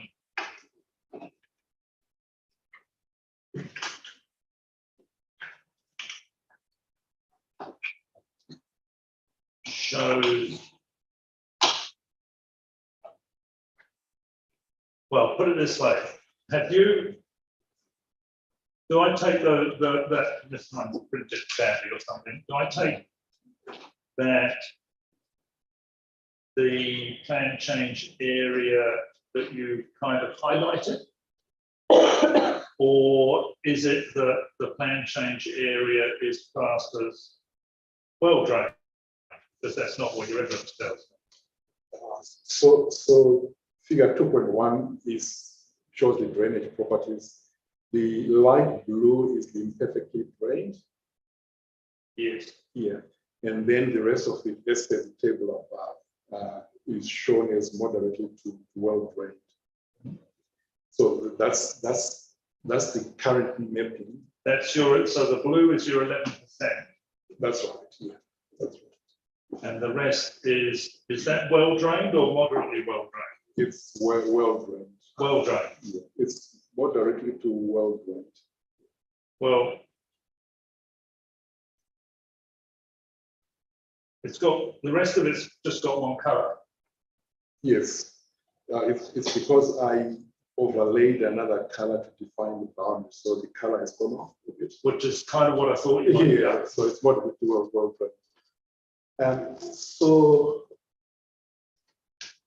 the light blue is the imperfectly drained. And then in talking with Mr. Geddes, who lives on the sites, within his land, he can certainly identify other pockets that are not very well drained, which are outside the light blue. Would it be appropriate for him to just highlight what those are, and then I'll pick up from after that? Yes, on the plan? Or just site specific within your land? Just obviously Mr. Broadway will talk on this as well shortly when he does talk. But I've got effectively three 10-acre blocks. Yes. And on the two northern 10-acre blocks, which are the southwestern blocks of the development, yes. The bottom one is quite a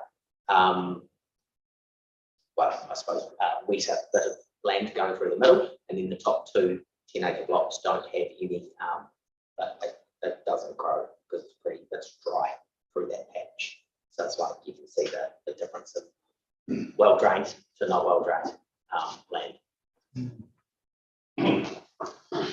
So getting back to this, so that's what's been mapped, and quite often what's mapped is different to what's the site-specific conditions. So if we were to add some of the area that he's talking about, we have another lighter blue within the well-drained area in here. Yes. Yeah. So that's where I considered a lot of the land to be imperfectly drained. But I do acknowledge that the mapping done by Landcare shows that it's not W, it's a true S and not a W. Yeah. Remind me what S means? S means the soil properties are a physical constraint. So it could be a really, really shallow soil. as is the case in some parts of the site.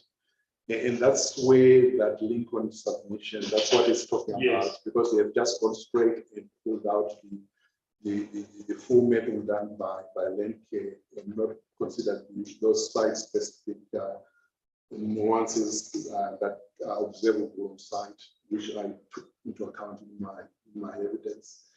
So I would say I classified the soils as LUC1W and LUC2W. So that 2W really needs to be split. There's some element of S in there, and there's element of W in there. That's So what Mr. Geddes is saying is that at the southern end of the southern 10 acre, Yeah, 40 Acre. years, yeah. it has poorer drainage than the rest. Now, we've obviously got the poor drainage is a bad thing. You want good drainage, but you also want moisture, right, to grow stuff, which is what the evidence is. So the whole debate about irrigation is about filling in the gaps of nature, and nature is becoming increasingly challenging. I'm not sure I'd want to be a farmer. I almost was, actually, if we go back a bit. But, so that there's a big deal, I suppose, in your assessment and in the next evidence about irrigation and the fact that you can't really make things happen without it. Irrigation is required regardless. It's a question, because you need it as insurance, because so what is available when the crops need them, and how much ever they need depending on the type of year. Yeah. So it's going to be needed regardless, but it just means there are times, certain times of the year when those soils are not as are not productive because of that wetness. And that wetness can be managed, can provide drainage. Like they do in the Southland, they've got those old tile drains. And the whole idea is just to drain as much as we can, assuming that you've got somewhere to drain it to, which can be difficult, say, on really flat land, because it's going to be great to take it somewhere else. So it can be managed, but it's still a constraint. Legal constraints. Exactly. Yeah. So because the land is fragmented, you might not have anywhere to drain it. You can drain it to some land. So I'm still of the opinion that wetness is important on parts of the site. I think where we can debate is what that proportion is.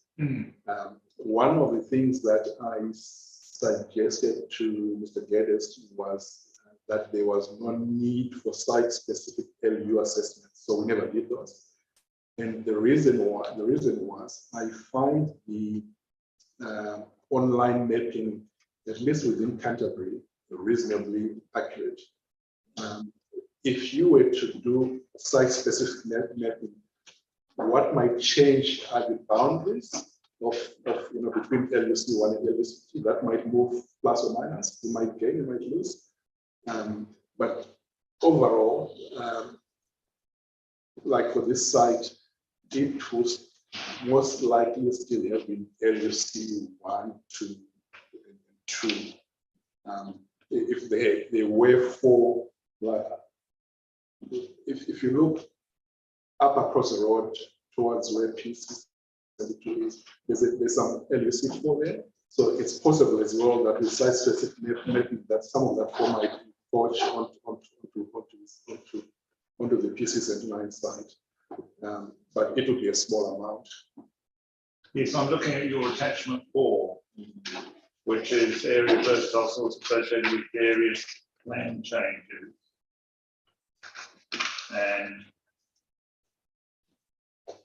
there's this strip of LUC3 through what is a fair bit of, I think, established urban Prebbleton, but probably some rural land out to the west. So that's greater than LUC3, so that would be LUC4. That would be 4. Yeah.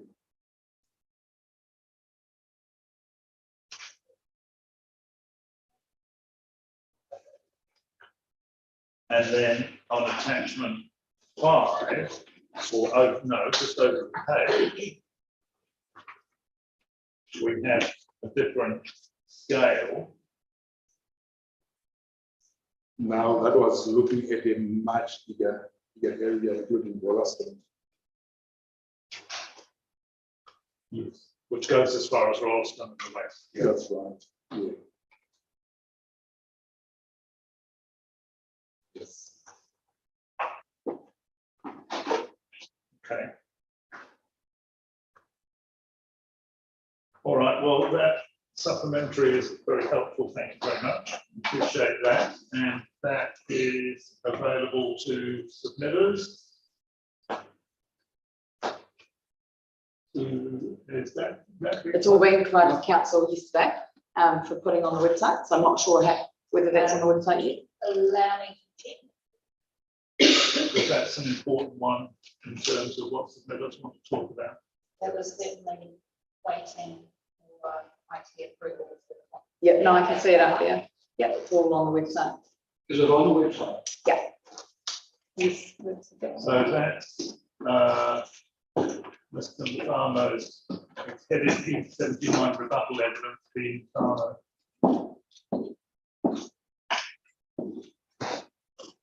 So It's updated today. yes, well, yes. Yeah, I've got it. I also see there's a letter from the Ministry of Education, which was aware of it. As well. No, I wasn't aware of that either. So. Okay, thank you, Mr. Farmer, for that. Very good. We will move to Mr. Everest, unless you want to deal with Hillary now. It might be easier just to continue with the soil stuff. Yeah, the theme, and I'll message Marie to be available after.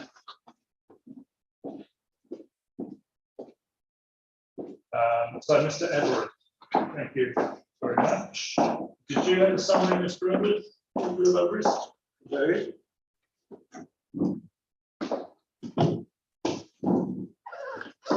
Hi.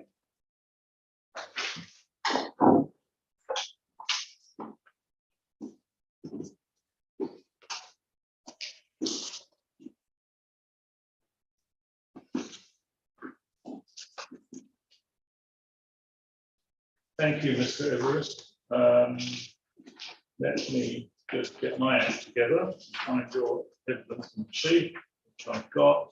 If you could read from paragraph 3, that would be wonderful. Thank you.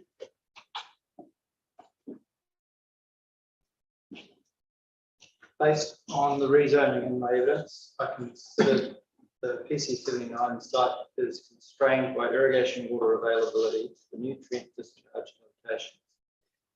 I consider that productivity is constrained and will remain constrained primarily due to the land parcel fragmentation and development of residences on the PC79 site, which result from earlier planning frameworks. The land on the PC79 site can no longer be managed in a highly productive manner. Land use options without irrigation are significantly constrained to low intensity uses. It is unlikely farmers would invest in high value, highly productive crops, such as vegetables, without the security of irrigation water to finish the crops economically. Due to capital constraints, the likely proposition of running the PC79 site as a highly productive land-based production unit would be as a lease or as a shared farm, requiring the management unit to comply with the nutrient discharge limits within the Kimberley Land Water Region Plan. I considered clause 3.6 of the National Policy Statement for Highly Productive Land and interpret the PC79 proposal as meeting clause 3.6 of the NPSHPL as defined by subclause 1.3. While the soil is classified as being highly productive, limitations of ownership, nutrient, water, and reverse sensitivity currently result in and will continue to result in PC79 site soils to operate at a relatively lower productive capacity. The PC79 site is so constrained that the land is not highly productive as defined by 3.6 of the PSHPL. Mr. Matamo has considered site constraints as evidence in detail. I do not consider that the PC79 site is capable of highly productive land-based primary production after considering a 30-year time frame. Tom Fraser's evidence. In this statement, I've focused on the evidence of Tom Fraser dated 23rd of March, starting with irrigation. In Mr. Fraser's evidence, he suggests crops and yields possible for the PC79 site for potatoes, cabbages, wheat, and fresh peas. And note these appear to be irrigated yields. In paragraph 16 to 21 of my statement of evidence, I outline the very low probability of obtaining sufficient additional irrigation water. Without irrigation water, the crops and yields proposed by Mr. Fraser would not be reliably obtained. Mr. Fraser suggests that arable crops do not require irrigation over the summer months. Yield response to irrigation studies undertaken by Farm and Food Research indicates that optimal yield is obtained by fully irrigating wheat, as an example, right up to grain maturity. While the grain is drying down over a typical 4-week period, the soil moisture status continues to reduce. In order to grow 2 successful crops per year, as suggested by Mr. Fraser, the soil moisture deficits incurred during the grain dry down must be replenished with irrigation. While I agree that some arable crops use less water than pastures, crops such as corn, peas, potatoes, and grass seed often require the same or more water as an irrigated pasture. I therefore do not accept Mr. Fraser's statement that less irrigation water is required for arable farming.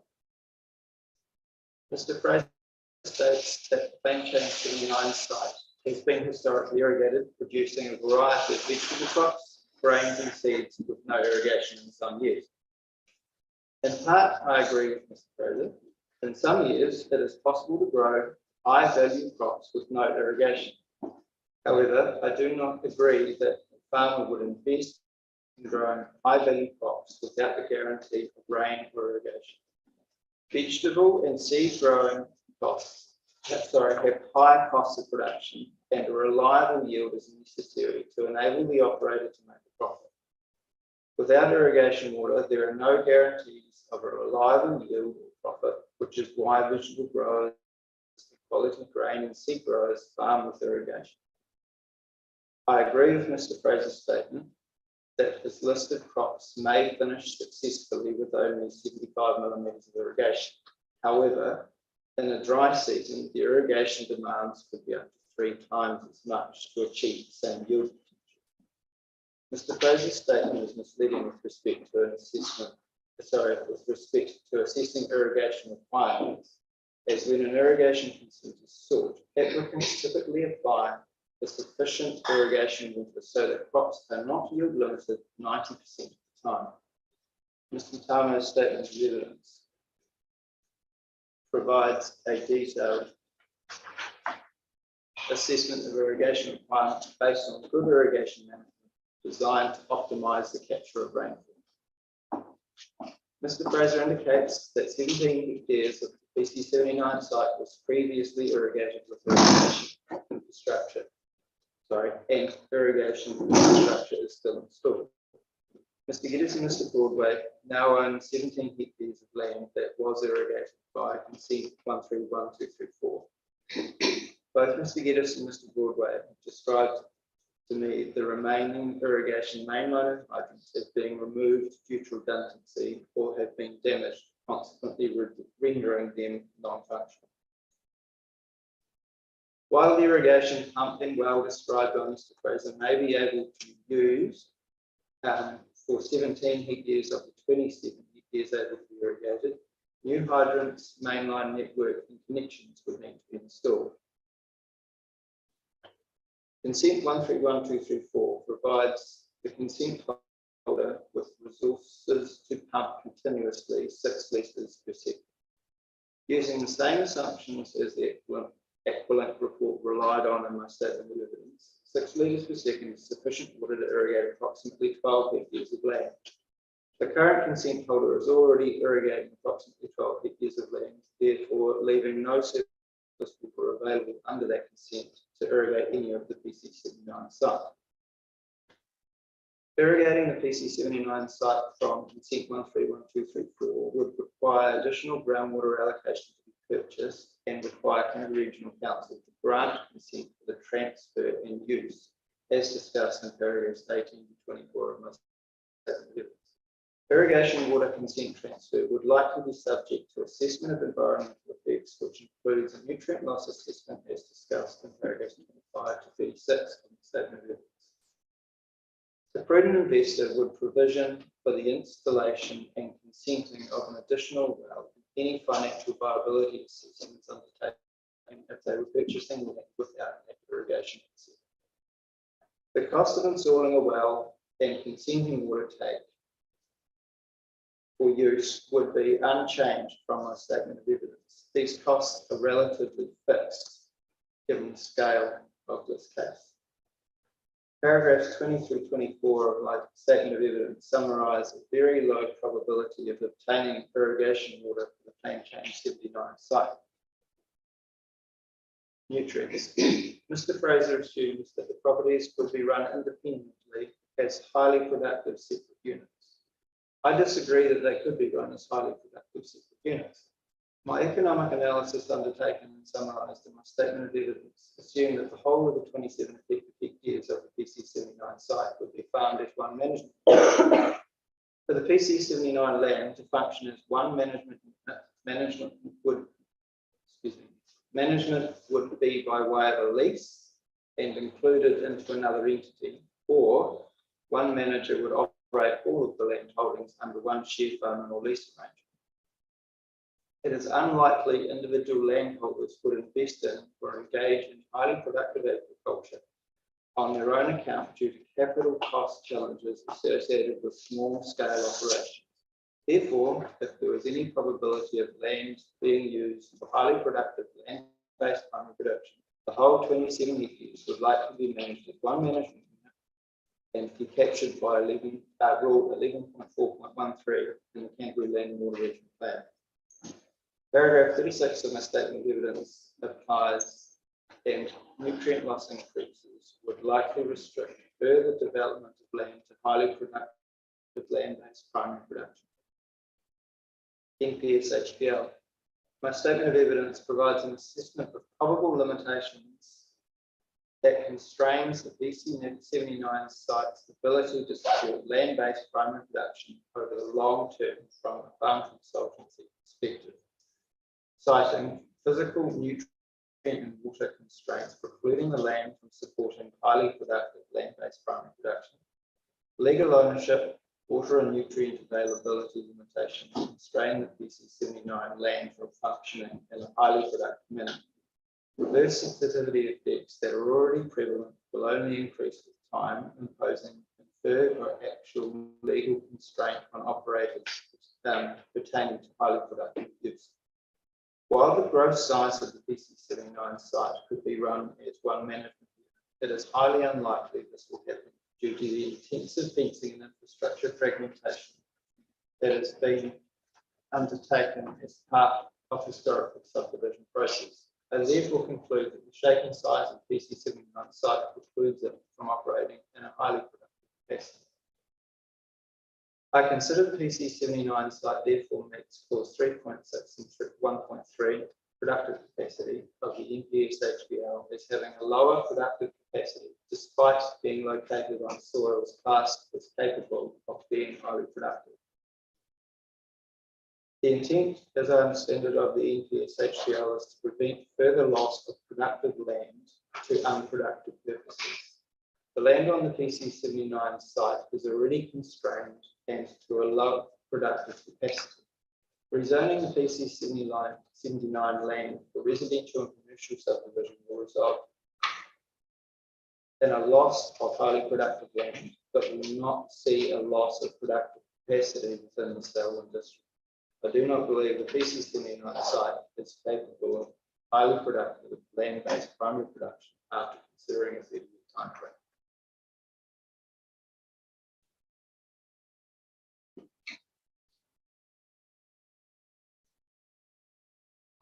Thank you very much. Just while we're at that last bit, you say at 29, I consider PC9 site therefore meets clause 3.6 and clause 1.3. When you're referring to 1.3,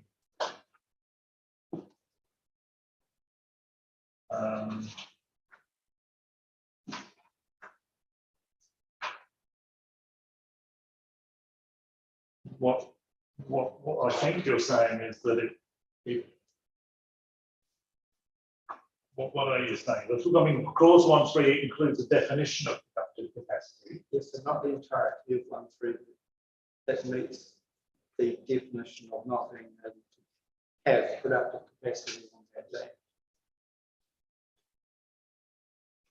Yes. Unable to. So the definition says productive capacity in relation to that means the ability of the land to support land-based primary production over the long term based on an assessment of physical characteristics, legal constraints, and the size and shape of existing and proposed land parcels. Yes.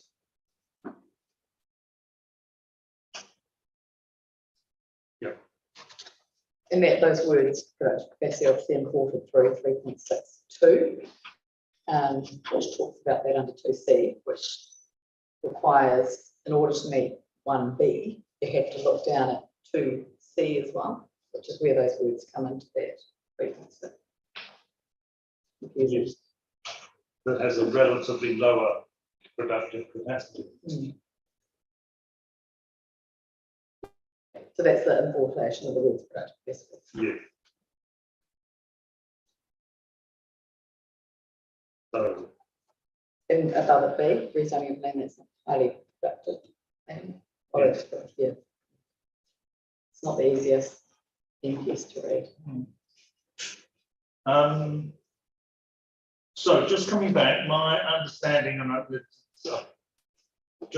it's clear, but I just want to make sure it's clear in my head, is that there is currently water available from a consent for 6 litres per second, which is sufficient to irrigate 12 hectares of land and is currently doing so.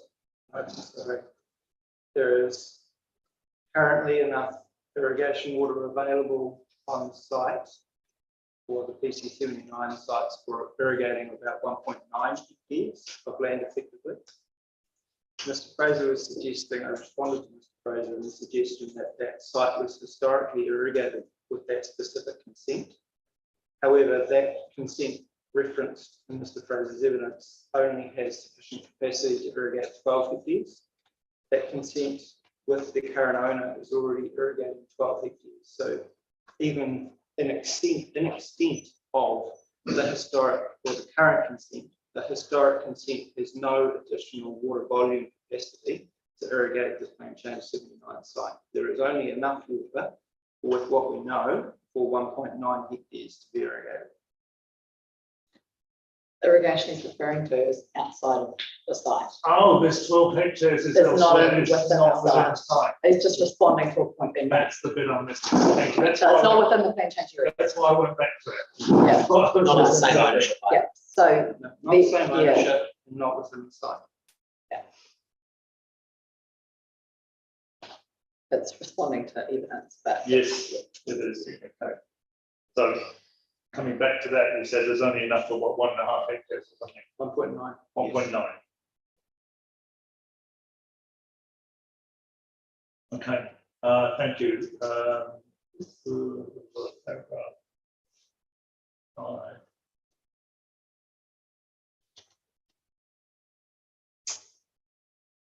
In your summary, paragraph 5, you say due to capital constraints, the likely proposition of running the PC7 site as a highly productive land-based production unit would be as a lease or as a shared farm. I think actually you explained that a bit more, did explain that a little bit more further down in terms of how that would work as a single unit. But you also said it would then trigger the land and water plan rule regarding nutrients because of the size of the operating unit. Is that right? Yes. Yeah. And what's that size trigger? 10 hectares. I think that's in your evidence in sheet, but So effectively what happens is that the small scale of the operation, as the land lots stand at the moment, becomes increasingly difficult to build a sustainable crop rotation within those individual units. So if I had a 2 hectare unit, I have to break it up into 6 or 8 year rotation. It's extremely difficult with headland losses in ineffective areas to make a sustainable rotation. So in the interest of being economically viable, you end up trying to lease the whole lot or manage it in a shared farming operation so that you've got enough scale to build a sustainable rotation and invest in the necessary machinery and capital to run that. yes. But once we do that, we then push over the 10 hectare threshold. The land and water regional plan says, well, originally we thought that all of the sub 10 hectare lots did not a whole lot, so we're not too worried about increased intensity, which was the fundamental reason for not worrying about them through the planning process of land and water regional plan. They remain low intensity. We know we've got a nutrient load problem in the Southern District, but instead of creating a whole heap of admin for small blocks that have little impact, let's just put them to the side and let's focus on people that are over 10 hectares that are likely to have the ability to increase the intensity, and we'll manage them instead. And so then if we amalgamate and run as one management unit, Council also developed a piece of policy that says, well, this is not limited to your title area, it's limited to your management unit effectively. So if farmer A that's got 200 hectares and they want to go and bolt on another 3, they're then adding 3 into their existing management unit and they would be bound to the same nutrient discharge constraints. It doesn't run separately. Yeah. Rolled them together. Yeah. Let me just see if there's anything.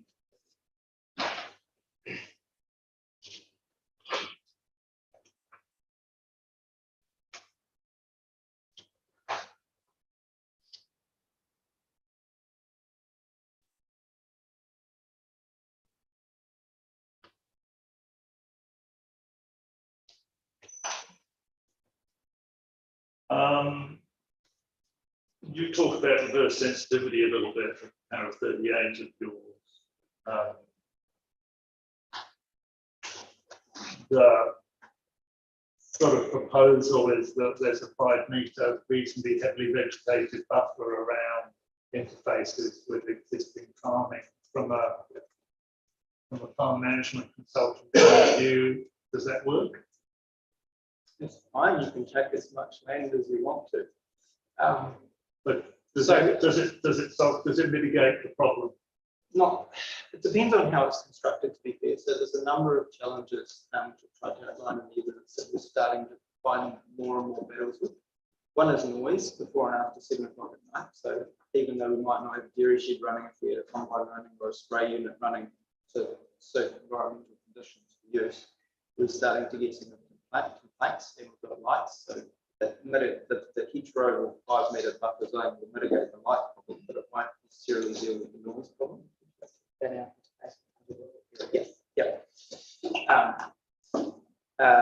then we've got spray drift. And spray drift or odour, even though often the odour is detected but is not at a problematic level, it creates challenges for operators, and that doesn't necessarily just become constrained to synthesized products. It also includes the likes of organic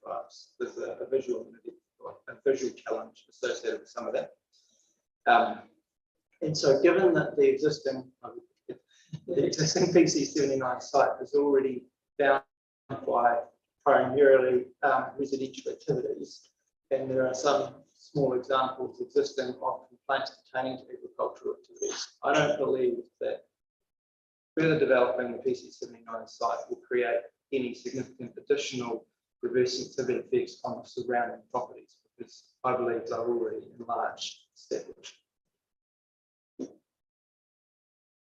But instead of having maybe 4 properties that are of residential nature, we're going to have, goodness knows, albeit slightly lower density proposal around the edges, I recall. But you know, I don't know what the number is, but it's a lot more than 4, isn't it? You're absolutely right. So won't argue with that. There is definitely going to be more people there. The other bit I suppose I look at from a reverse component is that we've got the Kakapa Park, which has popped up not far away from the PC79 site. Yes. And while there are roads and additional roads in between the two, we're going to continue to see pressures on those agricultural practices of the area outside PC79 as a consequence of that park arriving with the proposed high level patronage within. So you can definitely assist in protecting some of the, against some of those reverse sensitivities with a separation belt and buffer zone. They're not just going to magically go away. I mean, do you actually, from your experience, have any evidence of reverse sensitivity problems between agriculture and recreational space, which is what the park is, used, you know, a couple of hours a week by individuals, and then it's not like it's their permanent home and their asset, etc. It's slightly, I would suggest, it's a slightly different chemistry of relationship. So I work quite closely with Selwyn District Council with the domain up in Colorado. All right. Historically, and the land management of that domain, the central part around it, is quite challenging because of even though it's a relatively low level of patronage around it, there are complaints and objections to the use of cultivation, noise, and spraying at certain times of the year. So it does really constrain the types of crops and managements that can go on within it. So that would be one example. The other example, which I'm not as familiar with, would be the example provided in my evidence with the park farm that's put a ban on spraying, of course, because it's offended some people. The odour is offended, even though it is a naturally occurring activity some distance away from where those are recreated.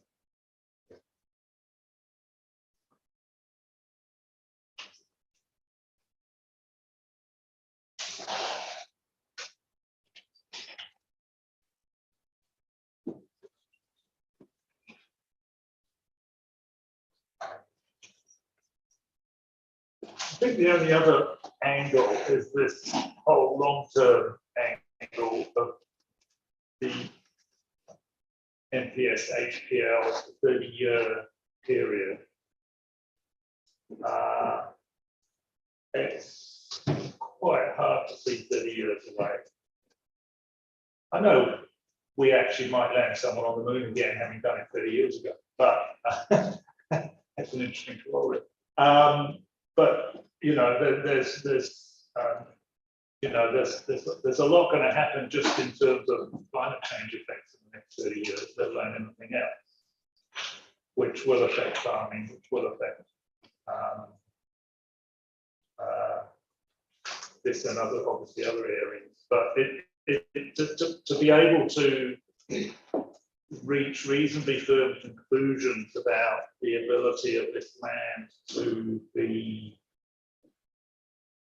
productive, highly productive 30 years out, seems to me quite a big leap. Definitely is a long way. I suppose I look back to look forwards in that respect, and just making a judgment call based on experience. And I'm not much older than 30, so hard to say that I've got eyes back 30 years.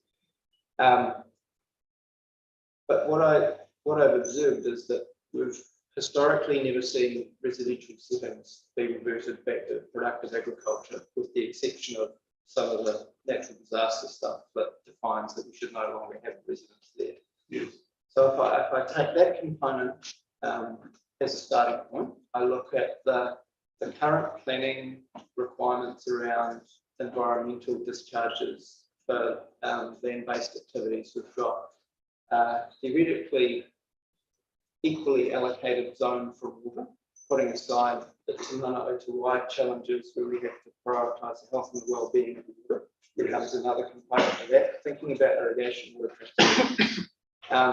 We've got an over-allocated zone with respect to nutrient, and with the technologies that we currently have available, even far-fetched, expensive ones, we're going to really battle to meet the nutrient reduction targets that the community set some years ago, without considering the potential of having to meet 2.4 parts per million in some of our water bodies, right? And everything's connected. So we're on the pathway of having to make further and further nutrient loss reductions, which typically results in a productivity reduction. And so if I look at the nutrient stuff and I look at the residential development stuff and look at the water availability thing and the prioritizations that we have towards environmental, I struggle to see how, if we can't have highly productive uses of land because we don't have the access to the irrigation and nutrients, and we're not likely to go and bowl down the houses and turn it back into a farm,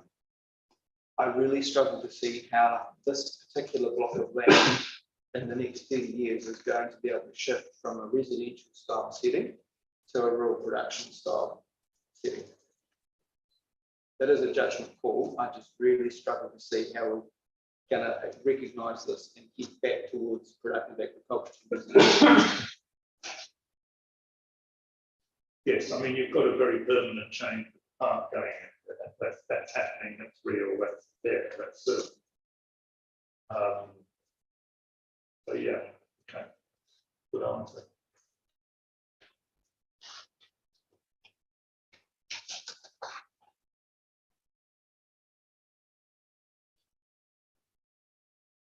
All right, I think that covers all my questions. Thank you very much indeed. That was it.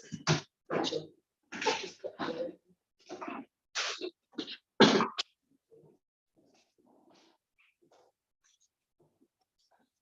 Everybody doing? Surviving? Good.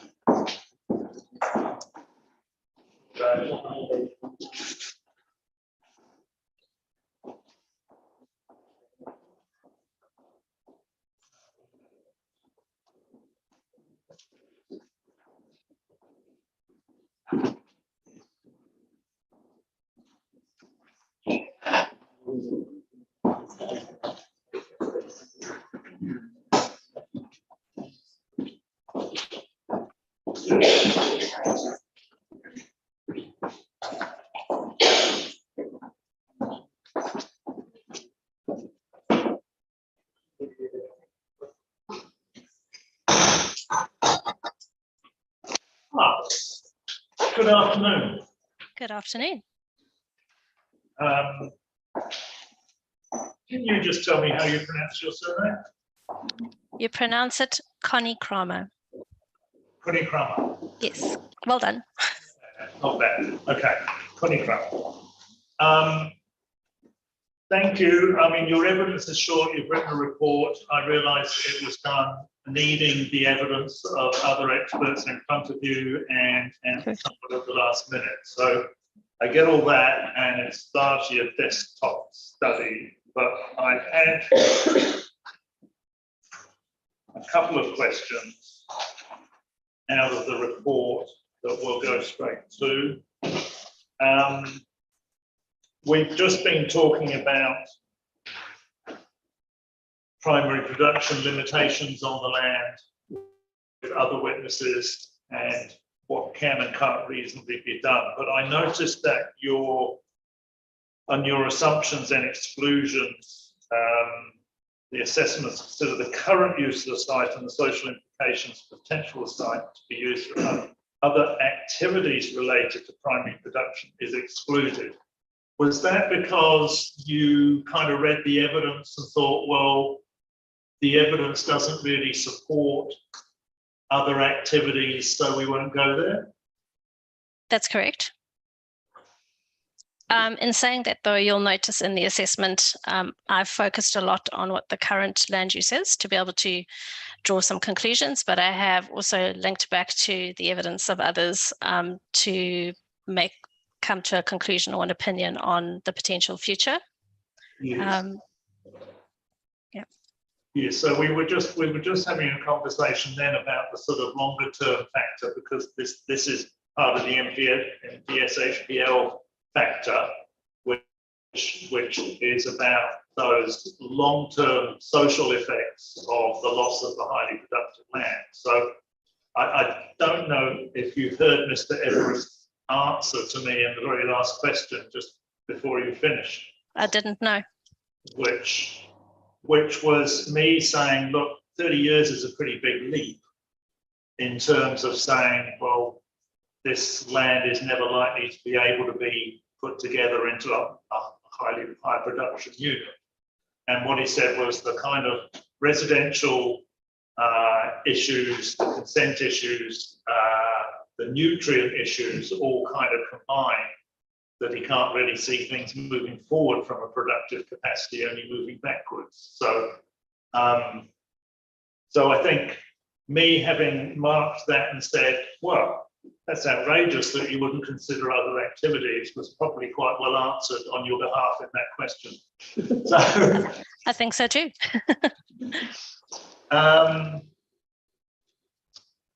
523, page 15, I think is a relatively minor matter. And I think it's about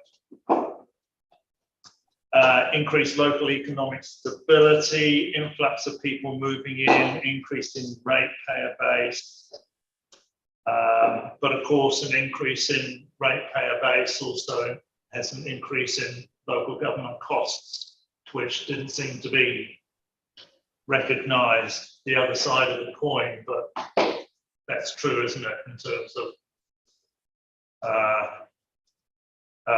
benefit in terms of ratepayer base. There's two sides to the coin.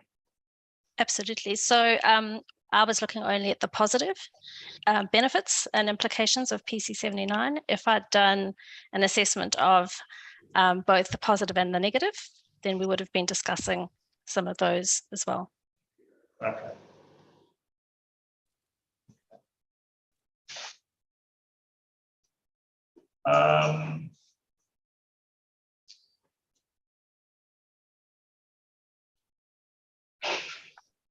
In terms of the negatives,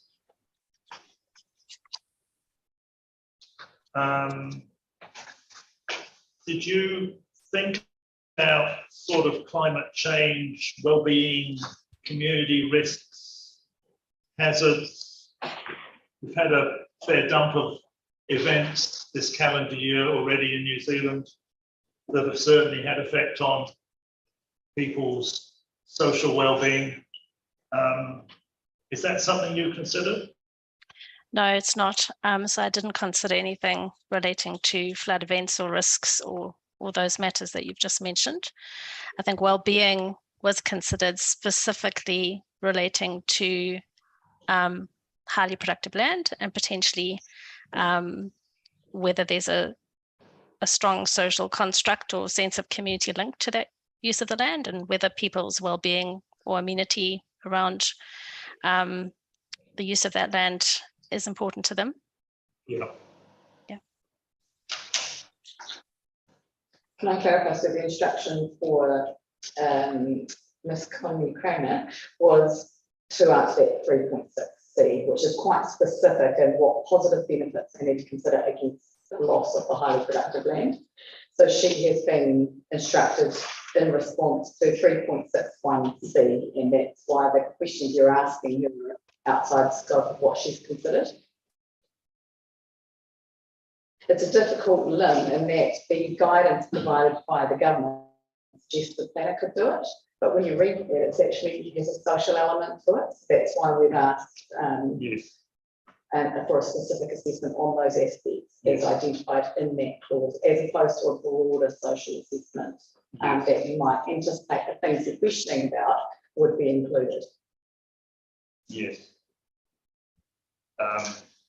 Yes, I mean, it's very broad, but then it's tied to the loss of the highly productive land. Yeah, so the benefits are broad when you look there. So the environmental, social, cultural, and economic benefits of the rezoning outweigh the long-term social costs associated with that loss of land. Yeah. So you're right, there is probably a little bit more fat in that question if you wanted to dive into it.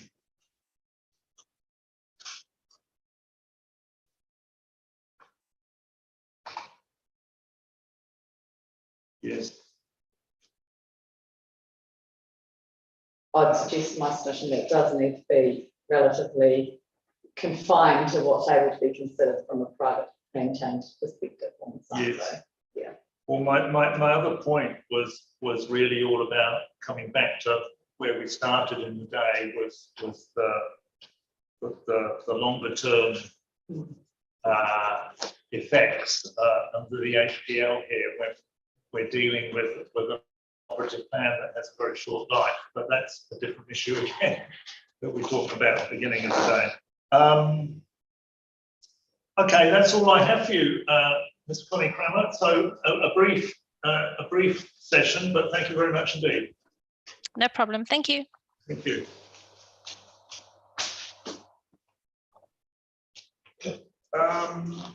Okay. Mr. Giddy, I think only a couple of minutes for you.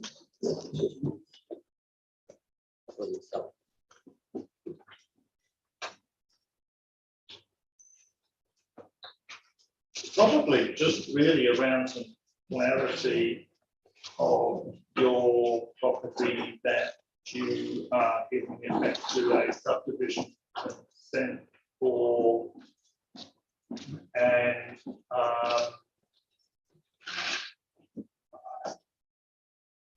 whether that's actually achieved before that consent lapses.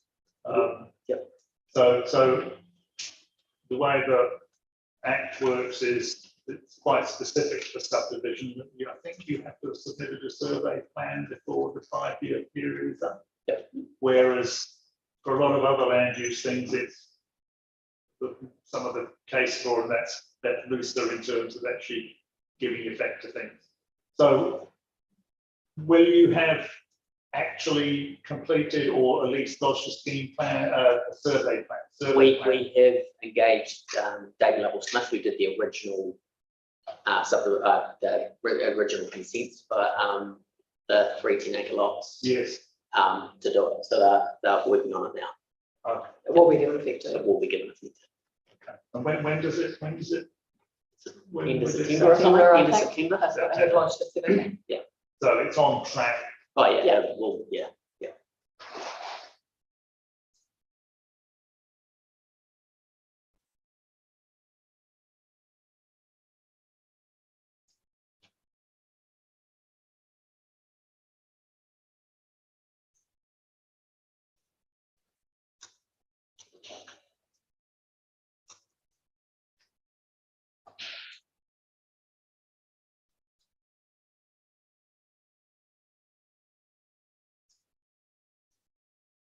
It has been quite a long period to get to this point, hasn't it? It's been a very long, I mean, it's been 3 years in the making. What that has allowed is obviously Ngāi Tahu to very much advance their plans, but we're all at a point where we're simply waiting on some certainty to be able to take the next step. Desperately waiting for certainty, I would suggest. In an environment which the evidence says needs this.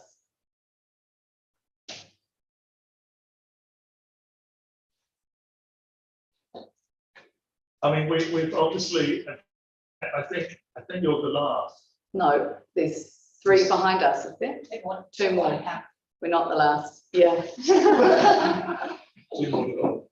one point that was the last? Yeah. Ah, okay. Yeah, and I mean, I think, you know, the Darwin District Council can't be criticised for all the delays because they are managing a huge volume of material that's come on top of it from government. Yes. But it does mean that we have been waiting for a long time to have this hearing in front of you. Yeah. Yes.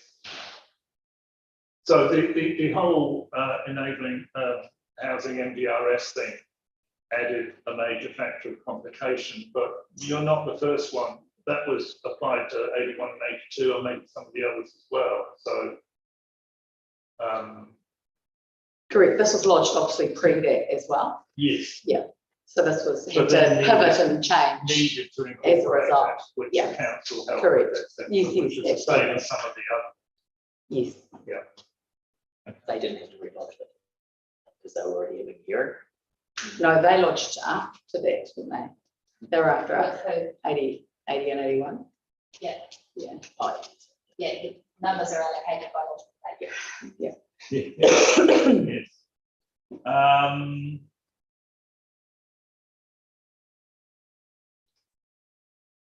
I actually think we probably, most of the matters that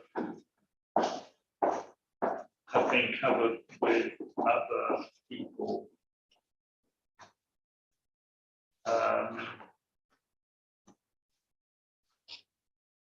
But actually, I don't think I do have anything. But is there anything that you want to take the opportunity to say to me that's relevant to your evidence or reflecting on stuff that you've heard today? I think if you look at my evidence, and we've gone through a number of different plan changes, myself personally within entities that I've been associated with, or my family and things. Yes, that's right. And the fragmented ownership of blocks, and you can see how dysfunctional it can get. We've got an opportunity here with one developer of substance that can develop in most economic times that is completely different to what 68, 72 all have. For instance, I said for my land in Christchurch City Council that we had, it's taken 10 years to get there because they couldn't get the landowners to agree how to get it. We've finally got the infrastructure fund and we've finally got it rezoned. And that's only just happened now. So that's from when it got rezoned, we're now 5 years down the track in order to get any form of comprehensive development. And that's just two of us because we had a big enough parcel of land coming together to make it work.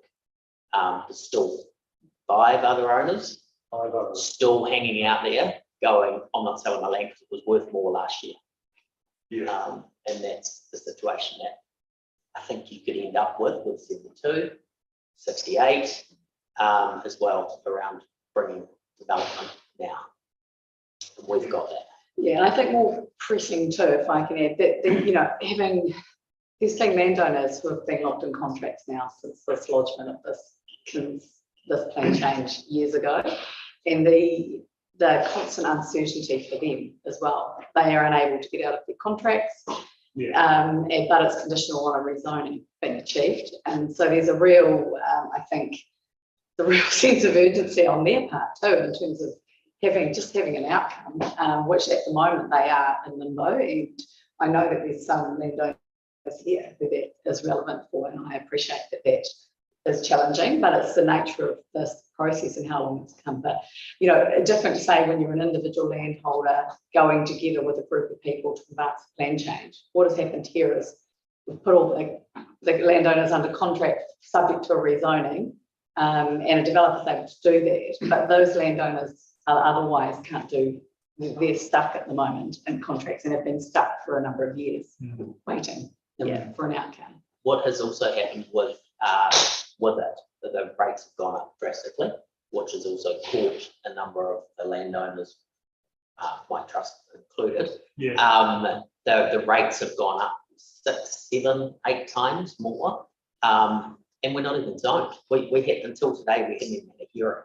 So QV have said that it's highest and best use residential, so that's what they valued it on. And so there's all those things that are driving to some of these landowners completely outside their control, completely outside of all of our control.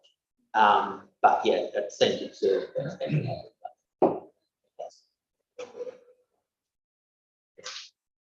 I mean, we have an awful lot of areas within the plains that have a not too different density to what you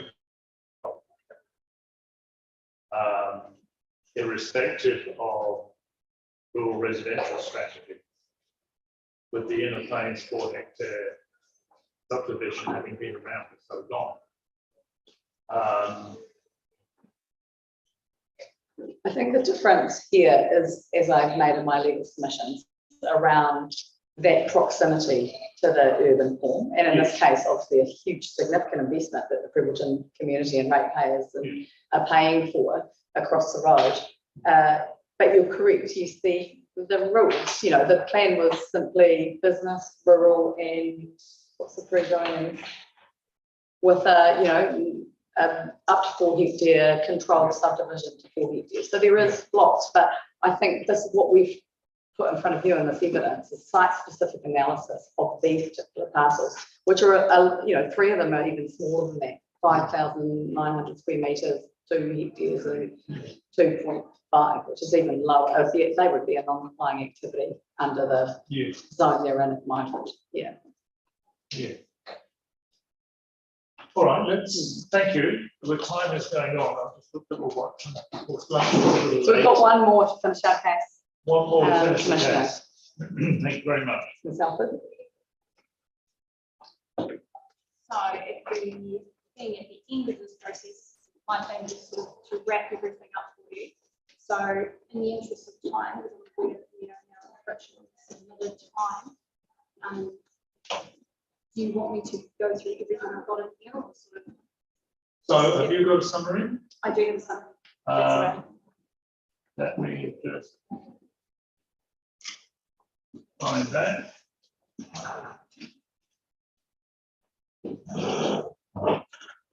And we may be able to touch it a little.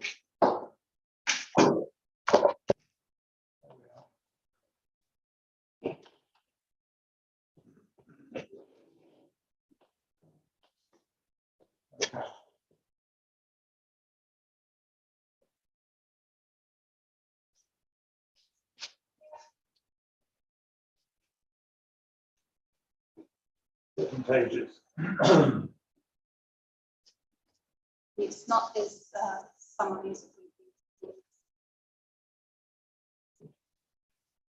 No, I think you better just take me through it.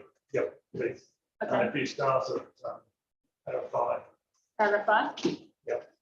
So we've seen that there are a number of considerations in the experts who provided evidence in support of plan change 79. As is succinctly stated in the section 42A report, the issue distills down to whether it is a question of if it should become urban, allowing for residential use, supporting commercial, or remain rural. PC79 will have significant positive effects, economic, social, and cultural, and can adequately address potential adverse effects on the environment as a result of the eventual development, which will outweigh the loss of land identified as highly productive, but with low productive capacity.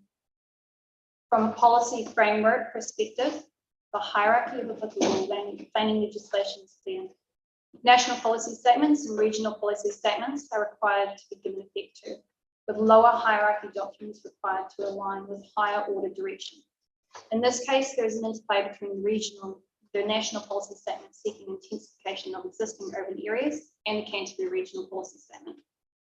I'll discuss this later in my statement in response to the submission by Canterbury Regional Council. The National Policy Statement Urban Development allows for consideration of future expansion areas in certain specified circumstances. As we've heard, Objective 1 of the NPSUD seeks well-functioning urban environments, the elements of which are prescribed by this policy and have been assessed in the application and various experts. In my opinion, the elements of a well-functioning urban environment as defined by the NPSUD are met. Policy 2 requires at least sufficient development capacity, and again, we've gone through that in some depth today. Yeah. A shortfall in development capacity has been identified for Selwyn, specifically by Mr. Colgrove. Mr. Christie has also, in his evidence, identified an unmet need for Maori values and economic self-determination. Policy 6 directs decision makers to have particular regard to the planned urban form anticipated by RMA documents which have given effect to the NPSUD. As discussed previously, the Canterbury Regional Policy Statement has not yet been updated to align with this in terms of areas for future growth. This policy also requires consideration of benefits of urban development consistent with well-functioning urban environments. The benefits of PC79 have been assessed: economic by Mr. Colgrove, social benefits by Mr. Conagramma, cultural benefits, Mr. Christie and Mr. Golenstein, and environmental effects have also been addressed through evidence of Mr. Farrelly with respect to greenhouse gas emissions. As has been discussed throughout the expert evidence, Policy 8 of the NPSUD allows decision makers consideration out of sequence developments so long as they contribute to this well-functioning urban environment and provide significant capacity. I recognise the development is out of sequence, being a new area outside of any of the previously considered expansion areas for Privilton. However, it adds significant capacity and meets the requirements of a well-functioning environment. It is adjacent to Kakaha Park, which is also a new area and outside of any previously considered expansion area for Privilton. I also note no additional significant land areas are recommended to be rezoned in the proposed district plan. Only existing identified areas carried through. Nor am I aware of any council initiated plan change to create residential land in the lifetime of the cooperative district plan. Instead, council has relied on a steady stream of privately initiated plan changes to provide new residential areas, albeit in the areas identified through various strategic documents, such as the structure plans and the rural residential strategies. These documents now are also out of date and need to be considered in the context of the NPSUD. As discussed in the Section 42A report, the delivery of significant capacity also relies on supporting development infrastructure, and conveyance of wastewater was identified as a potential constraint. This was identified as not insurmountable and has now been further addressed by Mr. Marshall. In my opinion, PC79 can pass the Policy 8 test and gives effect to the NPSUD. With respect to the NPS HPL, land-based primary production of the PC79 site is currently enabled through the in-plane zoning. However, much like the enablement of residential intensification, this does not necessarily make it so. We've discussed the current uses of the site, which are more akin to residential lifestyle, which is enabled at a rate of 1 dwelling per 4 hectares, rather than primary production. The existing low productive use and fragmentation through legal property ownership alone would make land assembly for a farming economic unit, as discussed by Mr. Fraser, untenable. Sorry, Mr. Everest. Legal submissions have been addressed, have addressed the use of the site and whether the NPS HPL applies. If the NPS HPL applies, it provides for the urban use of productive land in certain specific and prescriptive circumstances. I have been asked to consider the evidence against these circumstances.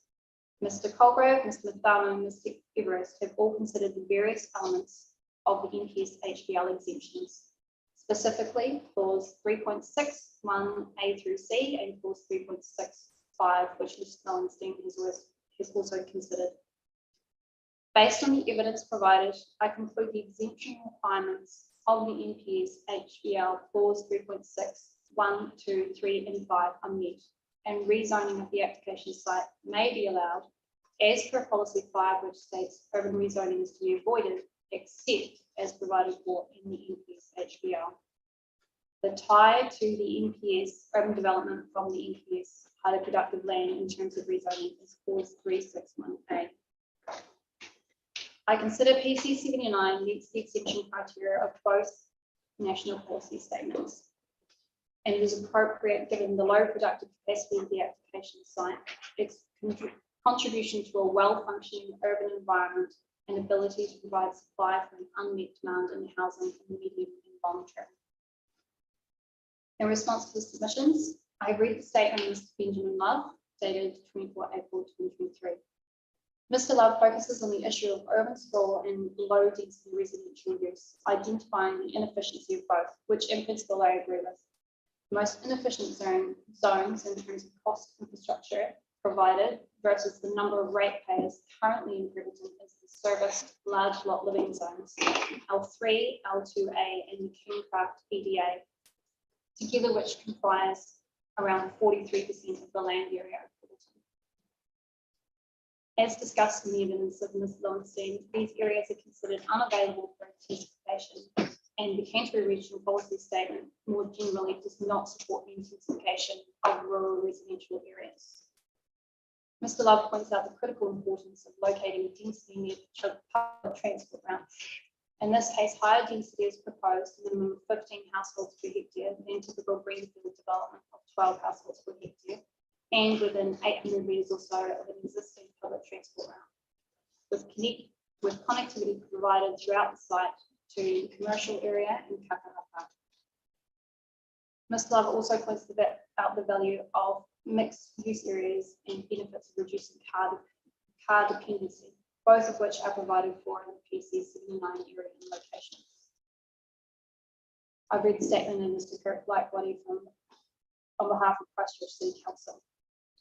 The CCC submission and evidence considers PC79 does not give effect to the NPS HBL, primarily due to sufficient development capacity being provided for already within Prebbleton. As Mr. Lightbody has identified, clause 361A of the NPS HBL can only be used to provide sufficient demand capacity to give effect to the NPS UD. Policy 2 of the NPS UD requires territorial authorities to provide at least sufficient development capacity to meet the expected demand for housing and for business need over the short, medium, and long term. And as discussed, there's some issues with that. Mr. Colgrave has provided analysis and evidence that there will be a shortfall. He's also identified issues with the estimates provided by council with respect to supply and demand going forward. We've yet to see further evidence in response to the concerns raised by Mr. Colgrave. Therefore, based on Mr. Colgrave's evidence, there is insufficient medium and long-term supply, which under the NPS Policy 2 must be provided at all times. I read the statement of the evidence of Mr. Thomas Fraser. While the evidence provided by Mr. Fraser is predominantly to do with the matters addressed by the expertise of Mr. McCartney and Mr. Everest, he has raised a question regarding alternative locations for future expansion of Prebbleton. Ms. Lowenstein and Mr. McCartney have provided more evidence on this in their hearings summaries today. The area suggested has the same zoning as the application site and the plans, fairly similar uses, 4 hectare rural lifestyle blocks, and a large number of property owners, depending on the size of the area you're looking at, up to 30 different landowners. Shands Road has developed as the western extent of Prebbleton. This is supported in the evidence of various experts involved in PC79. In order for the urban extent of Prebbleton to jump this road, a similar process of investigation and assessment as for PC79 would have to be undertaken. While Mr. Fraser has suggested the presence of the power lines is not insurmountable, it would lead to a fragmentation of the urban form and inefficiency in terms of servicing and likely economic feasibility issues due to land which could not be used.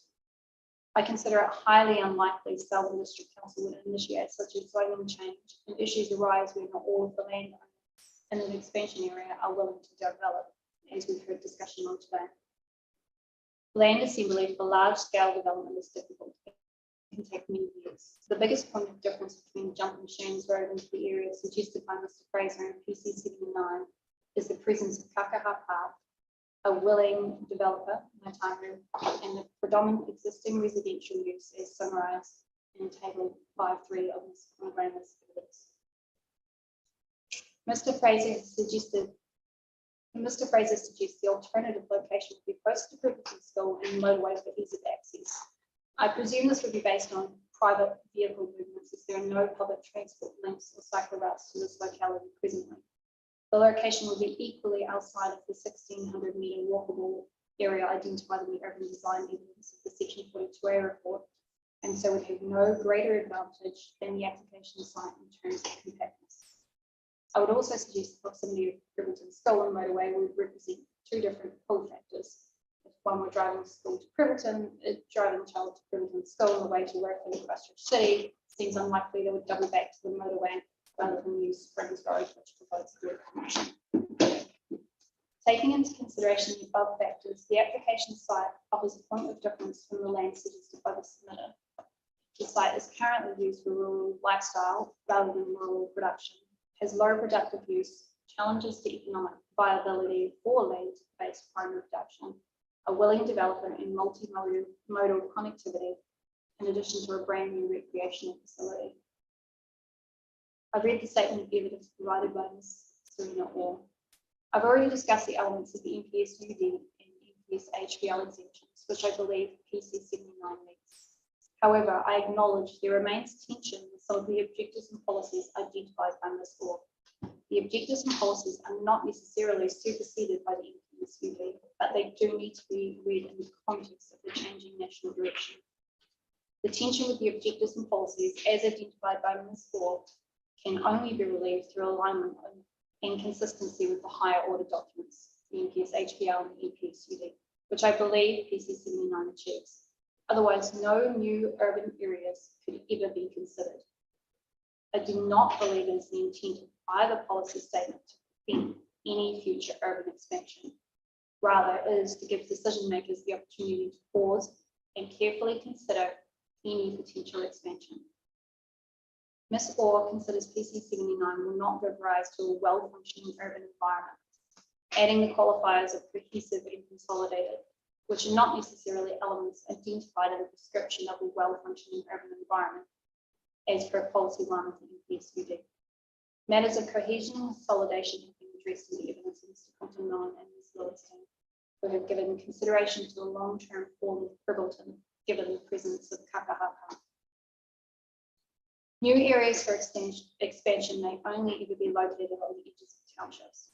However, Objective 6.2.1 does not allow for consideration of new urban areas, period.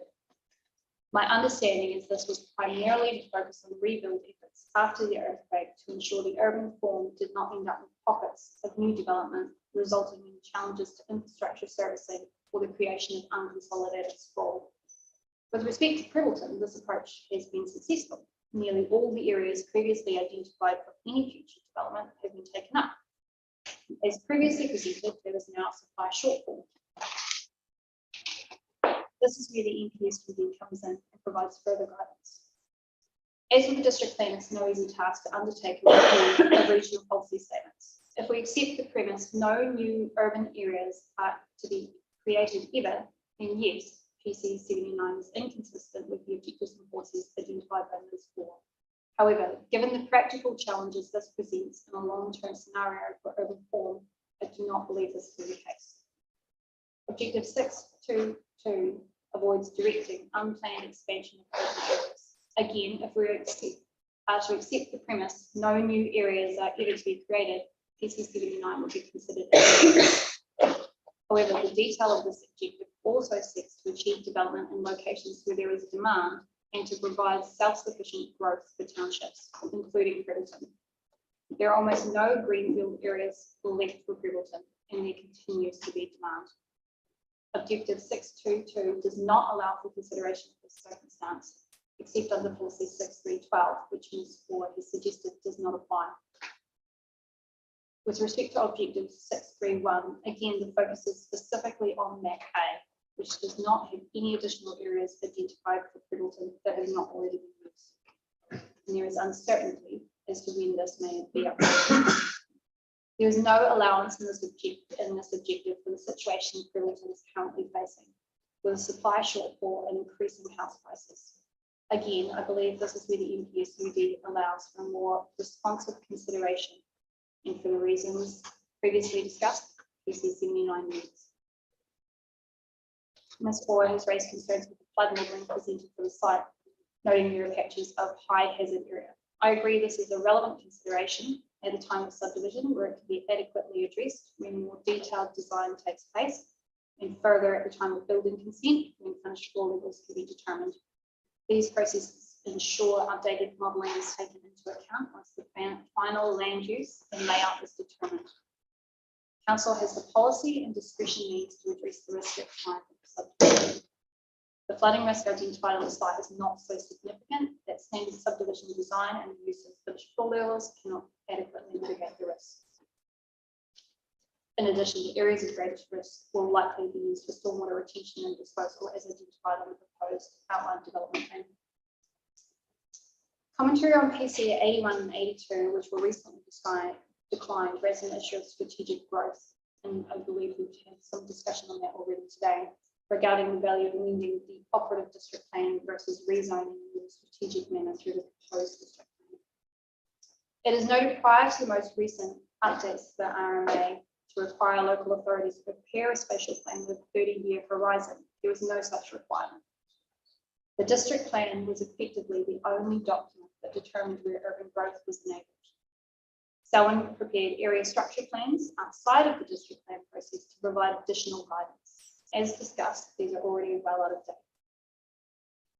The operative Selwyn district plan was notified in 2 volumes, a rural volume in 2000 and a township volume in 2001, with the majority of the provisions being made operative in 2008 and the entire plan becoming fully operative in 2016. This illustrates the long timeframes associated with a district plan review, despite the requirements under section 79(1) of the RMA for a review every 10 years. Over 15 years transpired from notification to becoming fully operative. It is noted the current district plan review was started in 2015, a year before the current operative plan became fully operative. It was notified in October 2020 and now in May of 2023, finally heading towards hearings. There was no requirement for all of the developable land to be used before introducing an updated district plan. This would be impractical and cause significant delay in providing for unmet demand if owners of urban zone land were simply not willing to develop. Incorporating rezoning on a long-term horizon within the district plan process would, in my view, add significant complexity and cost, and in the interim, uncertainty to a process which has already had significant delays. Selwyn has not typically proposed zoning changes, rather they have relied on private developers to make the appropriate investigations, investment and application for private plan changes guided by district strategic growth documents. Private plan changes offer the opportunity to react and provide for an unmet demand in shorter timeframes than an entire district plan review, supported in this case by a willing developer. I understand there is a question of whether changes to the operative district plan are appropriate with respect to new directions for growth, given its imminent end. However, based on the timelines associated with the current district plan becoming operative, the suggested replacement of the operative plan in 18 months might be optimistic. I'm aware, as Alex has discussed earlier, of other district plans going through review processes where it's a combination of operative chapters, proposed chapters, and sort of a rolling operative manner where certain parts are operative, but certain parts of the old plan remain in place. In my opinion, district plans are not easily updated as a whole. There's a process which takes significant cost and time. These are not documents which can easily pivot with changing circumstances. However, plan changes, private or council initiated, do allow changes to be made without requiring full review. That is not to say that private plan changes are easy or undertaken on the whim. As we have seen, there is considerable amount of evidence and expertise that goes into establishing whether a site is appropriate for the proposed zoning. Mr. Compton-Mowen and Ms. Lowenstein have provided considerable assessment of the long-term form of Riverton, taking into consideration the current context and policy direction from both the operative and proposed district plans. The presence of Kakaha Park has extended the urban limits south already. Until recently, there was no spatial or long-term strategic requirement of councils or district plans. The contents of what must be included in a district plan are specified in section 75 of the RMA, namely objectives for the districts, the policies to implement those objectives, and rules, if any, to implement policies. The preparation of a spatial plan with a 30-year horizon, the Greater Christchurch spatial plan is underway, a process separate to the district plan review. Background documents and high-level maps have been released as part of the spatial plan process. These show a wrapping around of Brittleton. So the plan so far is light on detail, with the results of consultation anticipated sometime in May. Given the uncertainty of timeframes, the level of detail to be provided in the Greater Christchurch spatial plan, and the urban form analysis provided by Ms. Lowenstein, aided by Mr. Compton, amendment of the operative district plan coupled with the submission of proposed district plan is, in my opinion, the appropriate process for PC79. On balance, based on the evidence provided with respect to unmet housing demand and low productive potential of the application site, PC79 can meet the exemption requirements of both the NPS-UD and the NPS-HPL if it is considered applicable. Further to this, the elements of a well-functioning urban environment as prescribed for the NPS-UD can also be met. Constraints have been identified to the future expansion of Brittleton to the west, north, and east. The presence of Kakaha Park to the south of the township provides a corner anchor. Ms. Lowenstein and Mr. Compton have provided an analysis of the constraints and offered an alternative for the future expansion of Brittleton to the south. This direction is consistent with and is adjacent to the SDC Advanced Urban Park, Kakaha Park, already partially completed and in use. In conclusion, based on the evidence provided, the proposed rezoning represents the highest and best use of the application site, given the location, constraints on productive use, and contribution to addressing a shortfall in housing supply. It is more appropriate than the existing zoning. Thank you. Very good. Then you have the possibility of a whole new piece of legislation to deal with in 6 months' time. No, I'm exhausted thinking about it. Yeah. Look, if the new legislation doesn't make planning processes lighter on their feet, then it's wasted its time. So I concur with the moribund nature, and it's not just here, it's everywhere of planning processes. You know, hence all the other different things that have been built into the Act in recent times with COVID consents and calling the you name it. So I'm going to go backwards a little bit, and I'm not going to spend too long because I do want to get to the submitters. They've been very patient today. Wrapping around, where was it? Paragraph 48. I just want to make sure I understood, not that I want to drill down too much into this, but background documents and high-level maps are released as part of the spatial plan for show a wrapping around of Brittleton, essentially incorporating into the city of Christchurch. Yeah, So, you know, there's been a very strong policy desire to keep a open rural gap between Rolleston and you know, and retain it, if you like, as a separate entity, albeit local authority and somewhat arbitrary. That's not what you got from what you've seen. The draft plan that I've seen is very high level, and I don't know that it necessarily provides any clear direction.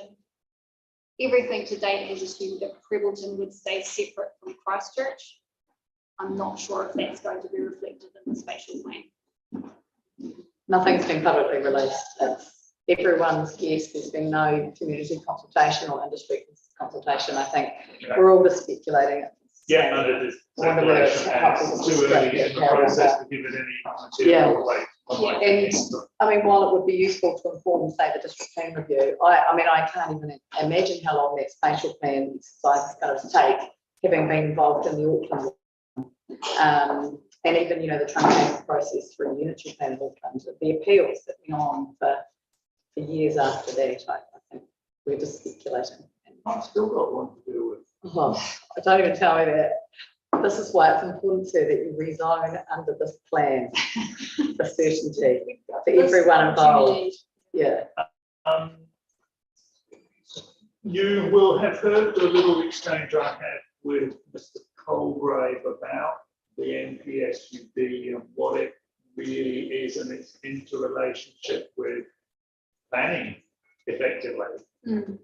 And being an economist, he's not one to interfere in the free market. So he's supporting what I was my sort of the interpretation I was throwing in, but the NPSUD, you must provide that capacity. You don't have discretion, and yet we're in a regional policy statement environment, which was very much command and control.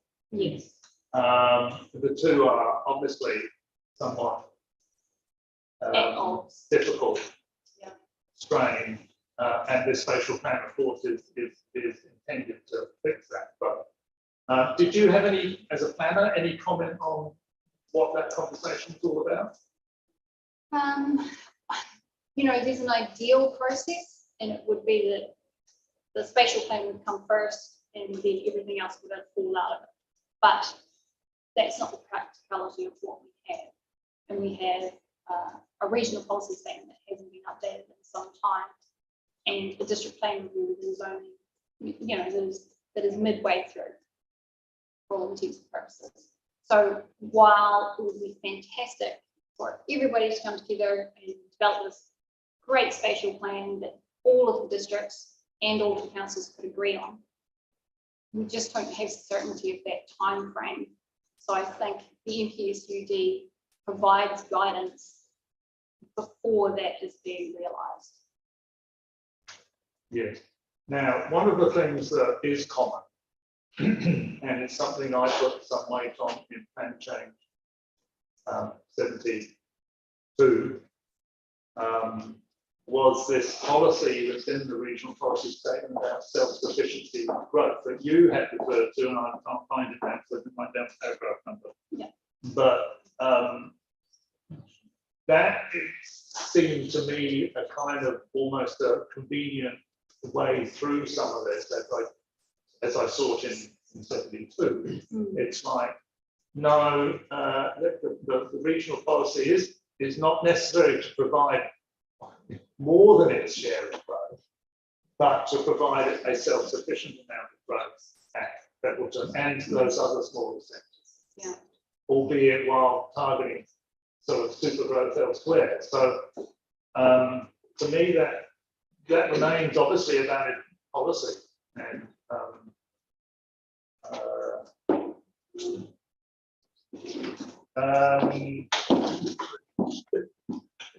now, the only other thing I really wanted to throw at you was, and I must admit, I haven't been back to the original plan change request document, but did you consider additional or change policy with regard to the operative plan kind of growth direction policy in the operative plan as needing to be embraced by your plan change request in order not to have that sort of very stark policy conflict? So in the original objective and policy assessment of the operative plan, that's what you're referring to? Yes, I've been back and looked at your assessment of objective policies on the region and the district. I'm sort of referring to that, and you can see that the plan change request isn't consistent with that, but it was open to you to say, as part of this plan change request, we're changing that policy. Thank you very much. Yes, and to some extent we haven't, I'm just going to say, revised a lot of the policies around that, mainly because there wasn't a direct conflict. There's very little specific objectives and policies to Prebbleton specifically. Yeah, and because we are also seeking to use a new zone, it was sort of more wrapped up within the new zone, which the objectives and policies surrounding that were actually provided by Salem District Council, because they knew they were going through the variation loan process and they wanted everything to align. So there wasn't a real need for us to tinker with that. We can go back and consider whether what we think, if there is some sort of softening between the chapters, and whether that's within scope of our request. Is that what it is? Yeah, I'm not sure it would be, but Yeah. certainly have a little dwell on it. Yeah. Yeah. Okay. All right. Thank you very much indeed. Good evidence. We are going to grab a cup. I'm going to grab a cup of coffee and pretty much. Can I just have one? Yes. What I did after I listened to Mr. Everest, I just asked him to go and speak to the urban designers. I wanted to be confident that Mr. Everest, on the premise of his comments that he made about reverse sensitivity, Yes. that what we were doing, whether that would be appropriate, and could he go and speak to them about any changes that might be necessary in that strip to ensure that that reverse sensitivity doesn't occur between activities. Yeah. He has provided some comment. I'm wondering whether it might be useful while he's here to address that, or whether, because otherwise that would have to be done by replying a technical comment just before the submitters present. Yes, let's do that. I think 1 minute. This minute. Yeah, if that's all right, 1 minute. Just because I had thought that I would have to do a legal reply with making sure that we are confident from a farming perspective as well as an urban design perspective of the interface. Yeah. Thank you. Yeah, sorry. So for clarification, I had a chat with, spoken with Carl and talked about it. So the 5 metre setback, if it's there, it will achieve very little. However, the intention is to try, and I talked about odour, light and noise. If we can push the odour and noise upwards and screen light at low levels, and that can be achieved within the 5 metre buffer setback, there'll be no reason that that couldn't be functional in the way that it forms. It just probably requires some of the skills and eye to establish something that will actually achieve that functional form. So we will work with the urban design. Are we anticipating that a sort of close-boarded acoustic fence would be buried in the buffer? We'll have to talk about some of the time, but I think what we want to ensure. Vegetation doesn't stuff all this. Yeah, so I think what we will look at doing is including something in the narrative which makes sure that we've got confidence with that interface based on some of the comments Mark made from a farming perspective, which we hadn't probably considered earlier in detail. Okay. Yep. Thank you. I get that totally.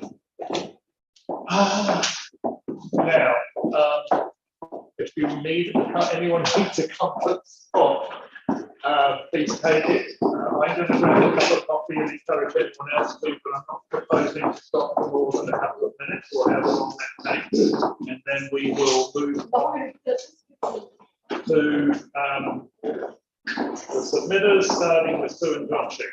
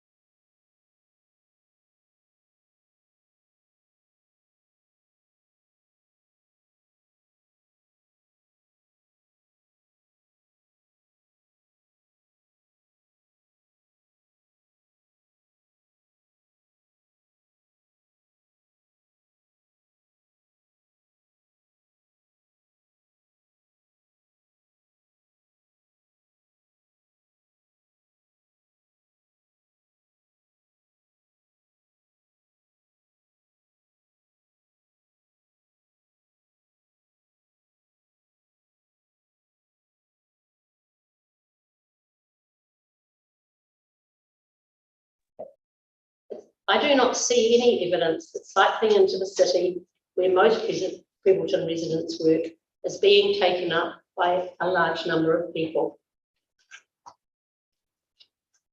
So in conclusion, Plan Change 79 should be declined for the following reasons. It has no satisfactory site context and that it is a complete outlier.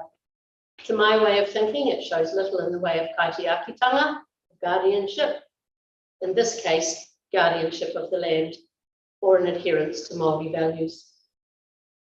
It will be another major contributor to climate change and traffic congestion in both the Selwyn and Christchurch areas, as well as compromising the safety of many pedestrians, cyclists and drivers. It sits outside of the town boundaries and will indeed be a peculiar urban addition amongst rural land. It seeks to utilise some of the best soils,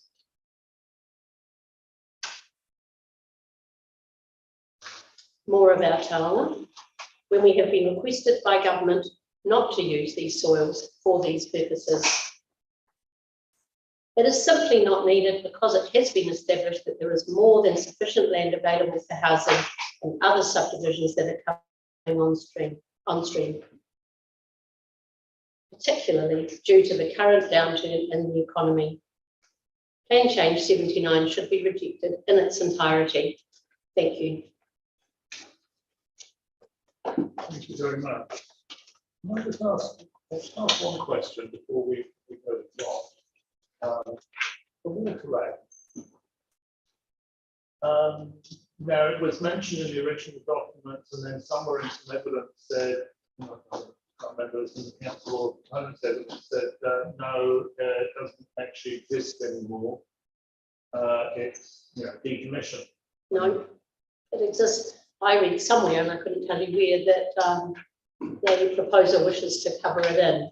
And I can confirm that. I have put that as a reply. We're not planning to touch the water race. Sorry? Outside of the boundaries. Sorry?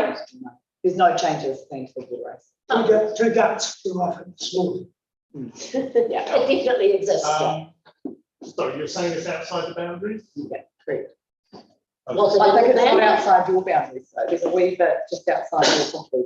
Right, It's outside our boundaries. It's outside. And it the goes boundaries. across the road to Yeah, the. correct. So that's what Mr. Marshall was referring to earlier, I think. Yeah. Flow, yeah.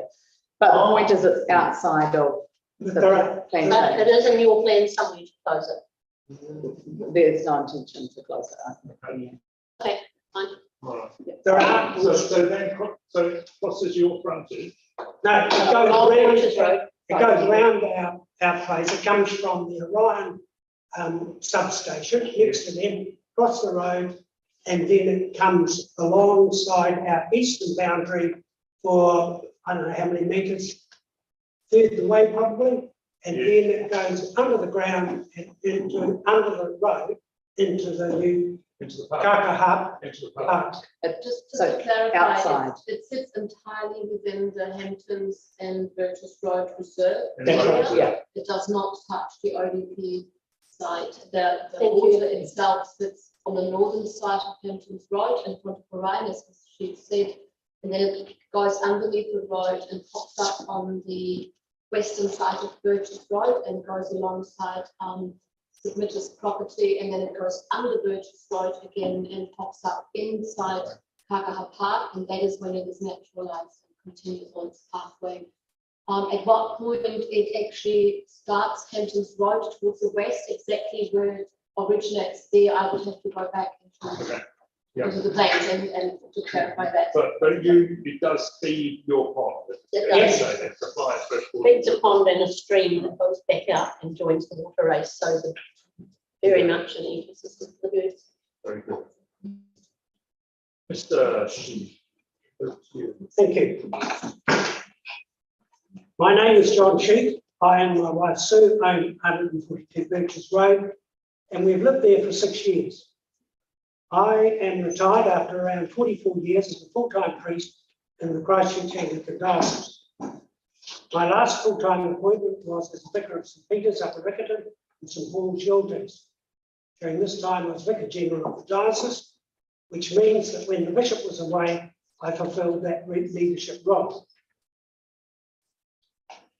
Now, I just wanted to say a little bit about the process. The original notification that we had to submit to talked about 400 residential sites. And when talking with other people, ordinary people in the district, they thought 400 sections, 400 houses. And later on, we find out that in fact that there could be, it changed without any public notification to 856 residential allotments based on a minimum size of 400 with the possibility of 3 residential units per site. So my math said something like 2,586, which for ordinary people is a lot bigger than 400 residential units.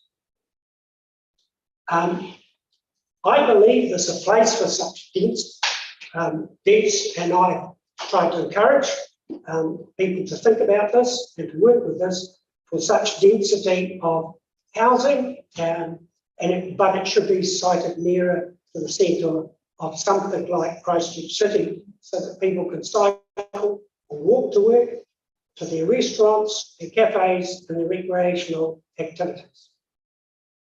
Such density as detailed in PC79 does not belong in a rural area. When we bought our property on 142, we wanted to live in a rural setting. As my wife said, we checked with the Selwyn District Council and understood that the land around us would always be rural land.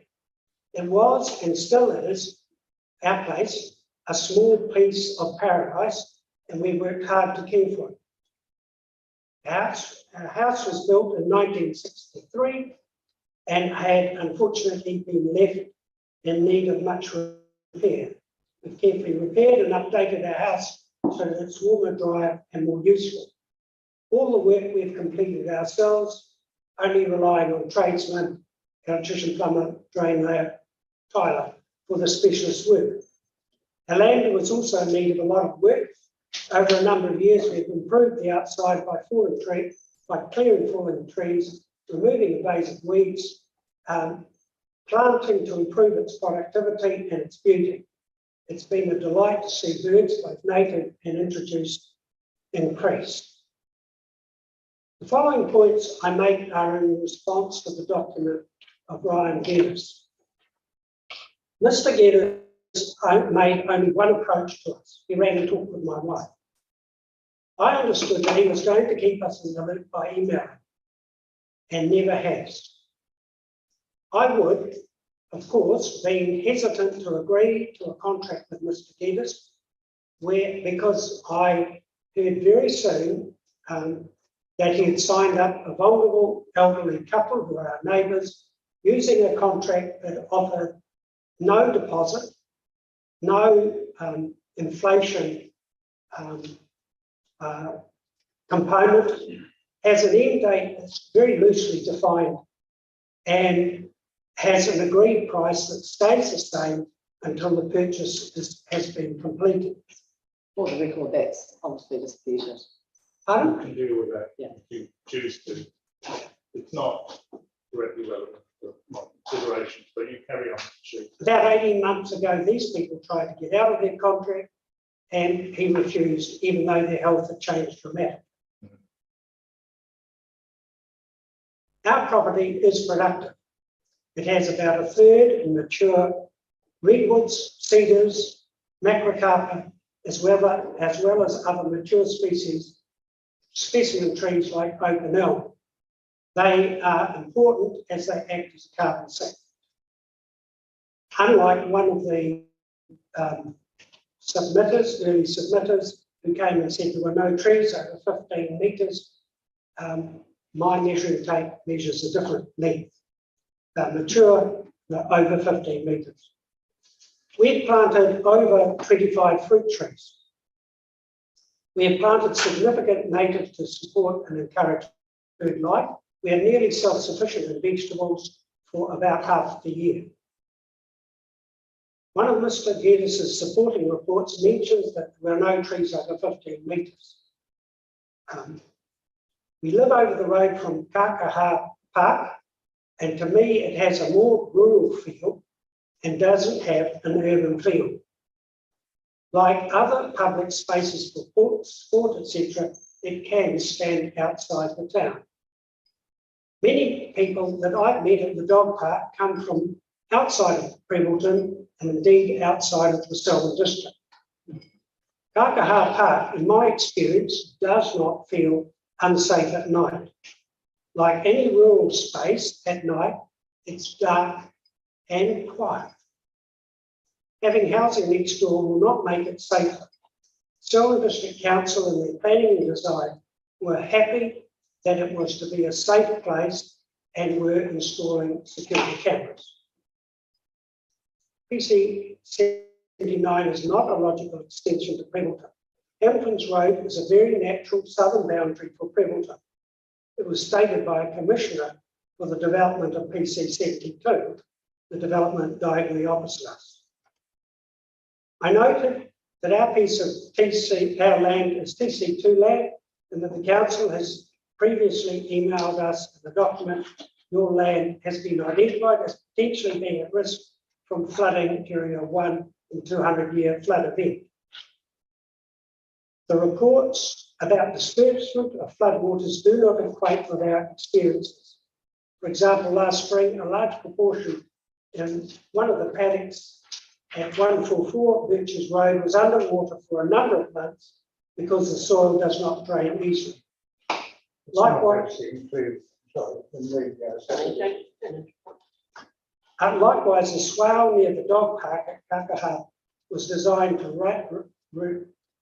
drain water, but has remained full. Now, I understand that Prebbleton School is very close to its maximum, and people talk about how far away Prebbleton School is from this subdivision. If there has to be a school placed in PC79, there will be another big stream of cars coming from outside. I've only just seen today the pictures about the commercial area, and I heard that cars driving past will stop. I found it hard to see where they'll stop unless they use Kakaha Park's parking, because there's no provision for parking. And in the subdivision itself, in the fly-through, I thought, where would I put my car? I have an electric car. Where do I park it so I can plug it in? I just think PC79 belongs somewhere else, not in this piece of land. Thank you. Thank you, Mr. Chief. You've been very clear. We won't engage in the details of contracts and things like that, because that's while you are entitled to say what you want to say, it's not going to have much bearing on my recommendation, but you're entitled to say what you want to say. Okay, thank you very much for that. The message is very clear. We are going to move, not 2:45, 4:15 or whatever it is, to Tony Sutton. Hello. Hello. Tony, do you want to come forward? You can sit.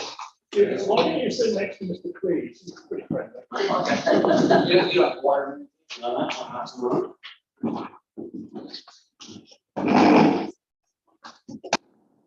Mine's quite a short and sweet, so yeah, short and sweet.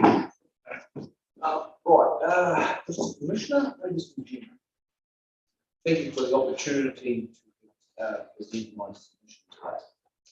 My name is Tony Sutton. Yes. Together with my wife Nicola and Family Trust, we own a 6-acre lifestyle property at 160 Birches Road. It's right opposite the car park of the almost newly completed critical integration facility.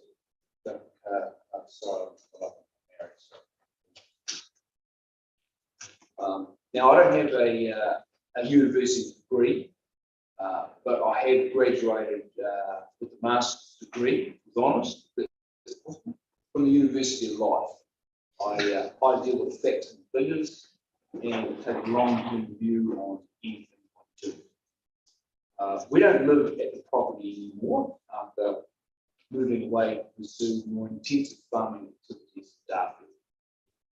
We bought the property 20 plus years ago when it was in the country. Farmed there quite happily for several years. However, latterly, it became obvious it was not sustainable to continue to reinvest in the farm. We moved to Darfield and embarked on a slightly different type of farming. Looking across the road from the driveway at 160 Birch Road, you used to be able to see paddocks, sheep, and horses. Now we have a spectacular view of the recreation facilities car park. You can even read a book at night from the lights the council have installed, presumably for security purposes. It's even better at rugby training time when the lights are on full. You don't need anything at all. At tenants, we would rent the house. The tenants actually installed a cane fence attached to the gate to try and reduce the light to the house. Not very rural. Casting my mind back a few years when we were operating the farm, I still remember telling my customers when they remarked about the amount of development and traffic on the road that we bought in the country to have a residential lifestyle in the country, but it was quickly becoming not. I also remember telling them that the property was either too big or too small.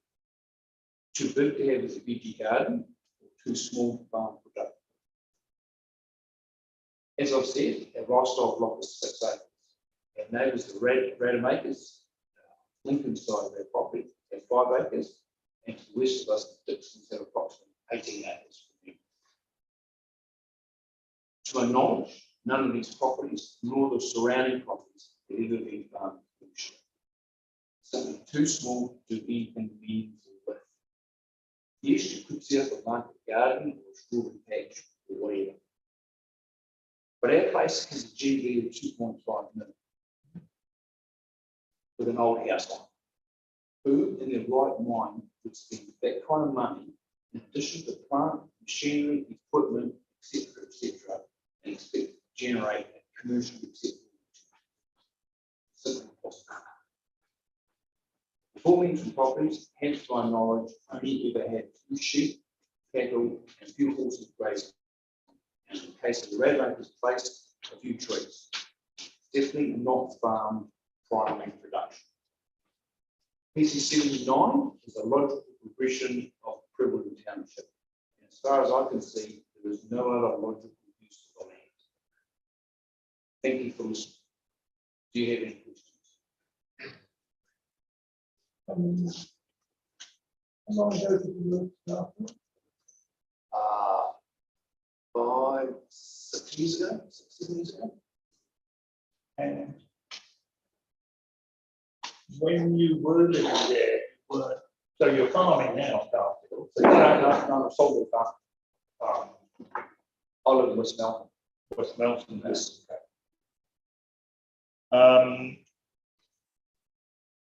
When in the period where you did own it, did you ever try and, what was your sort of productive operation? Okay. Just growing sure. stuff for yourself, or yeah, well, no, we had our own veggie garden and all that sort of stuff. Yeah. We'd have a few sheep, have a few cattle and all that sort of stuff, but you've got a supplementary feed in the winter, and sometimes in the summer because it dries off, it's quite dry. We're running a small poultry unit, so we were rearing day-old pullets for the local market. They were going all around, they were going to the coast, Chatham Islands, down south, really and we're doing very well, very well.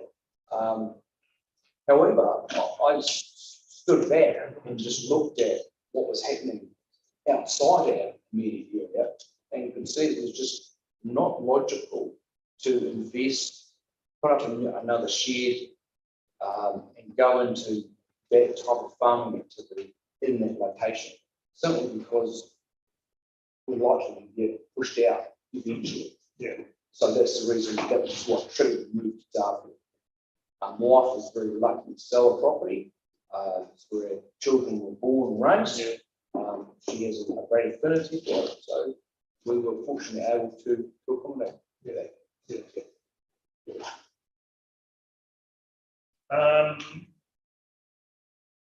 And from your tenant's perspective, the lights are a material problem. Yes, they are. Sure. Thank you. Sorry, can I ask you a question? Yeah. But have you been down to the site? I am reasonably familiar with the site. I was planning to be at the site about now. Okay. Yeah. I am going to the site as soon as we finish this. Right. Now, can I suggest that you go down there on a regular training night? Is tonight a rugby training night? Don't know, I'm sorry, but I see the kids are playing on the field here, so maybe it's Tuesday, Thursday. Is it Tuesday? Monday, Tuesday, Wednesday, Yeah. Thursday. Go down there and have a look on a rugby training night, and you'll see what I mean by this like daylight. Yeah. Okay. Well, I might be hitting it about right. Yeah, well, you might be careful on the way there, I guess. All right. Thank you very much. Thank you. Now, finally, today, Sam's still here and want to do your bit, Sam? I can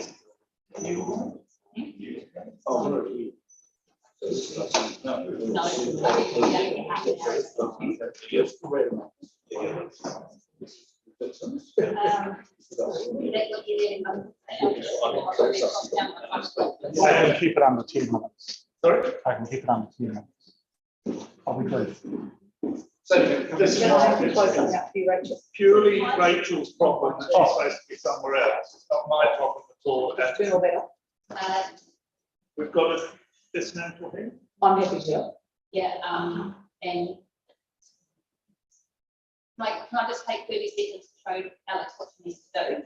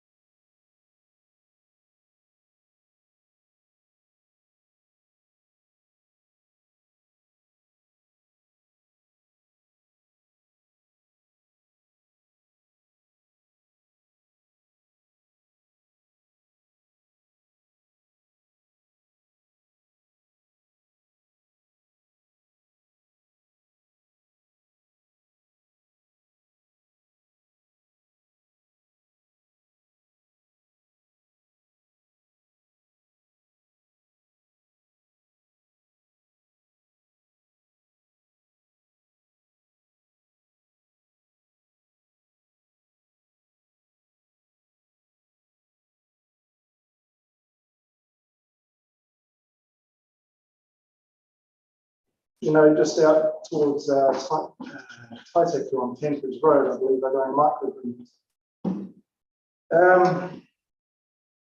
And let's not forget, on 1 hectare of land, just looking out the window, to give an idea, you're looking at employing 10 people full time on intensive market gardening. There is no argument.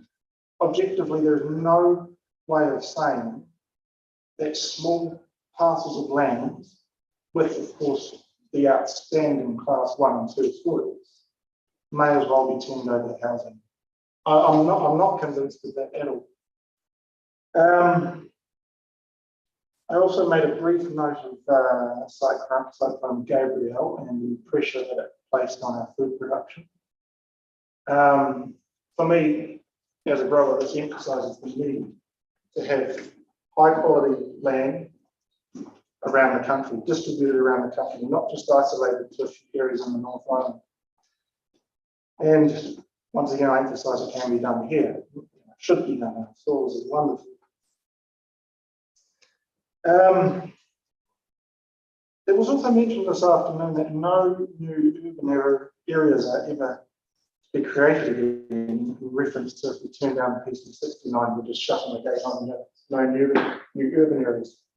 Now, I haven't got the information in front of me. This is just off the top of my head from what Professor Keith Cameron said at Lincoln University, who works in the soils division. If I remember correctly, and this can be researched, 97% of the Canterbury Plains are made up of the poorer classes of soil. 3% is what he stated. 3% make up the highly productive lands. I'm not anti-housing, just put them in the right place.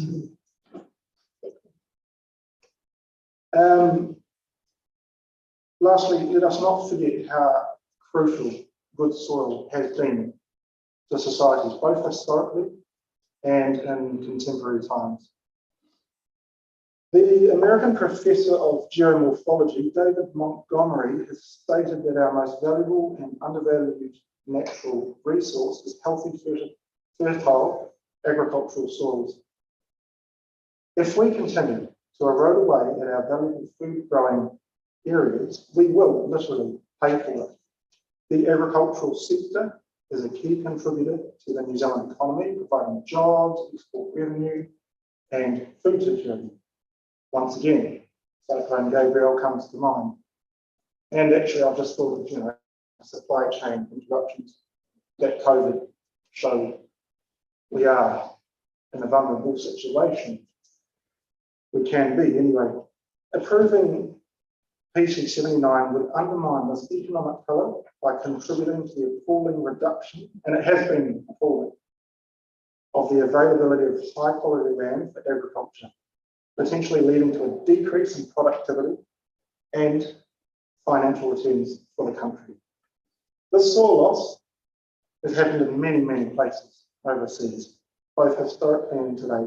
And we in New Zealand should no longer be tolerating it. My first point on the NPS HPL, although I didn't expand on it for obvious reasons, I plead with you to take that into serious account. Thank you for your time. Thank you. Couple of questions. You've obviously drawn comparison with your own operation, which is here in Lincoln in this vicinity or where it is. You've heard a lot about the soils of the site. Yeah. Are your soils similar type? Class 2. Class 2? What? Yeah. Well, we've got the air soil and the other one. I remember off the top of my head, but there were two different soils on the site. What were the Templeton? Templeton. Oh, I see. Yeah. I'm just trying to make some sort of technical comparison that there is that sort of relativity between yours can reasonably be made. So yes, Templeton as well, where I am, from what I know. And yes, I think I'm on the edge of class 1, according to the maps that I've seen online. I'd be mostly class 2, which I understand is 79. That's big. Yeah. It's all quite fast one. And the other big issue, there's a big deal being made about irrigation and moisture and security of that. Now, is your operation reliant on irrigated water? Yes, I need to irrigate during the summer. Obviously less in the spring and the autumn. In the winter, I don't irrigate. I might add, if I may, part of the definition of that highly productive soil is its ability to reduce inputs such as it's got better water holding capacity. So you're reducing the need to irrigate as much as you would on, say, Rolleston soils.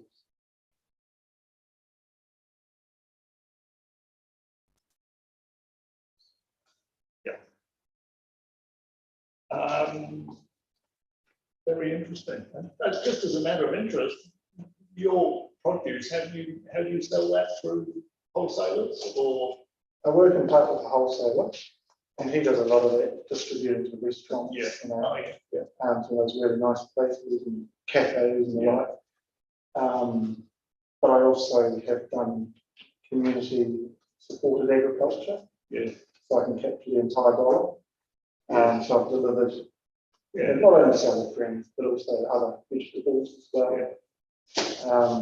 It's a very pleasurable job, and the soil makes it a lot easier. What a nice day. Yeah, it's very helpful too. Yeah. All right. Thank you very much for your contribution. Thanks for having me. And I'm sorry we kept you a bit late. Sorry we kept everyone a bit late. Planned.